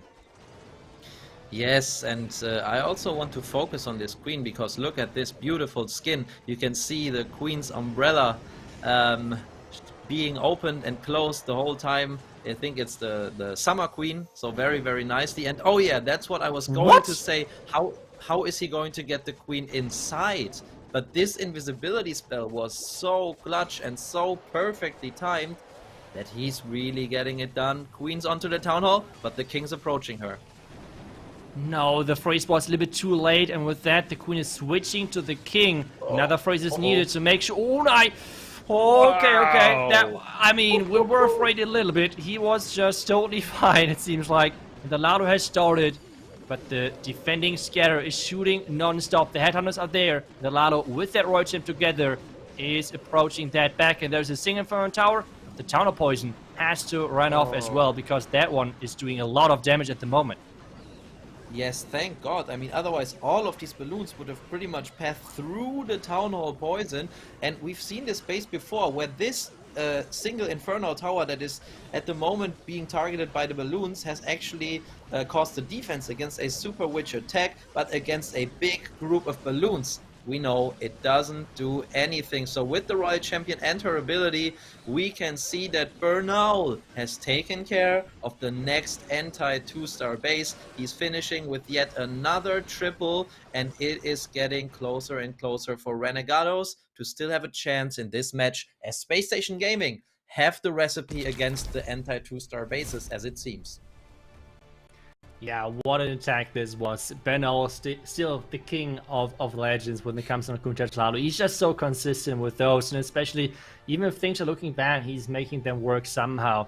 At the same time, though, I have no clue where that invis was coming from, or like how he controlled that Queen. I mean, my Queen would have 100% walked around that corner and not went inside that Town Hall compartment. That was just super clutch, making this work. And remember, this one was not even played perfectly. Like, this plan was just so OP. If we remember, not the poison, but the freeze on the King was a bit too late, because this has caused this weird switch to happen and nearly the Town Hall to survive overall. But the plan was just too good. And Bernal just getting another 3-star in. And now for Renegados, they have to get those 3 stars in to stay close. And this is not going to be easy. Not at all, and yeah, just crazy discharge from Bernal. But now we don't have a Queen that has to be controlled, but a big Hydra push. Once again, that will have to be controlled, and I'm going to be I'm very excited about what we're going to see when it comes to the blimp. We've seen a lot of YOLO blimps, meaning blimps that are just sent in without any loons to check for traps and just pretty much praying that there will be no traps against them. But this setup from Esteban is looking as if he's sending the blimp through the Warden ability. That's exactly what he was doing. A pretty early Warden ability, but perfectly caught every single troop in there. And now we have to see if he can get down the Town Hall, Itsu.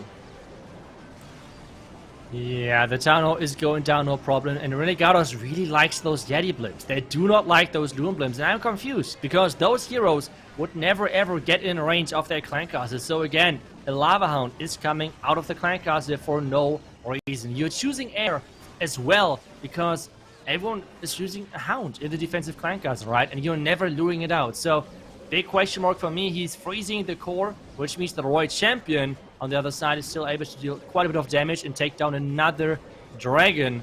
Now it's all about his heroes around the back end. Yes, but this push is still looking extremely strong. He's got 2 pretty healthy dragons on the multi-inferno, with the Queen still having her ability, with the Royal Champion being sent in also with her ability. As the dragons unfortunately go down and the heroes are facing some skeleton traps. So, this is going south very quickly, but he's got 2 more spells. So if he uses them perfectly, I think he still has a shot. Yeah, he has a shot for sure. I mean, we have seen already crazy attacks to the 3-star with those heroes on the back end. It's 1 minute and a couple of more seconds. The Royal Champion getting that Bitter Hut as well. Where's the Queen? Oh, that Queen not going for a wall is super clutch. She's got no unicorn. But she has her ability. Is that going to be enough? Traps? That's the big question. Giant bombs? Maybe giant bombs? That might be a big difference maker, but why would there be giant bombs? Who knows? Or splash. There is a backhand cannon after all, and the Queen is very low. The mortar shooting at her. Oh, the archers are too late. He should have used them to tank for the Queen. He's got 1 minion. If he gets down the air defense, the minion can finish, theoretically. 30 seconds. But time. Queen is pretty much down. But no, it is 1 minion against 3 buildings. And unfortunately, I don't think that this minion can deal enough damage, Itzu. Yeah, this minion is not going to be quick enough, which means it's a high percentage, but it's not what they were hoping for, not what they needed in this current position, which now means they have to, they have to get a crazy defense. That's what they need, and then they have to 3-star their last attacks. It's one of the most important things now for them to hope for. At this time, though, Space Station have everything in their own hand. They can decide now. With decide, I mean they have to 3-star if they get that rematch versus Tribe Gaming, because if they win this match, this would mean they're back in the finals versus Tribe to fight for this golden ticket. And this golden ticket is that's just what everyone is counting for. Yes, the prize money is incredibly important for those teams, but I feel like the golden ticket, so many things are coming together. I mean, as soon as you're getting the golden ticket, it's even more prize money, which is guaranteed already. Then in addition to that, it's an offline, like it's an in-person event, the first event like that in years, which is another big motivation point. So this golden ticket is what those teams came for, and now we have another attack. Linio's in with the Dragons and Dragon Riders on this base with 1 clone. Yes, and he also used the lightning spells to take out the sweeper and the platform of the Royal Champion, and also, which I always really liked and which I always would suggest to everyone, he damaged the Royal Champion with it, because it can never, it's never bad to have already a little bit of damage on her, because it can be very close when just 2 dragons, for example, are shooting at the Royal Champion. So well done by him. Here we go with the clone and the blim. No tornado trap. Town Hall is taken out, and also the single Inferno.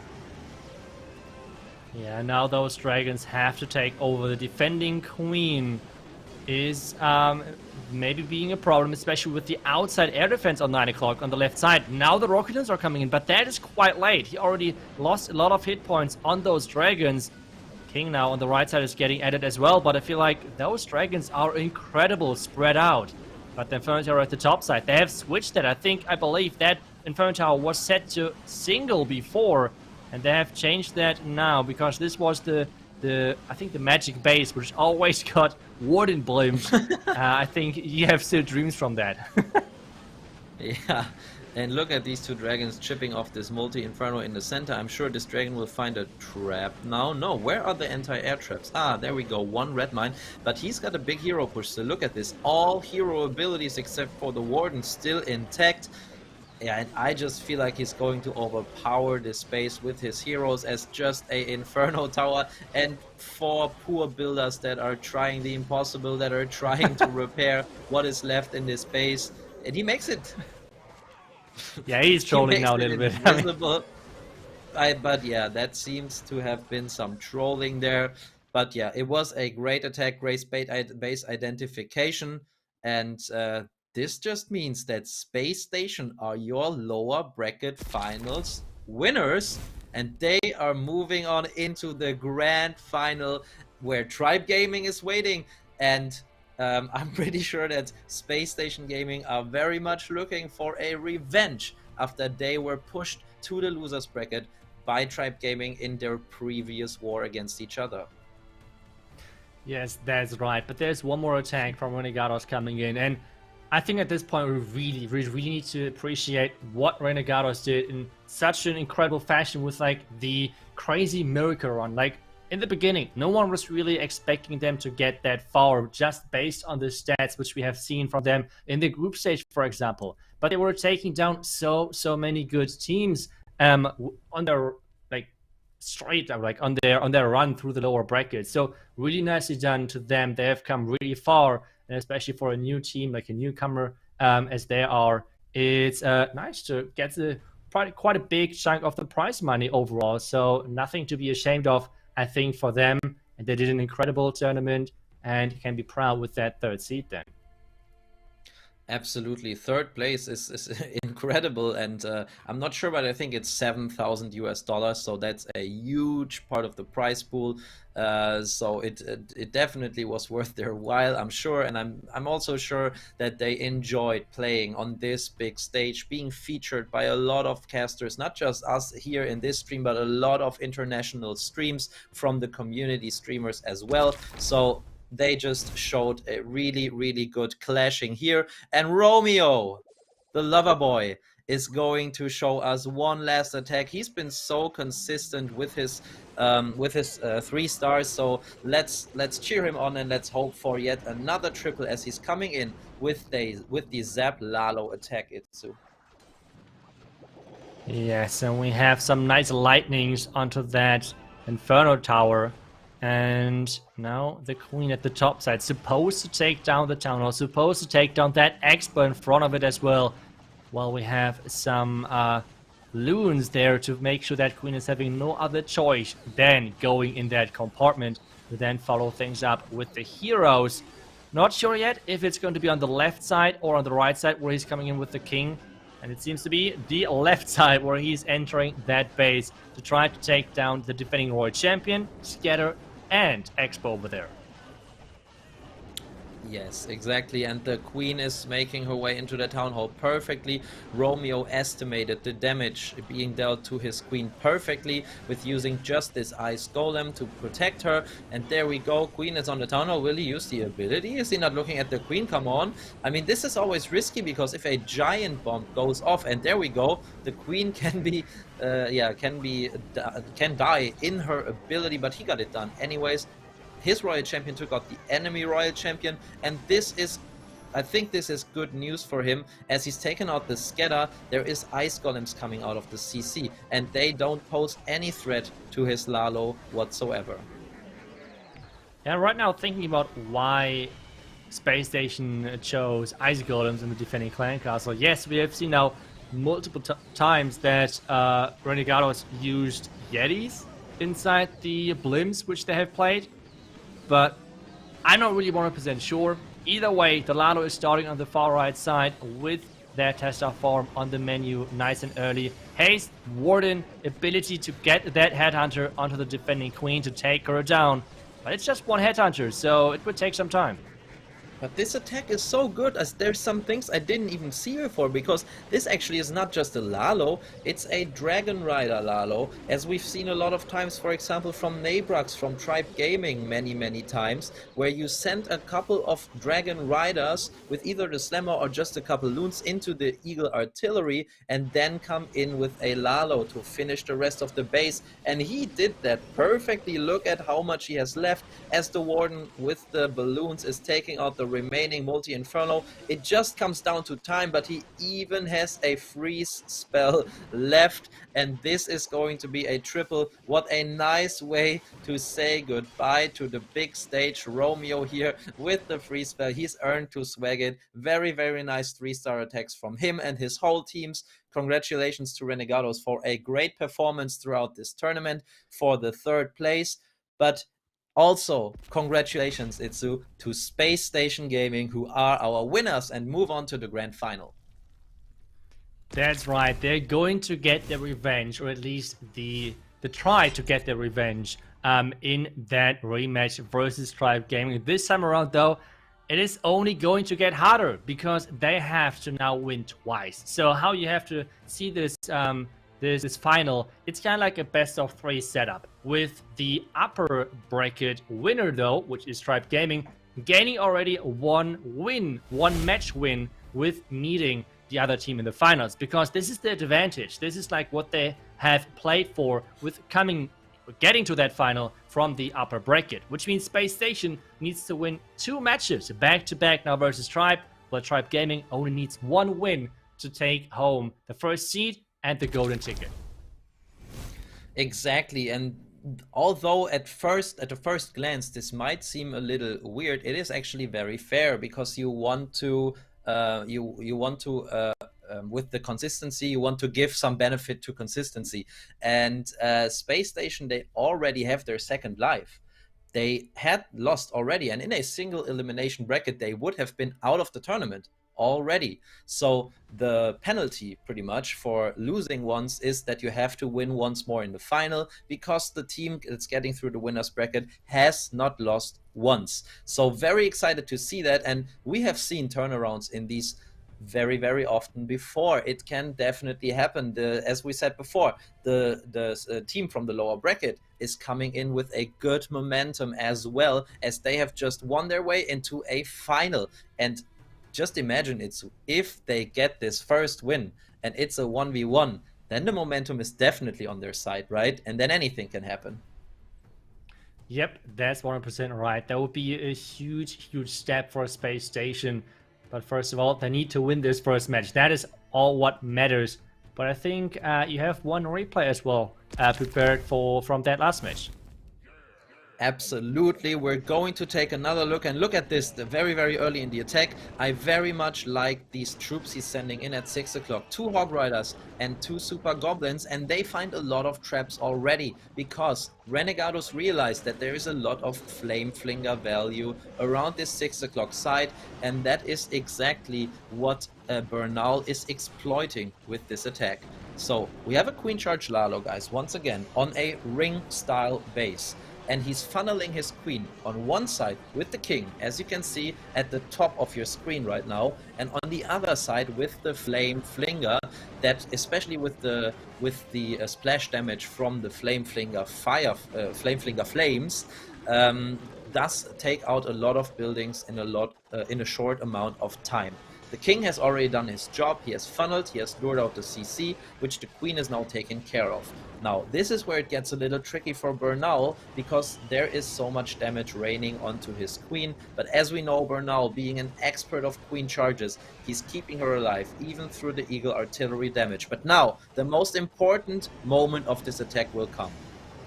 He needs to make sure that his queen will somehow take out this town hall, and there we go. She already took a step to the wrong side, but he throws down his invisibility spell at the perfect moment, so the queen retargets to the top side and is going for this town hall now. But now it's getting tricky once again. Queen locks onto the town hall. He sees, oh my god, the king is approaching, I have to freeze.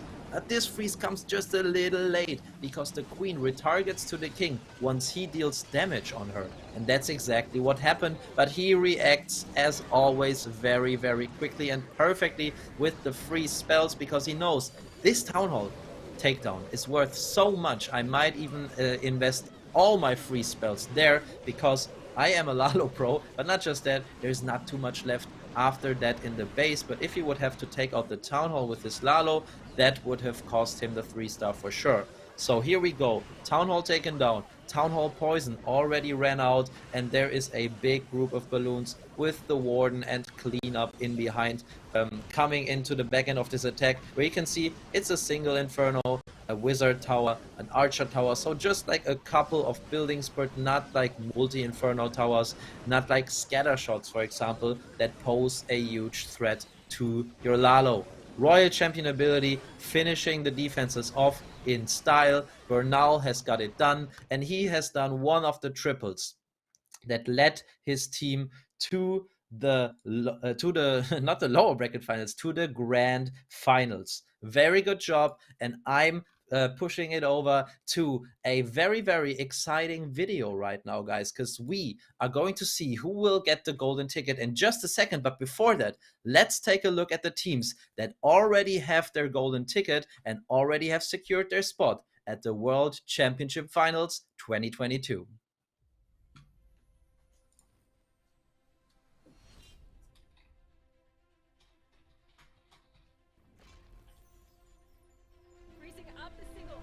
And getting to the Eagle, and Itsu, this is looking good. Time is ticking. It's 27 seconds left to go, but the Yak, the King, still working their way along with the Queen behind and securing a devastating victory here for them to advance on into the World Championships. They've had a 15-star performance against Strat, and this is the second 14-star performance that they've had against Perumania, and getting their final revenge. Not only that, but the $30,000 and the advancement into the World Championships. X team will be our first team to join in the mix.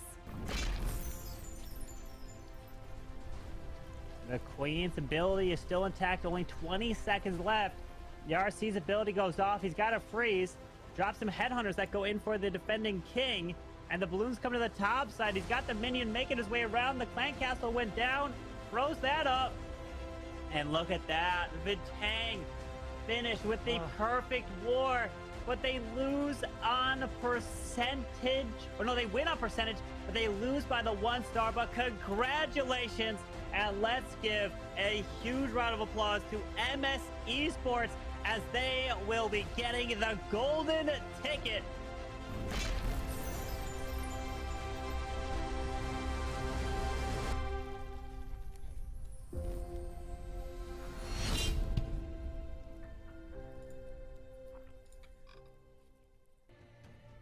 And it's time to be finding out who is joining those two teams, X Team and MS Esports. It's either going to be Tribe Gaming or Space Station Gaming. Welcome back.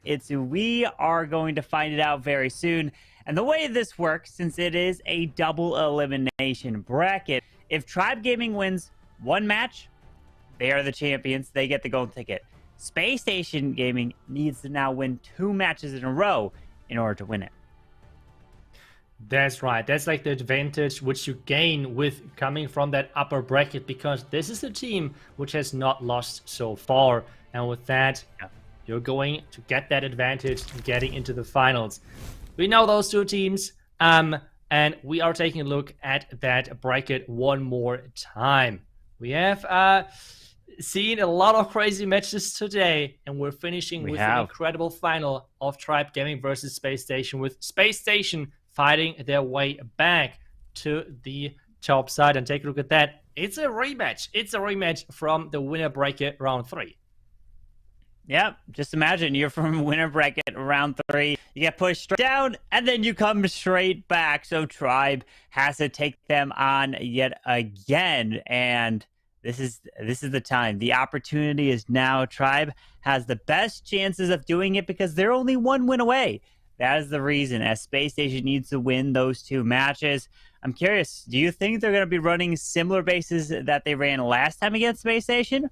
Or will they switch it up, as Tribe is the only team that's run the least amount of bases overall through this tournament here? That's a good question. I have, to be honest, no clue what they're going to do. My guess will be that they're sticking to the anti-3-star bases, especially after what happened, what they tried versus Strat. I mean, that did not work that well, with getting 15 stars on defense with running the diamond bases. So my guess would be that they're staying with the anti-3-star bases, especially with how good they defended the first time versus Space Station. Yeah, absolutely. You want to try your best at this point to throw maybe something to your opponent, hope something goes wrong, because if they make one small mistake, that could cost it. If Tribe makes a mistake, they can rebound in match number 2 to try to take it, as then it is anyone's game at that point. That's what Space Station is fighting for. Remember, if you guys are just tuning in, this is either the final match, or we will have one more after this to be giving a golden ticket away, a $50,000 prize pool. And if you win it with that golden ticket, you're getting $20,000 for first place. So, I mean, Space Station is still going to be making money. Every team that's here in the playoffs, the double eliminations, is going to be taking home some money. That's quite a bit of a difference from, I think, 8th place is, I don't know, it's just over around 1,000, maybe just less than 2,000. First, 20,000. That's a big difference right there. That's right. But let's take a look at the stats which were used so far in this tournament and the different approaches which those teams had with their strategy choice. Because, I mean, we had a lot of Lalo. I mean, we had plenty of Lalo, with overall in the most used strategies, remember, that is from the group stage and the day yesterday, we had out of the top 6, 5 strategies being Lalo based. That is insane. Lalo, Lalo, Lalo, Lalo, Lalo, and then one Super Bowler smash. And that's how strong this is, and that's why the pro players always talk about how Lalo is so strong. And that's the interview that we talked with them before. They stated in the question that was asked them, which attack strategy do you think is the strongest in the game? And they all responded with Lalo, because there's so many different variations that you can do. And then not only do you do a queen charge Lalo, but then that queen charge Lalo branches into a couple different types of queen charge Lalo. And one of them is like queen charge into cleanup Lalo. Really, that should be its own category because of how much value the queen charge and the log launcher could get. It's wild what this could do. Yeah, and I would love to know with the Sketty Lalo, like that is to me the biggest surprise with only having a 40% hit rate. What I would love to know is how many of those Sketty Lalo attacks were failed because of the Skelly part, like the Skelly donut, and how many of them actually failed because of the plan itself, like not the execution of that first part of the attack. I would love to see the difference there in hit rates, and if it's crazy different or if it's round about the same percentage in how often those attacks fail. The one thing, though, you have to take into account, yeah, it's the lowest percent, 40%. But the reason why it's also the lowest is because of how difficult it is to do, right? It kind of goes hand in hand. You can mess that Skelly part up, and that can cause you fail really easily. As we are ready for this grand finals match. Tribe Gaming taking on Space Station with your lineup of Tribe: Kronos, Exorcist, Nebrex, Rikires, and Fluxy.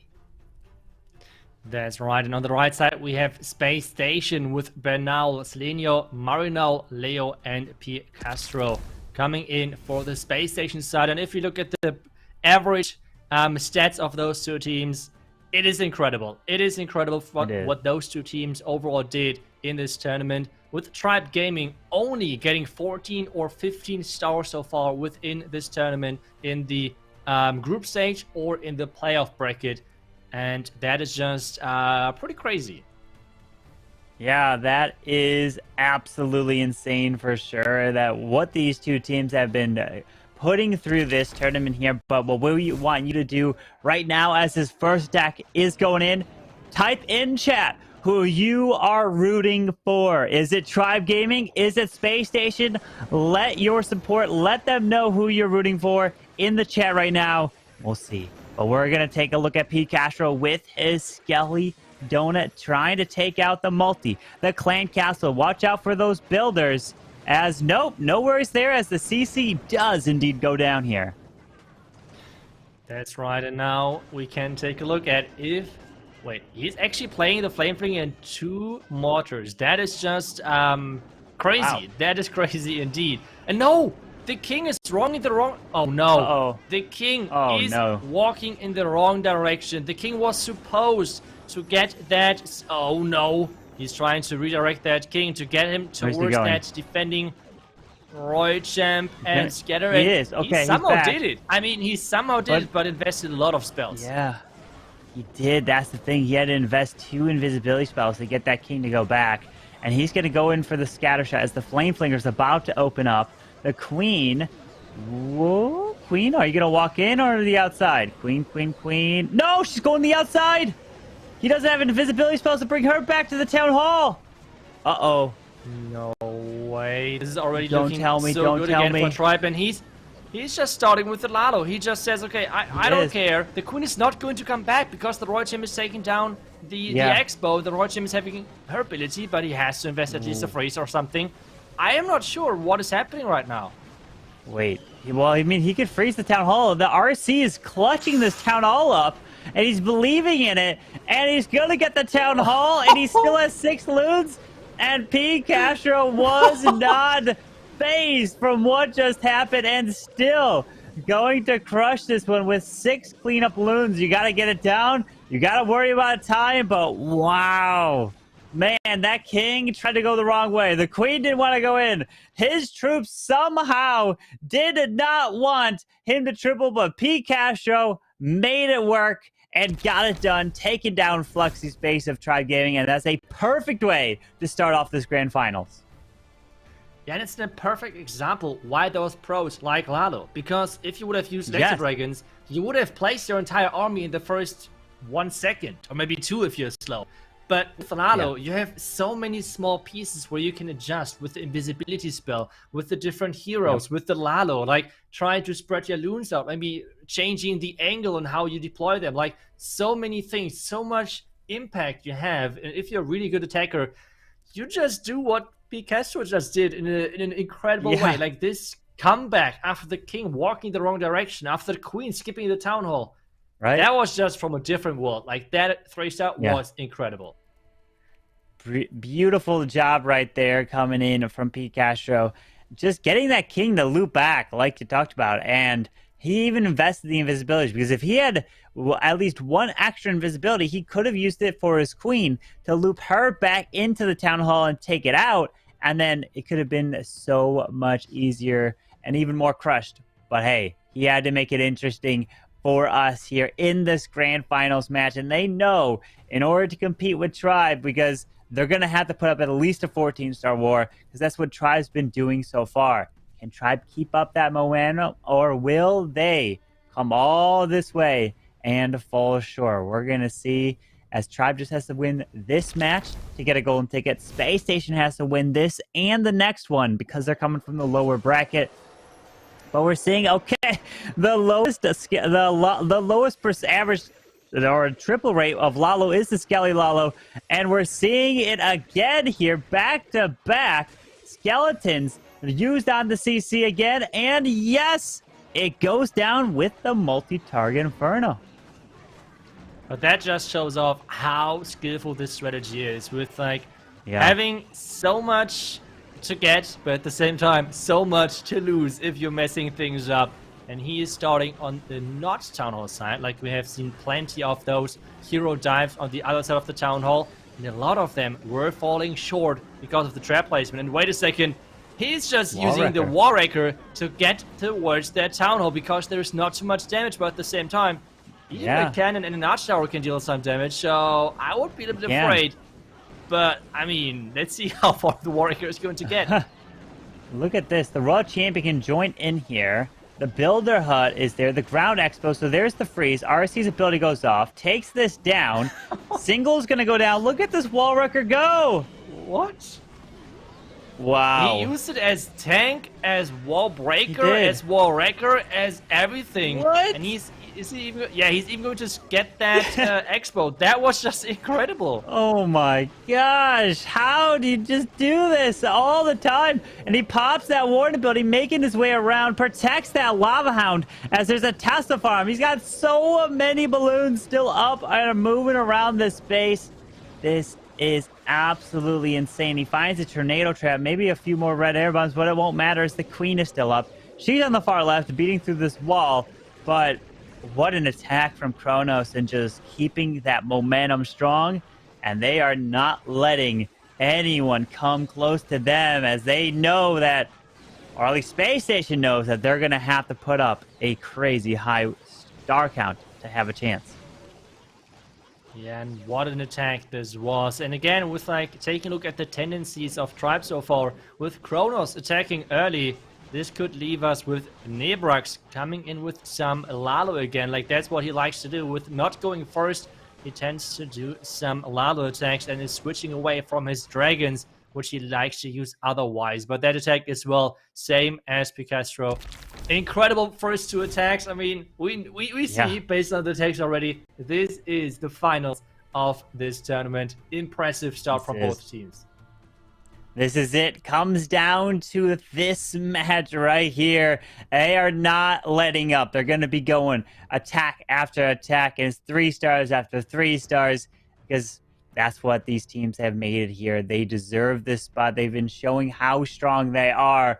And both of them coming in with the Skelly Donut Lalos.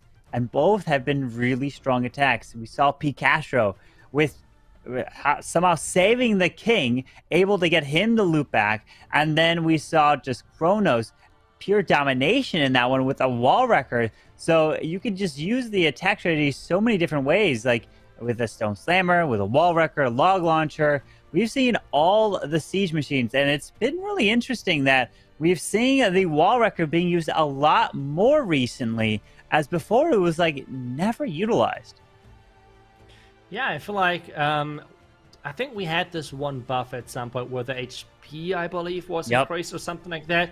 And we can see that now with, for example, how Kronos used it. He used it as a combination of delivery clan cards to the town hall. That's the first thing. But as well, he used it as tank for the Royal Champion. I mean, tanking the Arch Tower cannon and everything, which might not be a lot of damage, but it is something to share then with the HP of the Royal Champion. With that, the backhand ground expo, for example, was going down. So really nicely done over there. But we have the next attack in Leo, who right now I think is 10 out of 12 hit rate wise, is going in with another Lalo attack. And he's having a clone, so maybe we're going to see a cloned Yeti. No, clone, what is it? Yeah, cloned Yeti blip. Yeah. Okay. He cloned right up into the middle on purpose because he wanted those Yeti mites to then get forced to the scatter shot. Incredible. Look at that. He grabs the eagle and the scatter on that side in this compartment. Just the pinpoint accuracy that he can drop this blimp is insane. How they do this.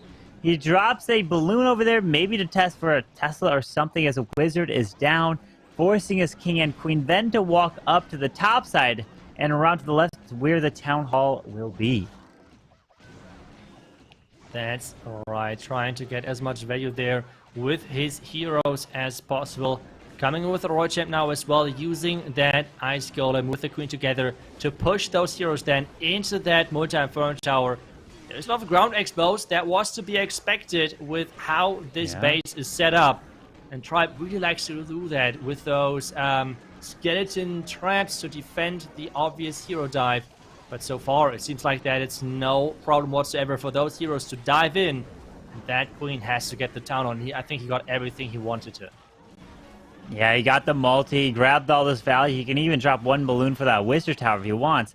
As the RC may pop this Hound, but he does have an additional poison spell, which he utilizes. He needs this Queen to loop her way to the left side to help grab that Town Hall. As look at the Royal Champ. Okay, I guess she's going to help grab the Wizard Tower as he can pop this Queen ability for the Town Hall as the Lalo is now starting. Yeah, invisibility spell for the Royal Champ to get that sweeper, and the Queen should get the Town Hall. Lalo, as you said, started with those loons coming in from the far right side, but so far nothing really pathing-wise into the multi-inferno tower. The first couple of red mines are connecting on those loons, and that now means that he somehow needs to get that path into the multi, and I think he did it. Yeah, he did indeed, as the Queen is also going to grab the air defense to the far left. Has two hastes. The balloons are being spun. The minis are bringing the red air bombs over. Uh-oh, wait, don't tell me. Don't tell me this might not make it if there's tons of traps here. He's celebrating. He's looking like it's going to work. Pulls the Seeking Air Mine. There is a red air bomb, but the Queen indeed stays up. Not too many balloons, but Leo, what a fantastic hit. Brilliant. Now to put the pressure back onto Tribe. Yeah, this entry was to some degree baited with this Tesla form, with the skeleton traps. Like, this is, I feel like, on the highest level in between of those two teams, this is what it comes down to. Like, having the skeleton traps at the right place to bait those heroes, to not give them as much value as they're getting otherwise. If you're one of those top teams, you're getting so much with those heroes and those Tesla, those skeleton traps, those traps in general are the only thing which can stop you. And so far, none of those two teams were able to defend any of the attacks, and both teams are looking strong with their 3 stars. But Tribe Gaming has to do one more attack to get the tie after the second rotation of the attacks versus Space Station. Yeah, we saw previous wars today coming in with attacks not tripling, right? It was going back and forth without even a single triple until later in the match. Not this one. It's starting off with triples, and that's what they're going to have to do to compete for the golden ticket. Another skeleton donut being utilized. So multiple Tribe attacks being used, Skelly Donut, maybe even more, as he's being accurate. Rikira is taking out the multi, taking out the CC. One more invis, and yes, the clan castle has been secured as Rikira is going to take a golem to help tank for his heroes. Yeah, I think by now those players are just quite scared of Tesla farms, and they're just taking the risk of bringing 15 housing space more with this golem to make sure that they're getting the value they're coming for. But so far, no Tesla farm found. Like, that's an important thing. The Tesla now coming up on the far left side, where maybe some funneling was trying to get baited. And now wait a second. We have another wall wrecker coming in to get that get that siege towards the town hall and the clan castle itself as well. The queen is going the wrong way. Oh, queen, come back. We do have the wall wrecker. RC ability was forced. We have a single target inferno that will lock on, but he can freeze it up and make sure that the wall wrecker gets to the town hall. He's got to freeze. He's got to freeze it. He's not paying attention. He's not paying attention. Oh, okay, never mind. It gets to the town hall. He was like, no, Carbon, I don't need a freeze. I know that's going to make it. I was scared, but hey, it made it, and Sneaky Goblins are going to secure the town hall here. And I feel like this queen pathing was even incredibly good for him because he's getting another expo, the air defense is gone, and his queen is going to survive for quite some more time over there. Wow. With this Lado coming from the top side, this is again looking incredible with still a freeze and a haste spell left. The Hound is tanking beautiful, and that means that could be another 3-star, especially with that unicorn keeping that queen alive. With the freeze now being used, the Dragon Riders coming across, going to help take down that single Enrique with the answer. I can only imagine what Tribe is talking, like what they were talking about as this match was in the prep stage, planning their attacks. Like, okay, guys, we just have to win this match, and we get a golden ticket. We're going to the Clash of Clans World Finals. That's what's going on in their minds. But they're a few attacks away from that potential. But Space Station is not gonna let them get away that easy, as it's all tied up, triples and triples all throughout this war so far. Space Station has to win this match and the next one to try to steal the golden ticket opportunity from Tribe. Yes, that's right. And so far, we already got a way closer match on our hands than the last time, which I think is awesome. I think those one-sided matches are they're not that cool to watch. So having a match, especially the finals, starting off like this, it is awesome to see those two teams are going head-to-head, and both teams are keep 3-starring. I feel like for the base builders, that might be not the optimal situation, but for us as viewers, it's awesome to see the action coming in, and both teams are staying on the same level for now. And Space Station's up next. They have to get the next 3-star on the board, so make sure that they're putting then the pressure again on Tribe, and they have to answer. They do have to answer, and that's the thing. Tribe's coming in second, so they have the advantage of knowing what they necessarily have to do when it comes down to the final attack. And that can help a lot in these esports wars of knowing if you have to change it up. But we've talked about that with you and Maxi. Some of the best things is to probably stick with what you were originally planning, because again, the worst thing to do is change up your attack to try to be faster. Just so, and then if you fail it, I can only imagine the feeling would be terrible, as now we are jumping into the next one. This one now is Marnal with the dragons. He's got the clone spell as well. And the Dragon Riders, the Hydra, going to move across the space, probably to help grab the Town Hall and the single target Inferno. Yeah, and just from how things looking and based on what they used the last couple of matches, I guess this is going to be another super minion blimp with the clone, with the invisibility spells. It looks for sure like that. We have that blimp now coming in. He has not even deployed the heroes just yet, so he's just relying on those dragons with the warden, yes, but at least the ground heroes are not deployed yet. And there we have it, the cloned super minion blimp, which is just so popular and powerful at the moment. Town Hall has to go down, another invisibility spell, but the tornado trap is rotating a couple of those super minions out of the invisibility spell. So the question is, was that enough value which he got with this? And so far it seems pretty good, but the Tesla farm is dealing a lot of damage to those heroes early on. That Tesla farm is being quite annoying, but the thing is, the dragons are still up off the right. He still has his raw champion, and this is looking good for Marnal with that queen still to go through.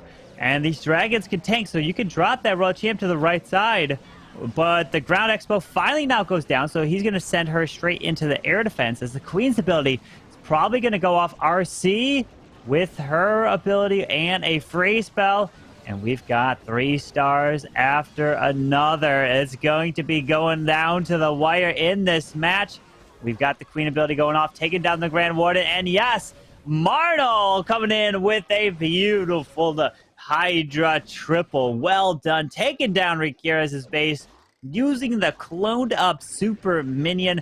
And this is going to be interesting here because this is going to be a faster attack. So this can start to be in favor of Space Station because of how fast and how quickly Marnell just tripled.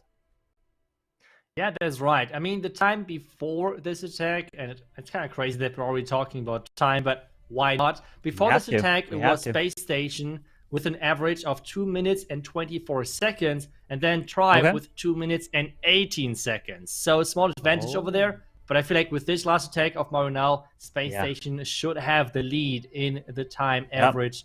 And the next thing is Tribe has the first 3-star to tie things up, to make this attack average time even relevant in this match. They do. Indeed. They have 3-star. They got to focus on that, but they can start to creep in if they've got to try to do some attacks that are fast. You never know what's going through their head. Maybe we can ask them at a later time of like, hey, did you guys end up switching your attack? Was that your originally planned attack? Because if they come in with an attack, let's say the final attack, the 5th one, they come in with Mass E-Dragons. My guess is they switched it up, right? That would be my guess, is they switched it up to try to be faster, try to be quicker.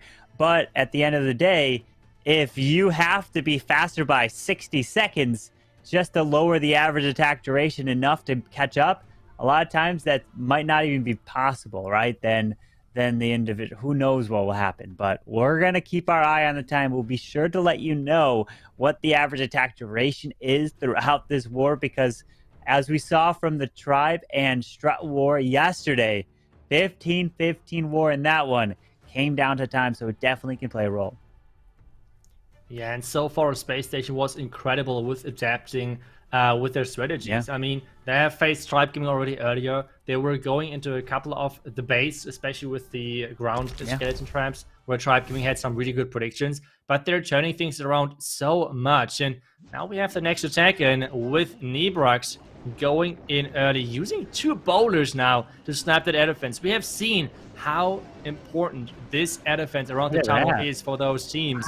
And with those bowlers, he's taking those out quite nice and early. But at the same time, though, now he has to get the value on the other side with some of the troops already gone. Because, I mean, few bowlers, there may be a giant, and some other stuff is already taking quite a bit of this army capacity. Oh man, this king is finding the Tesla farm, using the invisibility spell to help get him to the scatter shot. He is able to help try to take it down. Yes, he should. It's a log launcher. He's trying to then grab the multi-target Inferno. Raw Champion's going to the top. That has not lured out the CC Rocket Loon, and then Yeti come out. Multi-target Inferno goes down. More Rocket Loons and Super Minions. So he double poisons them. Queen's ability goes off, as the Yetis unfortunately won't be able to get the enemy Queen. But he can use a Headhunter or even a Skeleton spell to try to take her down. Did he use an Invis? Okay, yeah, he did use an Invis on the RC on the top side to help get a little bit more value. Yes, now the Skeleton spell to take down the defending Royal Champion for sure. The Lalo is now starting, and he has now the opportunity of send that Hound across. But it seems like there is no Tornado Trap around the tunnel, which means maybe the Tornado Trap is being more behind, and those red mines, those could come in really clutch in later stages. The Tornado Trap was still there. The angle was just right. It was. Yeah, the angle of the Hound was off. But look at this. The Queen actually took out the enemy Royal Champion as well. So the Lalo's moving through towards that scatter shot. He's got a ton of balloons. He needs to drop the minions for cleanup. He's got them move around. And look at this. This is still crushed. Nebrex still get it. The Queen's going to help stay alive, do some extra damage around. She'll probably end up going down to this defending king. But a ton of balloons. What a brilliant hit here from Nebrex. But time. He needs to be faster. He needs to get this done. He can't do anything. Now it's just a matter of watching and hoping these balloons split perfectly to finish this base off as fast as possible. Yeah, time is the biggest thing at this point, especially with the really quick 3-star, which we have seen earlier from Space Station. Both of those teams are racing through those attacks to get the quickest 3-stars in. It's the 3-star, that's what counts first. But the time should be now in favor of Space Station after this attack. And both teams so far, we can see why both of those teams are preferring the Lado so much. If you can plan those out, they are just looking unstoppable with the strategy. Looking fantastic right there, but it's all tied up. We'll take a look at the average attack time and average attack duration. We'll receive word of who's got the lead. Keep you guys updated on that stat, as it's going to play a huge role in this match. But 3 stars apiece. Space Station's not giving up. Tribe is going all out to try to get this golden ticket, as this is the grand finals. This is it. Tribe, you win. You are done getting the golden ticket. But Space Station has to win back-to-back 2 wars in a row in order to take it from Tribe. And well, let's see. So we've seen Nebrex come in. We saw, I believe, Kronos as well, and Rikirez. Next one, what do you think is going to be Exorcist, or do you think it's going to be Fluxy? Because Fluxy, I think, closed the last one. Yeah, I think Exorcist is going to go in next, would be my guess. Okay. But we got an update as well on the time. So Space Station now is at 2 minutes and 15 seconds on an average time 3-star. And Tribe Gaming is on 2 minutes and 24 seconds. So Space Station got the lead back. And Banal is in with the Queen Charge Lalo onto this base of Nebrex. And he's bringing, it seems like, the cloned Yetis as well to the party. But wait a second, I think he cloned a Valkyrie. Wait, did he? Because he wanted the... Oh, no, he wanted the clone to grab the Eagle Artillery. It didn't. This is going to be a problem. The Eagle Artillery stays up. So, now at this point, he's not going to be worried about time. He's worried about getting the 3-star at this point here as he drops the poison onto the Hound. He has the Sneaky Goblins onto the Elixir store to help take that down. It goes down as the Queen is slowly clearing this Hound. That Eagle Artillery is going to do a lot of damage eventually. Oh, it activates, and it locks onto this King as the Warden. He's going to ground the Warden with the King here. Okay. Yeah, this is like the attack where you sometimes feel like, okay, it's like you clean up Lado. This Lado was not even needed. But at the same time, for that to happen, it has to be an incredible hero power. And yes, this part of the base looks nice for that. Like, the entire side is open, so the Queen, like, well, the heroes, which means the King and the Royal Champ, should get the right value. But the Warden was not in range, so the King is keep losing HP, and not all of those Barbarians were in range either. And that Queen is struggling versus all of those tests on the other side. I feel like he had to get the multi-inferno tower as well with that Royal Champion. Yeah, the thing here is the Queen, no more rages for her. Got 3 freezes and her ability. That's what's going to be needed to clutch up the Town Hall. RC's ability goes off, but this multi-target Inferno is up, and this is going to be a big problem for the pathing of this Lalo. The multi is going to do a ton of damage as these balloons don't want to go to it as they're making their approach to the Town Hall. As he freezes it up, balloons up and around this base. But he's got a minute left. The Warden's next to the multi. He freezes the Town Hall yet again. These balloons are going everywhere. Tornado Trap next to the multi here. Oh no, the Queen! Losing these balloons. Is the Queen she's going to the outside. She has to come back to get that Town Hall. He has no freeze left. Only the Queen ability. Where is she going next? Where is she go? No! Oh, She's going around the top side, and that is going to be a defense. Yeah. It's going to be the 2nd star, but still a really solid defense for Tribe Gaming. This 95%, maybe 6%, but it's not the 3-star. Wow, look at that. It's a defense for Nebrex, and this now can take the fast attack out of the equation, as it's going to be going for triples, and you're going to try to win either off of percentage or stars at this point, and Tribe knows the door has been completely open. 2 attackers left. Exorcist, who's been on fire, absolutely insane. Fluxy as well. He's been a closer and been dominant for a Tribe so far. As both these players, now the golden ticket rests in their hands. Yeah, and I feel like there had to be some miscommunication. I think typically in those Yeti clone blimps, you want to avoid bringing a Barbarian or a Valkyrie or something like that, because if those are getting cloned, you're having 1 less Yeti, which is not getting cloned. I think you already had those 3 Yetis overall, like 2 regular Yetis and the 1 cloned one, and then the Valkyrie got cloned as well. So really unfortunate. Maybe there was some miscommunication. Maybe someone just donated him the Valkyrie and he forgot to delete it. Who knows? Yeah. That might be a big factor in this one. Exorcist is coming in with his Queen Charge Lalo, but he's bringing some interesting spells to the mix as well with a bat spell. Yeah. We have seen a couple of times that people like to take down air defenses with that. And we have to wait how he's using that with this Queen getting raged up, because this air defense is dealing a lot of damage otherwise. Okay, I was like, okay, the Queen didn't go up where he dropped the wall breaker. She did walk down, but she is walking into this compartment, so he can react here and recover if he wants to get the Queen to go up towards the Eagle. But he's got to get through the defending King and this Royal Champion, plus that Grand Horde Altar is such a take it. Freezes down through a double giant bomb through here. Yeah, and actually, where's the Lava Hound? There's the no bat. Hound. It's This down is south. just a... What? Yep, down south. There it is. Bat spell. No. Yeah, the bat spell, but there's no Hound in that's this true. army. That's true. There is no Hound in this army. Okay. So wait, chase the ace. Is this not? Can this be considered a Queen George Lalo? Oh. That is the big question. Wait, did he? Oh no, the sneakies are getting trap. spun. The tornado trap. Wait, is it enough? But he's still dead. How did he do it still? What? Oh, isn't that now the goodness. second time?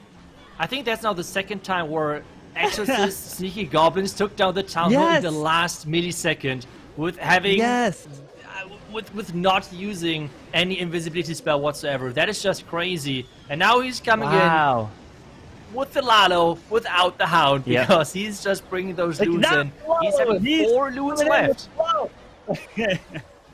Oh my, this is absolutely insane as the Queen is continuing her charge through towards this Eagle, freezes up this scatter shot with the Royal Champion's ability, has an invis, has the Queen ability, and at this point, it's a matter of just going for the triples. You're not worried about the time because of the fail that came in from Bernal.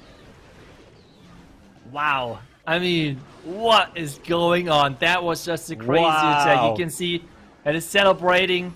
Invisibility spells there just to make sure that it's as quick as possible. If in any work, there's going to be time a factor, but that means another 3-star for Tribe. It's now 1-star lead and a couple of percentages overall. And back to Space Station, they have to 3-star now to make sure that Tribe has to at least go for like a 97, 98% to get that win in the end. And at least get that pressure in to make sure that it does not feel too easy then to go in without the pressure at all in the last attack. Yeah, the pressure is going to be on Fluxy for a Tribe if Space Station triples, right? That's the big thing, which we're assuming they're going to. And if they do, then Fluxy will have to get close to a very high 90% 2-star at least to win, or a triple will guarantee the victory for Fluxy.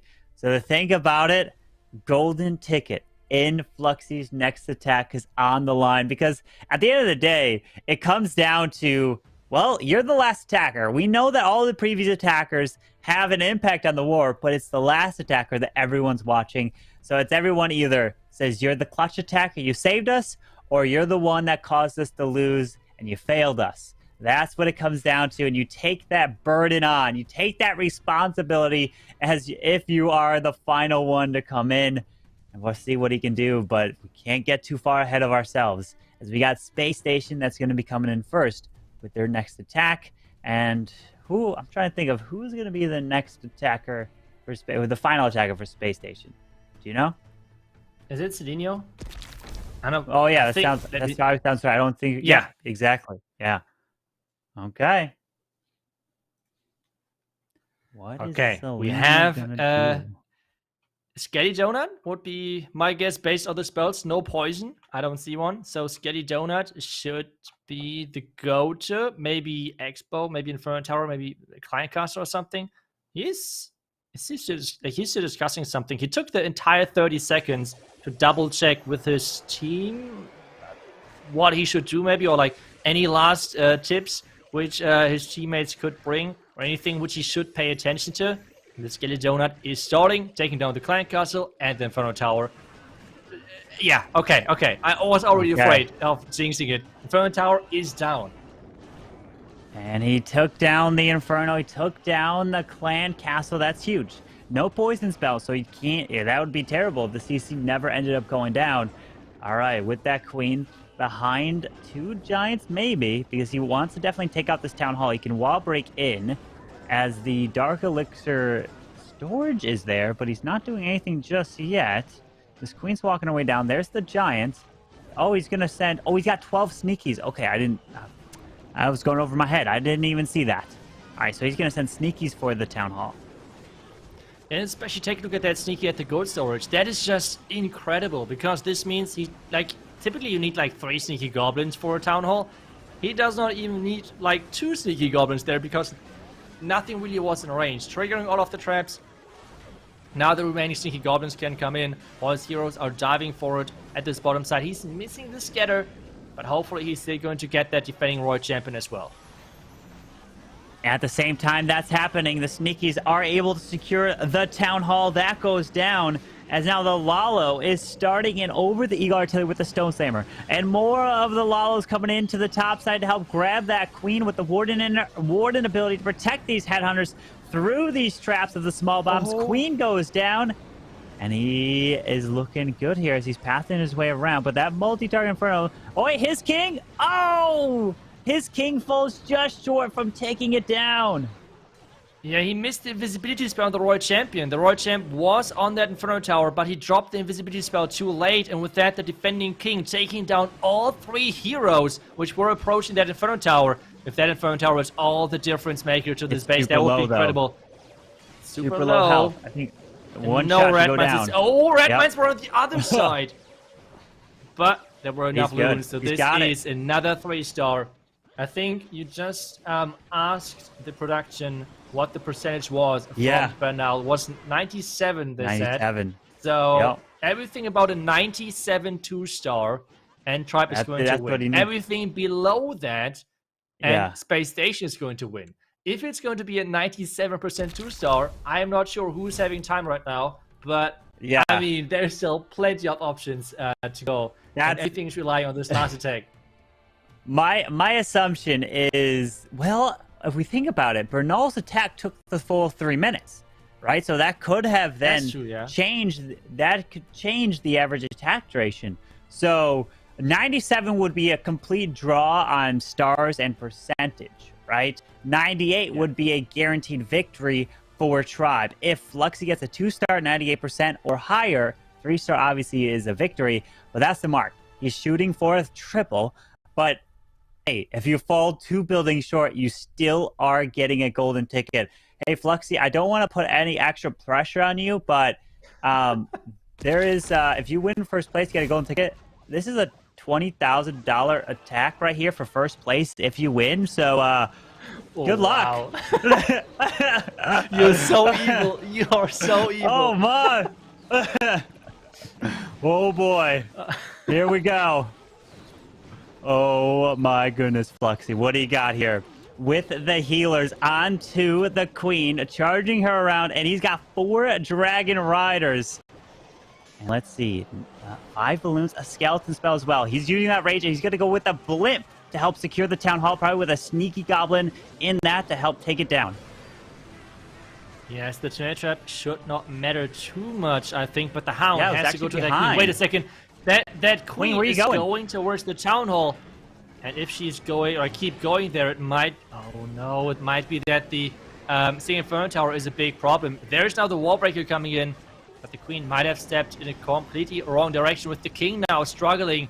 Space Station, incredible with the prediction of those Tesla, of those defending skeleton traps. And the Queen now is a complete in a wrong compartment. But wait a second, we do have the World Champion still making her way through. The Queen, oh, look at the wall break. It's going to the core, so the Queen can actually step in and grab the multi-target Inferno. He throws up the enemy RC, taking her down. The change, the adapting on the fly here, pops the Queen ability to try to get her to take out that multi and then have the Dragon Riders come through. But the Queen is going to the top side. She needs to continue her way through, pops that Warden ability. RC's ability goes through. But no, the Queen does not step for the multi as the RC is clearing the multi now. We gotta rage, we gotta freeze. He needs to go through. There's the invis for the RC. Maybe rage her up. He needs to take that multi-target Inferno down. Uh-oh, wait a sec. There's the freeze. Is he celebrating? Is he gonna do it? A 3-star and they win! Uh-oh, hang on. He's pumping his fists. That's a sign to us. Has he done it? Remember, he just needs a 98% 2-star and he's gonna get it. And Fluxy, with the Queen going the wrong way, is able to adapt. And he swags the rage, not even needing it. What a final, what a closing from Tribe. And they put the nail into the coffin right there. And they get a perfect war in the grand finals to secure their spot and get the 3rd golden ticket of 2022. Congratulations to Tribe Gaming. And especially how they did it. I mean, they had, since the group stage, they had 3 matches with 14 stars on offense. They had 4 matches with 15 stars on offense. That is incredible performance. And this means the golden ticket is going to Tribe Gaming. Space Station getting the $10,000 prize pool as the 2nd seed, and Renegados finishing in 3rd position. Yes. What an incredible tournament with an amazing finish of those 2 teams. Absolutely insane. Tribe Gaming getting that golden ticket, the 3rd golden ticket, joining X Team and MS Esports. Now is going to be interesting because Tribe is going to be going to play in Poland, right, with the Snapdragon series. And that, they don't have to worry. They don't have to worry about getting a golden ticket there. They're playing for prize pool at that point where things will get real interesting. And wow, let's go and welcome back Eve Maxi here to the desk. And what a performance. Maxi, take us through. You were watching it from the side there as we were casting it. Tribe just on another level through this tournament here. This was incredible, guys. So intense. The excitement was near 100%. I can't believe what we saw. I can't believe how well these guys handled the pressure, and that it's not just talking about Tribe, but also Space Station Gaming. This last attack from Selenio was incredible. It had so many skillful little parts. The Skelly Donut, the Town Hall takedown with the invisibility while the Sui dive, while the hero dive was still going on. Insane stuff there. He really kept his cool, but so did Fluxy in the end. And I was shaking here as his troops were thinking out. His Queen was going the wrong way, but this man knows his wall breakers. Insane what he did there. Crazy attacks, guys. I'm so jealous you could cast this because my excitement here was I was falling off the chair. Not gonna lie. What an insane last war. What an insane final and a worthy golden ticket winner with Tribe Gaming. Yes, absolutely. Man, what was your thoughts on that, Itsu? For me, I still have like the first attack in my head. Like, to me, the attack of the match was from Picastro. Yes, in the end, like the nerfs and everything was crazy. But like, I don't think I have seen anyone saving an attack like Picastro did. Like, the King going wrong, Queen going wrong, so many things, so many little things going not in his favor. It was wild. He is just like being the opening attacker for his team and still coming back from that was just mind-blowing to me. Incredible attack.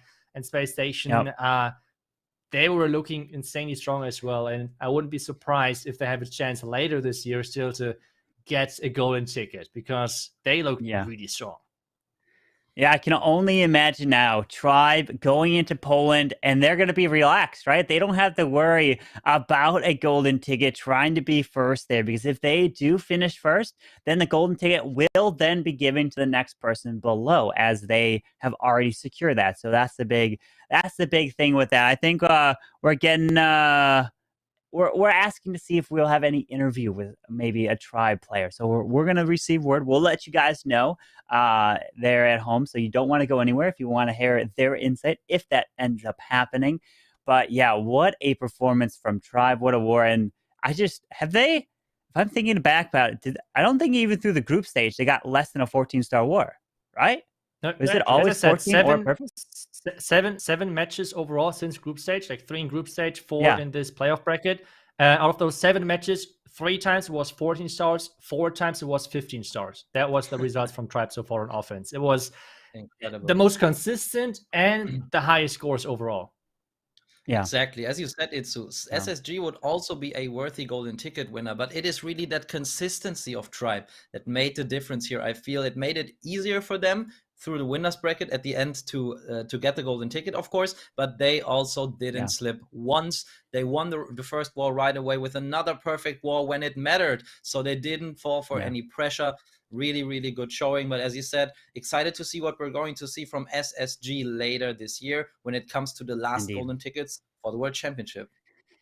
Yeah, I mean, there's going to be more golden tickets to be given away. We have the ESL Snapdragon Pro Series. That's going to be one. And then 4 more golden tickets in the game where, yes, you at home can compete and try to sign up with your team in a future date, right? That's the big thing where it's going to open up for the world. And that's going to be really interesting. Who can make it through that, right? Can't wait to see what's going to happen. But I'm hearing we do have an interview ready, right? And I believe we're going to have an interview with Kronos of Tribe Gaming. So I would like to send a huge congratulations and welcome here, Kronos. You are taking over the golden ticket, the 3rd golden ticket this year given away. Man, what a performance you guys have done through the group stage, through this whole Queso Cup. First off, congratulations. Walk us through just your emotions, your expressions. What's going through your mind right now? I mean, first of all, thank you so much. Thanks all the casters. Thanks Queso crew for making such a great event. I mean, honestly, I think I have 0 and 1,000 words at the same time to describe what happened this weekend. The preparation going into it was on another level. I think we have to give a huge shout out to Knowledge and Stefan from our team who, it's always, look at these 5 crazy people putting 14s, 15s on the board, but what often goes lost is the work that goes on behind the scenes preparing and what makes these 14, 15s possible, that gives us the consistency, the understanding, all those little details. And I think shout out to them and shout out to everyone supporting us. Absolutely. I want to know is what was the most nervous throughout all this? It could have been the group stage. It could have been this. What was the most nervous part you ever were during this stage here? Was it in the grand finals? Was it in the match versus Strat? Walk us through when you were the most nervous, because I would love to know. Very good question. I think overall for me, I would say the first war of any event. So the first war in the group, the first one in the playoffs, because it kind of, it's a new environment. Obviously, the playoffs not so much, but it's a whole new level. Because in the groups, 2 teams advance, you can afford losing. But then, for me personally, is whenever I drop a donut, my fingers on the screen.